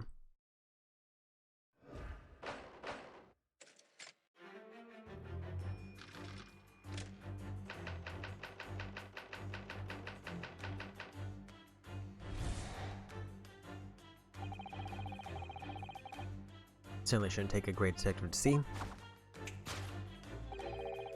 a fearsome beast has been on the rampage of late within these four walls. The surface of the question, what form might this beast take? For a man of military breeding, your eyes are uncommonly candid. Your furtive glance at Mr. GamerDLM leads us directly to the answer. The true nature of the beast that has run rampant here is revealed by that lion statue. As though an armed man, you appear unimposing at best. The fact that it's fueled your admiration for the mighty lion, the king of beasts. What is this piffle, I ask you? In the end, your admiration became so great, in fact, you had a living, breathing specimen shipped from India, which you tried to keep in this very house. What? Yet living with such a wild beast proved more difficult than you had imagined. Any trace of a wild rampage is still very much in evidence. Well, as you look around, the basic question fails to present itself. Where could this angry creature have disappeared to? Madam? Me? I pray you do not consider me unchivalrous, but it is plain to me with one glance in your direction. It is. Your dress pocket gives us a handsome clue as to the beast's current whereabouts. For protruding from its handbill advertising a circus show. As he is not disposed to this terrifying lying, Mr. GamerDLM. A baddie circus. A traveling show currently sojourning in a nearby park. I have observed the tents. Built the savage lion, sir, to the circus show. I most certainly did not. I believe I've made my point. The fearsome beast that trained to monk in this room. It's an Indian lion. In a simple visit circus now, reveal the lion prancing jubilantly through a ring of fire.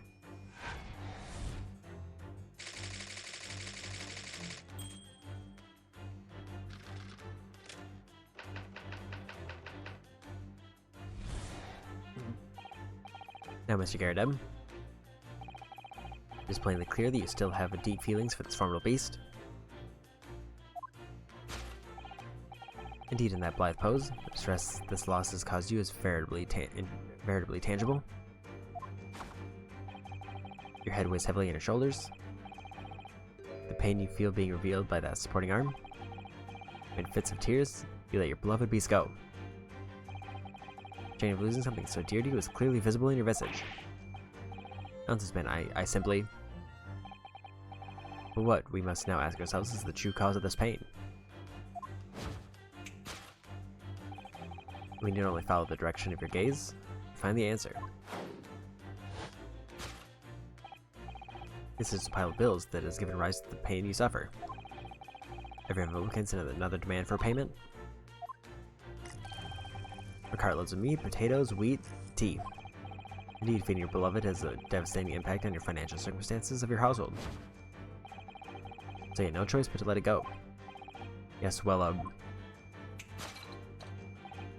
Now, in a final fit of rage, the ferocious beast carried out one last unimaginable attack. Unimaginable? The aftermath of which can be clearly seen by observing the carpet over there. A very expensive woolen carpet, if I am not mistaken. But dearie me, what could have caused such destructive outburst? This time, madam, I'm afraid it's you who has inadvertently revealed the truth to me. Your wandering eyes settled upon the answer this very neatly indeed. As to explain the dire state of the carpet, we need only look at the Tower of Cakes. There's no creature more dangerous on this earth than a beast with an unsatiated appetite. Was it, or was it now once said by a certain nobleman, if they have no bread, let them eat cake? Which is the heart of all tragedy, in fact. Whatever do you mean? Having tired of the taste of cake, the beast began to stalk its next prey. I'm sure you know well the nature of this final act of destruction carried out by the beast.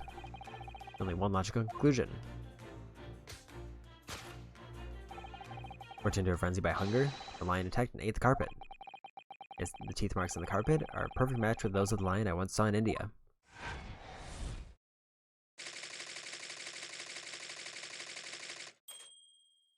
That was a journey. Thus concludes Sherlock Holmes' great deduction of this beastly puzzle.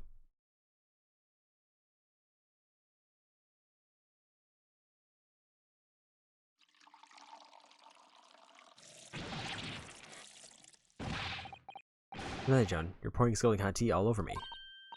Oh, I'm sorry, Mr. GamerDLM. I'm afraid I didn't notice. My touch being startlingly sharp. Stands to reason that your cup runneth over.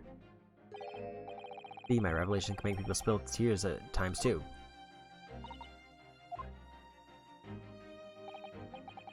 Mr. Sholmes, sorry to butt in again, but could I make an observation? Yes, certainly, Mr. Naruto. What is it? Again? My deductions just now. Do you really think a lion could have fit inside a room of this size? It is the only explanation for the facts. Terrifying truth all too often lies beyond the realms of common sense. Wouldn't it be an idea to consider what lies inside the realms of common sense as well? But if a caged lion to run amok in this very room, surely Mr. GamerDLM and his maid would have been hurt, or worse. Ah, that's where you're stuck. Heard that the former military man held his own against the beast using that large cannon. Like you said, they sold the lion to the circus. What about the food? Meat and potatoes are one thing. But I don't believe I've ever heard of a lion that drinks tea.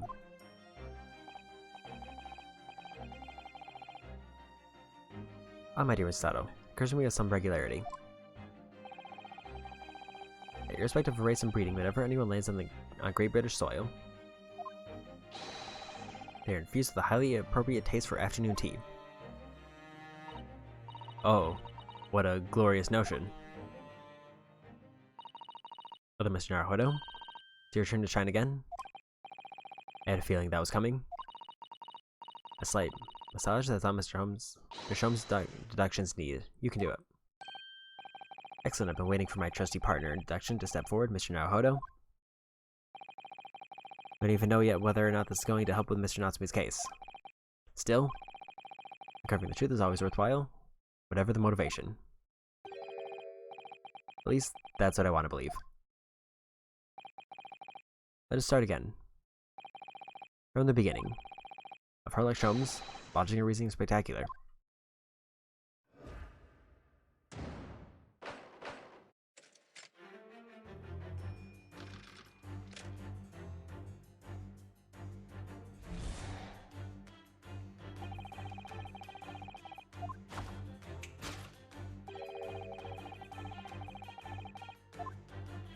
Okay, I'll just skim to the end.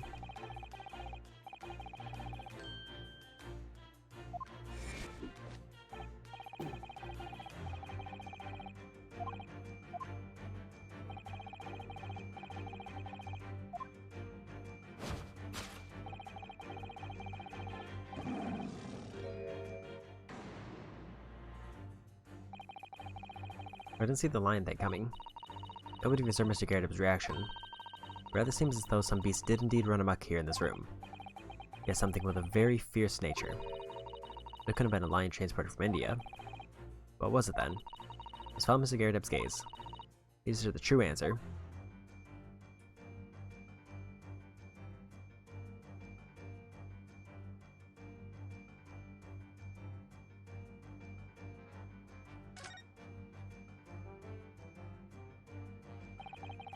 What's this photograph?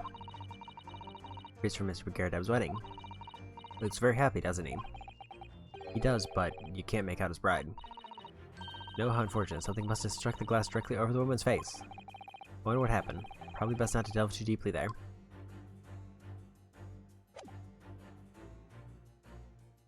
Take that!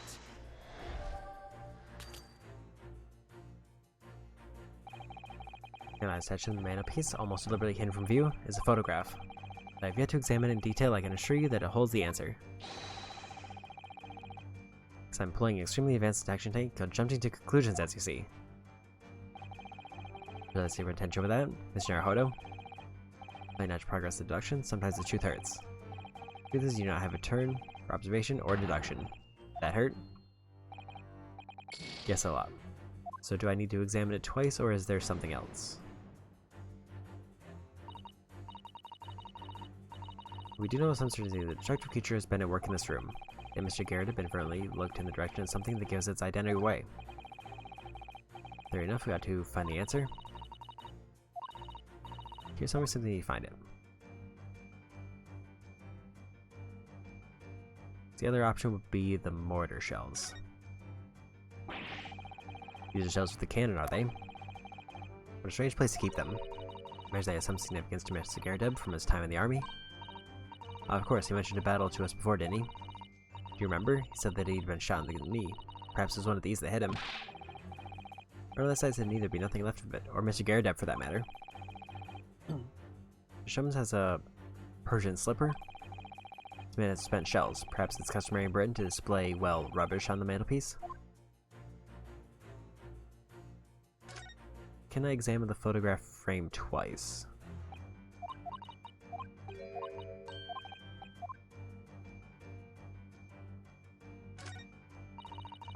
Must have broken, so you can't see the bride's face at all. No amount of cracks could hide the woman's plump form. Think powerful would be kinder than plump, Mr. Naruhodo. Just a little upset. There's a lot of horsepower there. Not someone you want to upset, that's for sure. Look, if you notice her wedding ring. It's very large, isn't it? Yes, that's an unusual design. Some sort of embellished sunflower.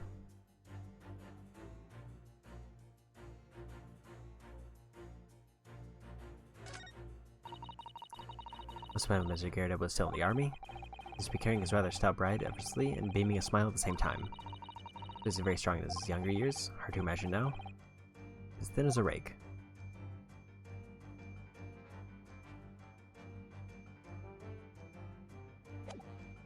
So, based on the text, I don't think it would be the bride, so I would guess it would be the mortar shells. Nope.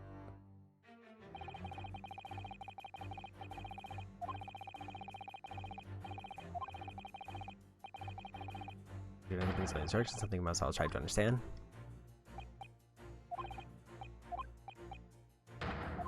Let me...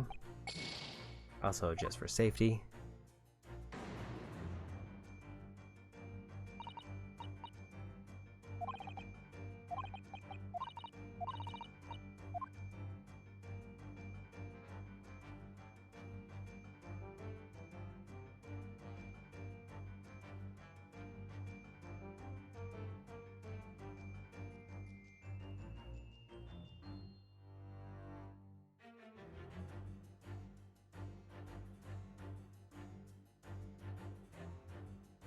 It's not the lion statue or the mortar shells, so is it actually the newlywed bride like I was thinking?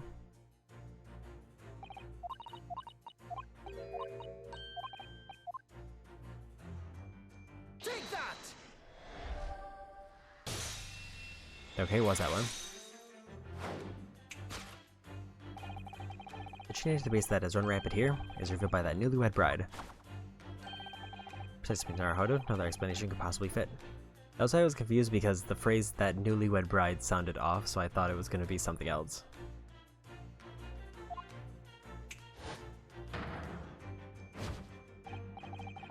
This is frame print pictures your wife, Mr. GamerDLM. You all lament the fact that her face is obscured. You can still make out her mighty arms and note the considerable horsepower they must contain. Oh, indeed, surely anyone with such powerful constitution would be honored to be described as a beast. Honored might be stretching a point. Too late. The fact remains that the beast which so clearly salvages the room was your wife, Mr. GamerDLM. These chilling traces of wild rampage are still very much in evidence. Well, as look around, the beast in question fails to present itself. Where could this angry creature have disappeared to? Madam? Me? I pray you do not consider me unchivalrous, but it is plain to me with one glance in your direction. It is. Your dress pocket gives us a handsome clue as to the beast's current whereabouts. Poor fragile defenseless woman is beside herself. Well, I don't know about fragile. Oh dear. Anyway, Mr. Jones is quite right. No sign of a Mrs. GamerDLM anywhere. But it seems there may be a clue as to her whereabouts. The clue this maid is trying to hide. I wonder where Mr. GamerDLM's wife could be.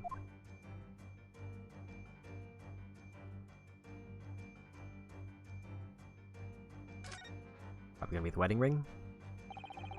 He's wearing a very large ring look. It has a sunflower design with some rather nice embellishments.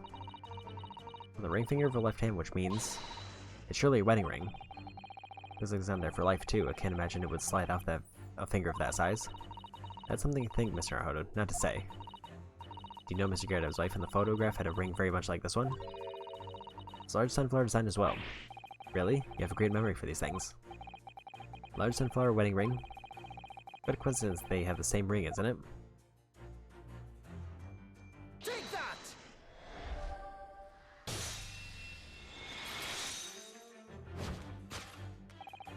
Your wedding ring gives us a handsome clue to the beast's current whereabouts. Indeed it does. That flowery band gleaming on her finger gives you away.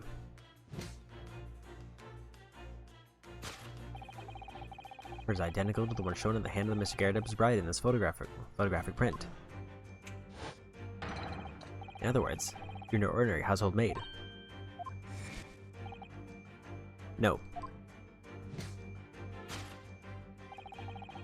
You're Mr. GamerDLM's lucky bride. You, or Mrs. GamerDLM herself.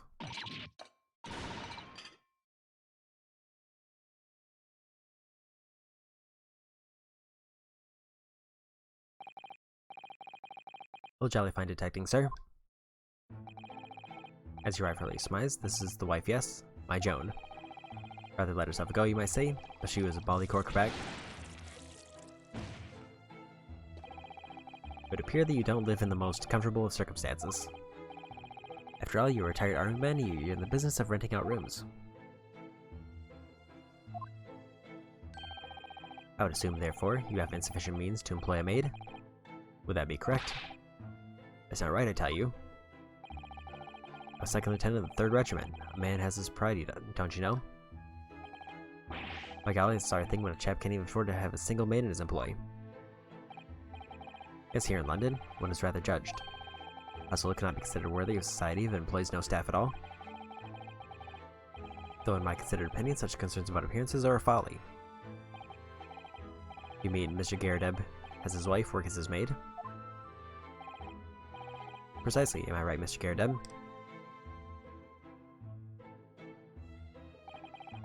Only in company, obviously, but listen here. This must remain a secret. Tip-top secret, please.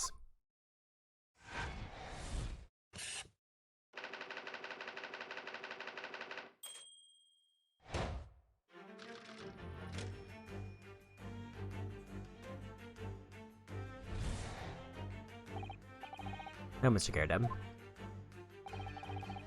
It is plainly clear that you still have deep feelings for this formidable beast. Indeed, in that blithe pose, the stress of his losses caused you veritably tangible. Head weighs heavy on your shoulders. Pain you feel being revealed by that supporting arm. Chums is quite something. He's still calling Mr. Garrett's wife a beast. Yes, as a woman, that feels rather uncomfortable. Mr. Garrett was standing beside her husband as we speak. In other words, he hasn't lost his beloved at all, has he? Oh, how true. Perhaps that supporting arm that seems to be propping up his head has some other significance then. According to Mr. Chums, Mr. Garrett's pain is tangible though. What could that pose of his really signify?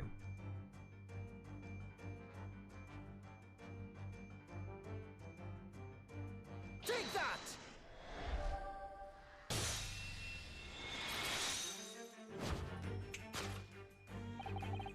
Your head weighs heavy on your shoulders, the pain you feel being revealed by that slap cheek. And of course, the deliverer of that impressive mark on your cheek and that refuses to fade was you, Madame Joan GamerDLM. Well, yes. You've been desperate. Tie that slap mark on your cheek, sir.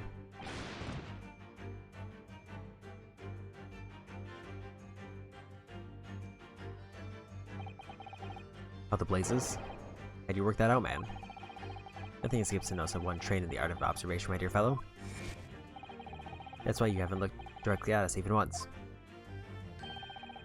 To keep your other side from view. Well, now, let's proceed to the next conundrum. Why are you subjected to such a violent slap? In other words, we must ask ourselves what caused Madame Garrett to fly into a rage.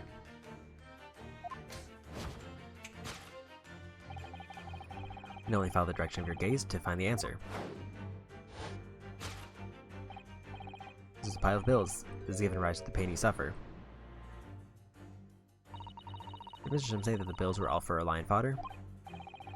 Yes, but now we established that the lion never existed. Which can only mean being responsible for gobbling up all that food. Mr. Garrett's wife. Is Naruhodo, she's a person, not a thing.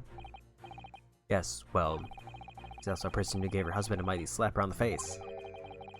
One so hard that left a perfect hand mark, in fact. Yes, why would a woman want to hit her husband with such force, I wonder? I'd love to know the answer to that question.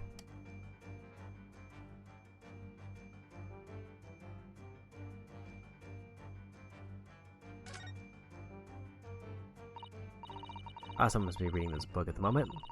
There's a bookmark here. Look. Mr. Garrett is clearly an avid reader. Oh, wait a minute.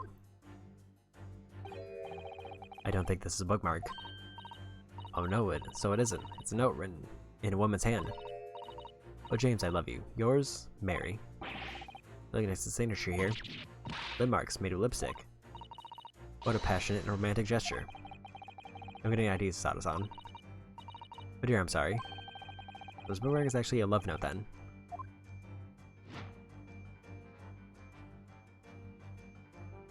Take that!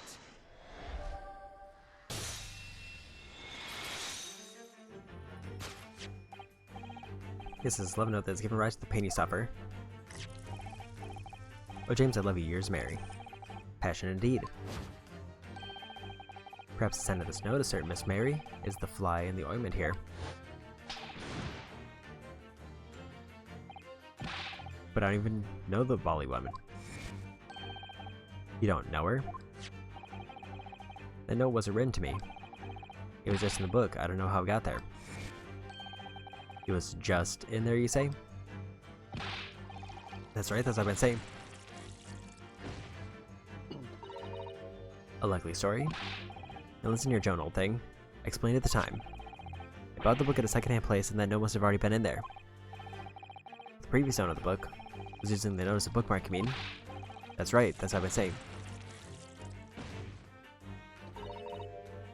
A likely story? For heaven's sake, woman, look at the name. It's written to James. My name, in case you've forgotten, is John. A likely story. Are you questioning my name now? And there we have it. Arouse suspicions of the female heart, and you unleash a beast within with the most ferocious bite.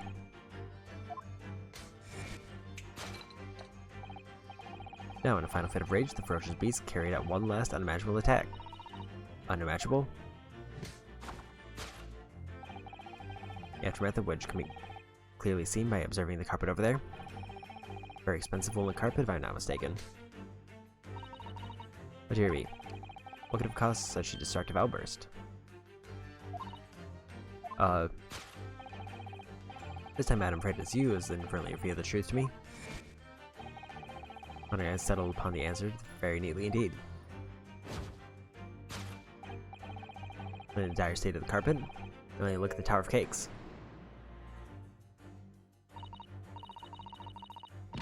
Really, Miss GamerDLM didn't eat the carpet.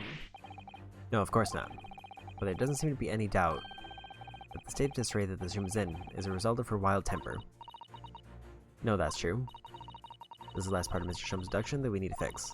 We need only follow Mr. GamerDLM's gaze, and that will tell us the real answer. See what we can see.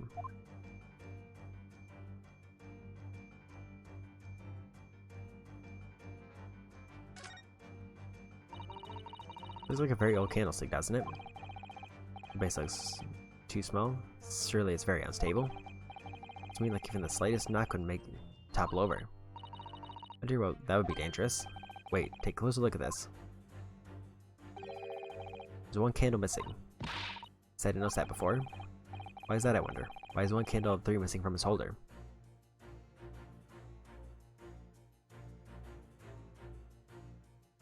To explain the carpet, we need to look at the candlestick, because you can also just blatantly see the candle over there. Take that!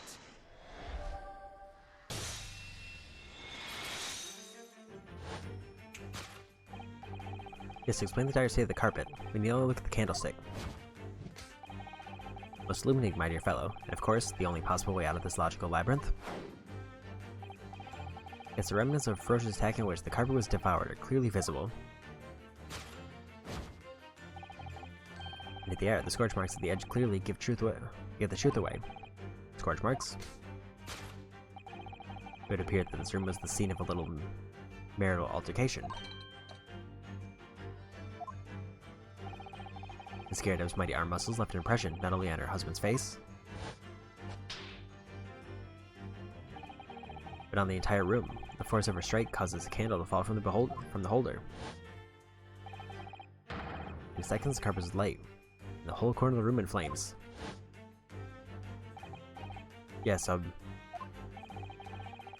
the most ferocious beast in this world is neither a violent lion nor a vengeful woman, but fire. And in this room, that ferocious beast bared his claws and ran amok. Eloquently put, my dear fellow, so you see, there's but one conclusion here.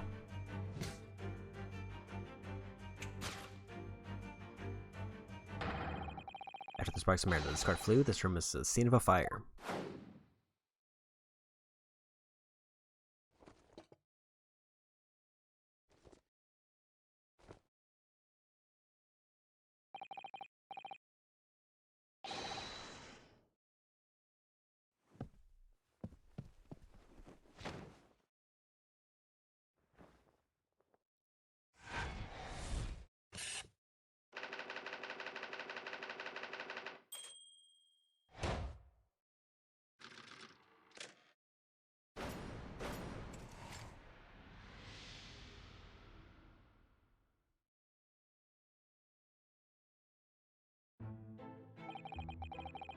These dash along winter nights, you know.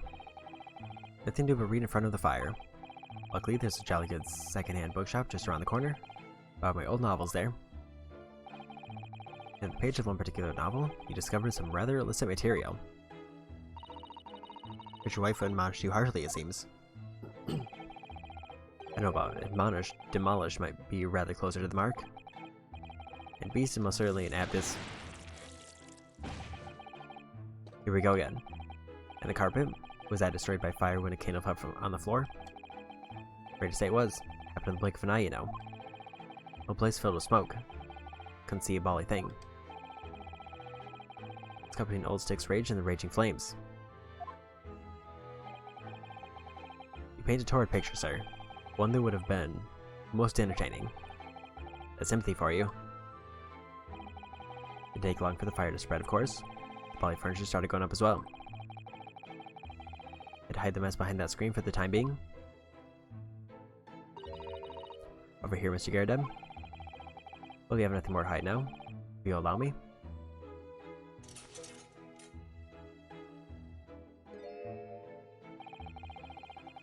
One of my favorite old novels in the case. As soon as the fire got hold of him, that was it. Whoosh, up in smoke. Gosh. And the wife started hurling things at me. What a terrible sight it must have been. There was I back up against the window, under heavy enemy fire, incendiary books coming 10 to the dozens. Worst of it is, I lost my favorite book called The Lion's Pride. The Lion's Pride? Ah yes, your notorious love of big cats coming through again. I assure you the title didn't influence my choice in the slightest. Poor man really did lose something dear to him as a result of the ferocious beast rampage.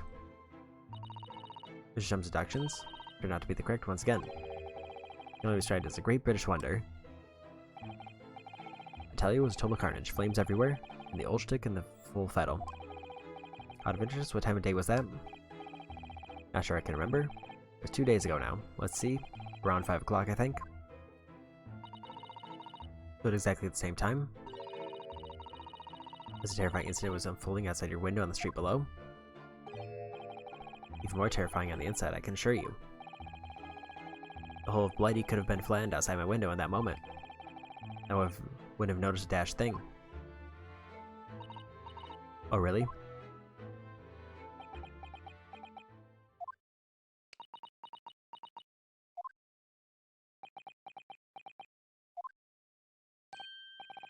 Oh, Mr. Sholmes? Yes, Mr. Naruhodo, what can I do for you? Well, I think we've got to the bottom of Mr. GamerDLM's situation now. What does that have to do with Mr. Natsume's circumstances? I can't help you there, I'm afraid. What? My dear fellow, if you recall, I did say as much in the outset.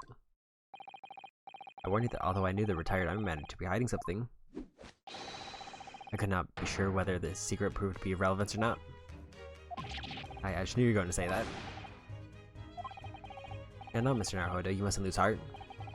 Bear in mind that all things fall into one of only two categories, those relevant to the case and those not. That makes no sense to me. Well, no matter. It's of far greater importance that you make up your mind now. Sorry. Visiting hours of the prison will soon be over. Oh no, is it that time already? To accept Mr. Natsume's case, we have official paperwork to attend to. So that's it. No more time to think. Perhaps you'd like to betake yourself to bidding us farewell now? I was to prepare supper for Mr. GamerDLM. Oh yes, I'm so sorry. Thank you both very much for your time. Psyche-san will be waiting for us, and I'm gonna have to give him an answer.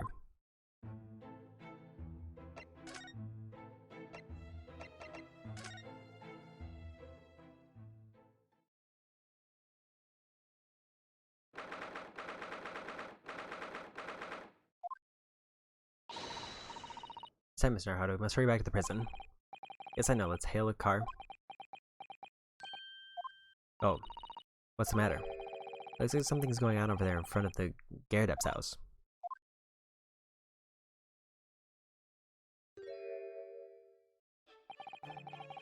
I know thee not, old man. Fall to thy prayers. Recall an old man, you rum-looking niminy-pinny. There are more things in heaven and earth, Horatio, that are dreamt of in your philosophy. Who's this Ratio fella? What are you talking about? Or what are you on about? Excuse me? Hey, what the? Where are you now? Sometimes I just looked as though there might be some problem here. My associate here, Rinosuke Naruhodo, is a lawyer, you see? A lawyer? What? If I can be of any assistance, I'd be happy to help. I'm from Japan, but I've studied English law. Fine, I'll be on my way for today. Will you mark my words? This ain't over yet. Get thee to a nunnery. They look like a bloomin' nun to you?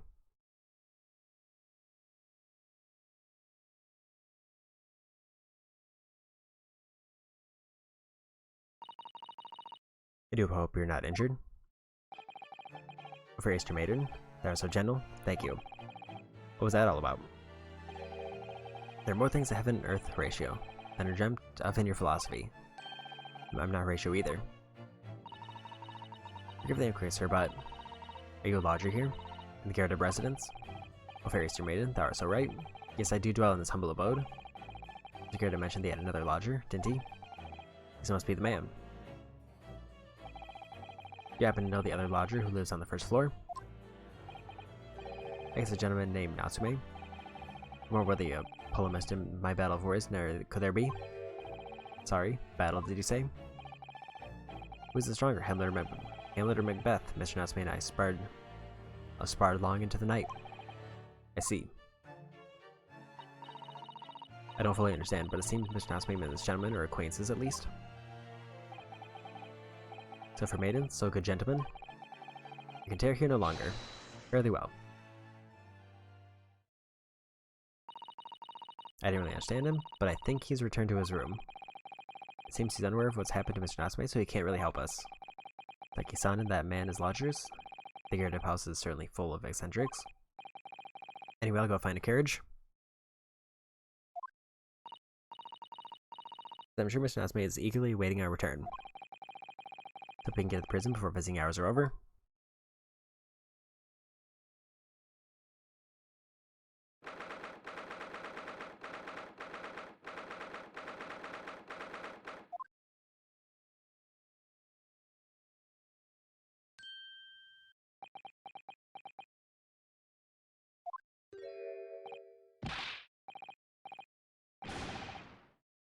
Oh, it's you. You're here, you came. Welcome, student Mr. Naruhodo, Esquire. I can't believe you came back. So touched. I'm so sorry to have kept you waiting, Mr. Natsume. I don't think nothing of it. Wrecked. If I were a cat, I would perfect pleasure the company of such fine compatriots. Noble, nurturing, never failing, Nipponese. No, let's not get carried away. I quite agree. There's nothing more reassuring than the familiarity of one's native land. On the other hand, it's their friendship transcending international borders that one truly appreciates the fact. Such is my belief, at least. Oh, it's you.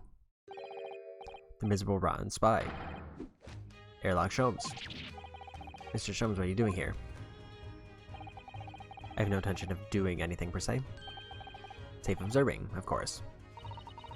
Whatever do you mean, Mr. Sholmes? Well, having encountered some curious reading material in that gloomful room, and having unmasked the secret identity of that eccentric pair, I decided to drop in on my way home to see how our divested friend is faring. Gloomful room? At least your accommodation here offers a window, my dear fellow. In that sense, it is a superior option. Anyway, I must commend you on your taste in books. My day has been delightful and cost me not a penny. I dare you. Airlock Sholmes?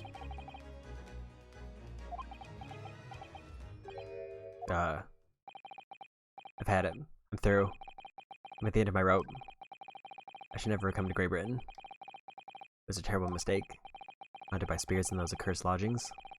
No doubt my luck will be cursed in tomorrow's trial as well. My whole life is bedamned. What are you thinking, Mr. Naruhodo? You mentioned that once before, didn't he? That his lodgings were cursed, I mean. And there's much truth.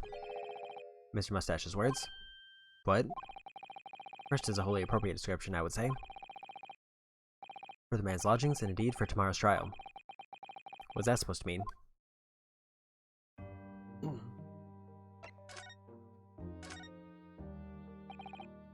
Mr. Natsume, what do you mean by what you said just now? About the trial tomorrow being cursed? No, why are you looking so grave? You're making me nervous. Just getting carried away, that's all. I didn't mean anything by it. Oh, I see. It's really agitated him. You don't mean... the trial really is cursed somehow? Are you referring to the prosecutor? The Reaper of the Bailey? The Reaper? Oh no, what do you mean? Please tell me. Summarize it succinctly into 16 salient words.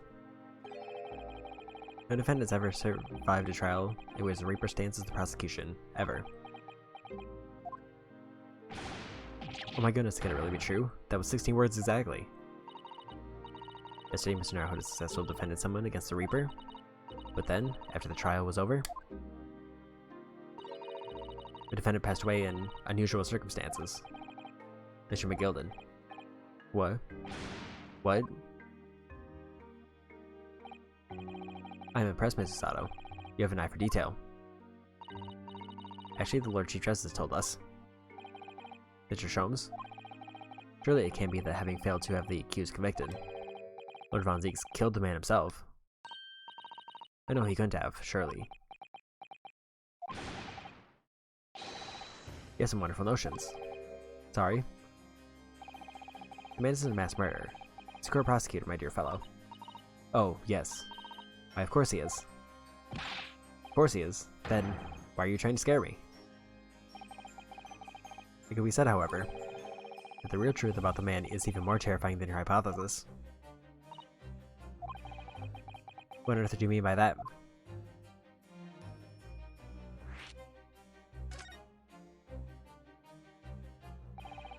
Van Zieks is quite an exceptional man. However, in London courts of law, exceptional does not equate to winning every case without exception.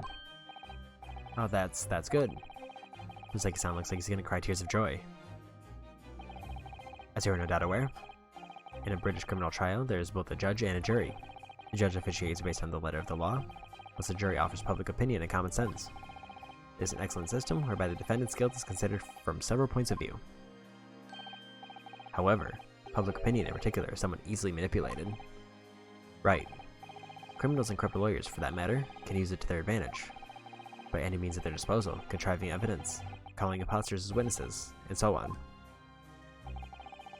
By such underhanded means, those who want to are able to sway the jury. It means that even in the light of irrefutable evidence, the prosecution can fail. But it means the wrong verdict can be passed. And sadly, as from time to time, my dear madam, it is simply the reality of the situation. And that's alright. However, those indicted by Lord Von Zieks cannot escape justice. Their fate is sealed. Oh my. Though the education may see them leave the courtroom with their freedom, within months, they all disappear. It is most striking. Disappear? But how? By all manner of misfortunes, sir. Perhaps they are trampled on a passing carriage, perhaps they fall into the Thames and drown, perhaps they are suddenly overcome by a raging fever, or perhaps attacked by highwaymen. Oh no. All examples of the reality of events here in London, I'm afraid, Mr. Naruhodo.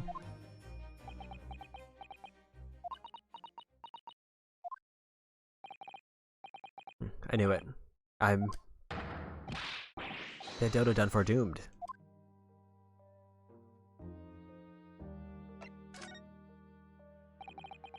When you said accursed lodgings before, you're referring to your room at Mr. Gairdub's house, I assume? Do you mean to say you believe the place is cursed?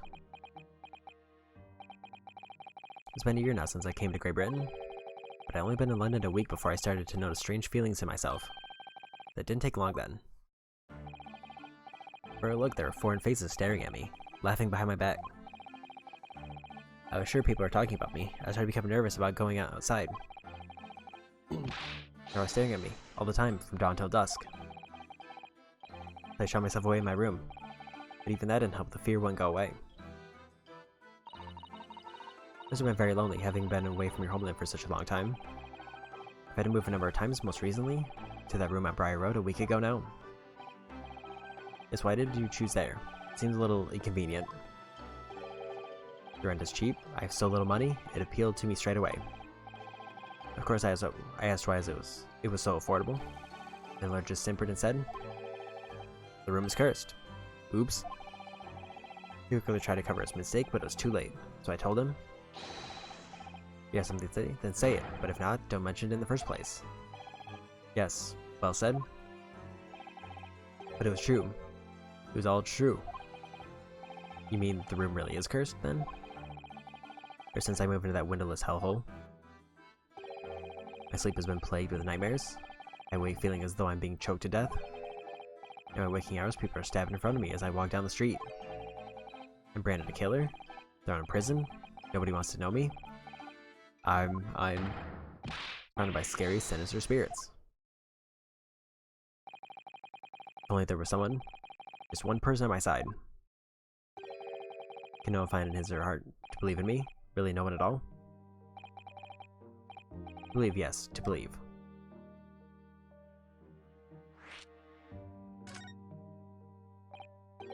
Oh, Mr. Sholmes. Me, Mr. Naruhodo. Pray, what can I do for you? It's about the case on the SS Buria, if you recall. The Buria. The Buria? Ah, that case. The one with the snake. Well, yes. At that time, I was a suspect, but you believed in me and listened to my side of the story. And you helped us to investigate. I did I? Interesting. What I want to know is why. Why did you believe me? I see, yes, you mean? Because you were a grimly distressed, shady Eastern fellow found the victim in a locked room? Well, if you like, yes. I'm a little surprised that the answer requires explanation, my dear fellow. Very simple, really. You said I didn't do it. But I could have been lying. Surely you must have had your doubts. You must have suspected me a little.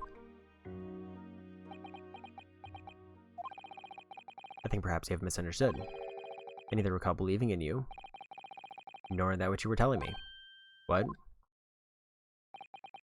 You see, the only things I believe in are those I choose to believe in. What? What do you mean, Mr. Sholmes? I make up my own mind about what is to be believed, and what is not. If I should like to believe in something, I do, and circumstances can hang as far as I'm concerned. But I could have betrayed your trust. In that case, I should have made an elementary error of judgment. Nothing more. Betrayal of trust is an overused excuse in my opinion. Meaning, whether or not one should trust another is, in the final analysis, down to oneself. It's a matter of whether or not one can trust oneself. Yes, he's right. He's right, welcome student Mr. Naruhodo Esquire. Whether or not I can believe him, I can believe myself. A defense lawyer is only as good as his faith in his client. That comes down to how much faith he has in himself.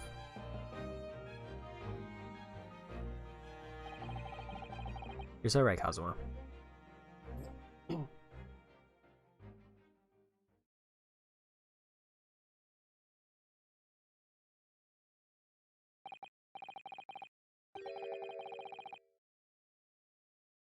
Well, my dear fellows, it's time we were leaving, I believe. Already? Visiting hours are over. The guard will be here shortly to escort us out. There's a restaurant near here that serves excellent trout. Would you care to join me? But either there's never time, is there?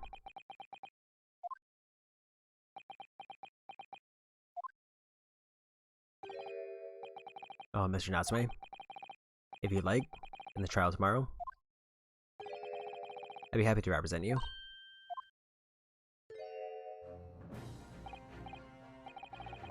Welcome, student Mr. Naruhodo Esquire. As I said, I only experienced a British courtroom for the first time yesterday, and although the man I was representing was found not guilty, I lost sight of something crucial. Something crucial? What to believe in, the defendant, justice, or the truth? How to believe, even. But I think I finally worked it out. I decided I must believe in myself above all else, to trust my instincts. Yes, Mr. Naruhodo. My instincts are telling me that you, Mr. Natsume, are innocent of this crime. It's imperative that we prove that in court. Welcome to Mr. Naruhodo Esquire. I'll fight for your innocence until the bitter end with every weapon available to me. I hope you'll permit me to represent you tomorrow. As I said when we first met, I like to entrust my fate to someone who will listen to me in my native tongue. Of course, Mr. Natsume. It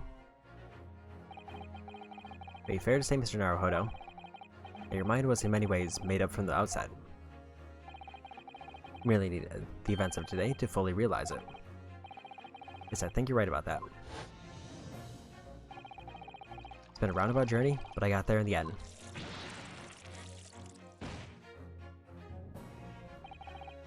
Is Osato? Yes. Would you be willing to stand by my side tomorrow and help me in court?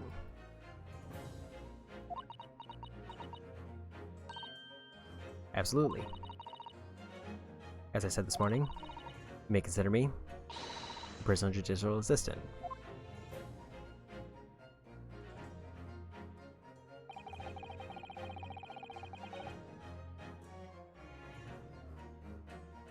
Tracking events of yesterday's trial still weigh heavily on my mind. But it's time to stop looking backwards. Cousin believed in me, and Mr. Sholmes believes in me, now too. So it's time I learned to believe in myself. It's like Isan is. No one, he's all alone. It's my job to help him, to fight his corner. Tomorrow in the courtroom, with all the strength I can muster.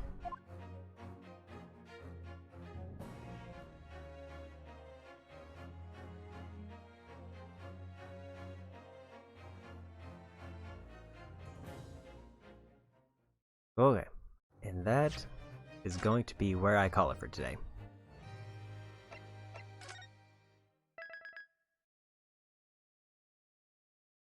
Because it is about time for me to get something to eat.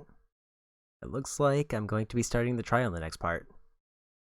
So that leaves the trial for Chapter 4, and then all of Chapter 5, and I'll be done with the first half of this collection. That being said, while going through that last section, I was pulling up a raid.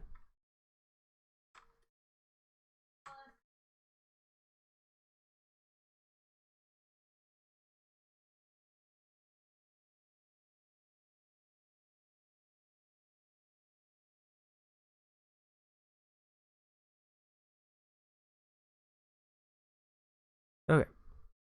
I think I'm going to be throwing a raid over to Mr. Pig.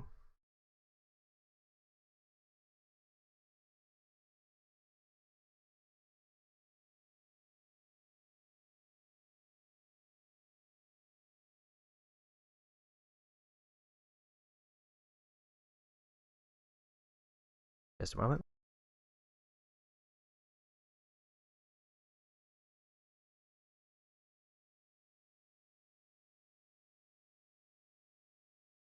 Okay.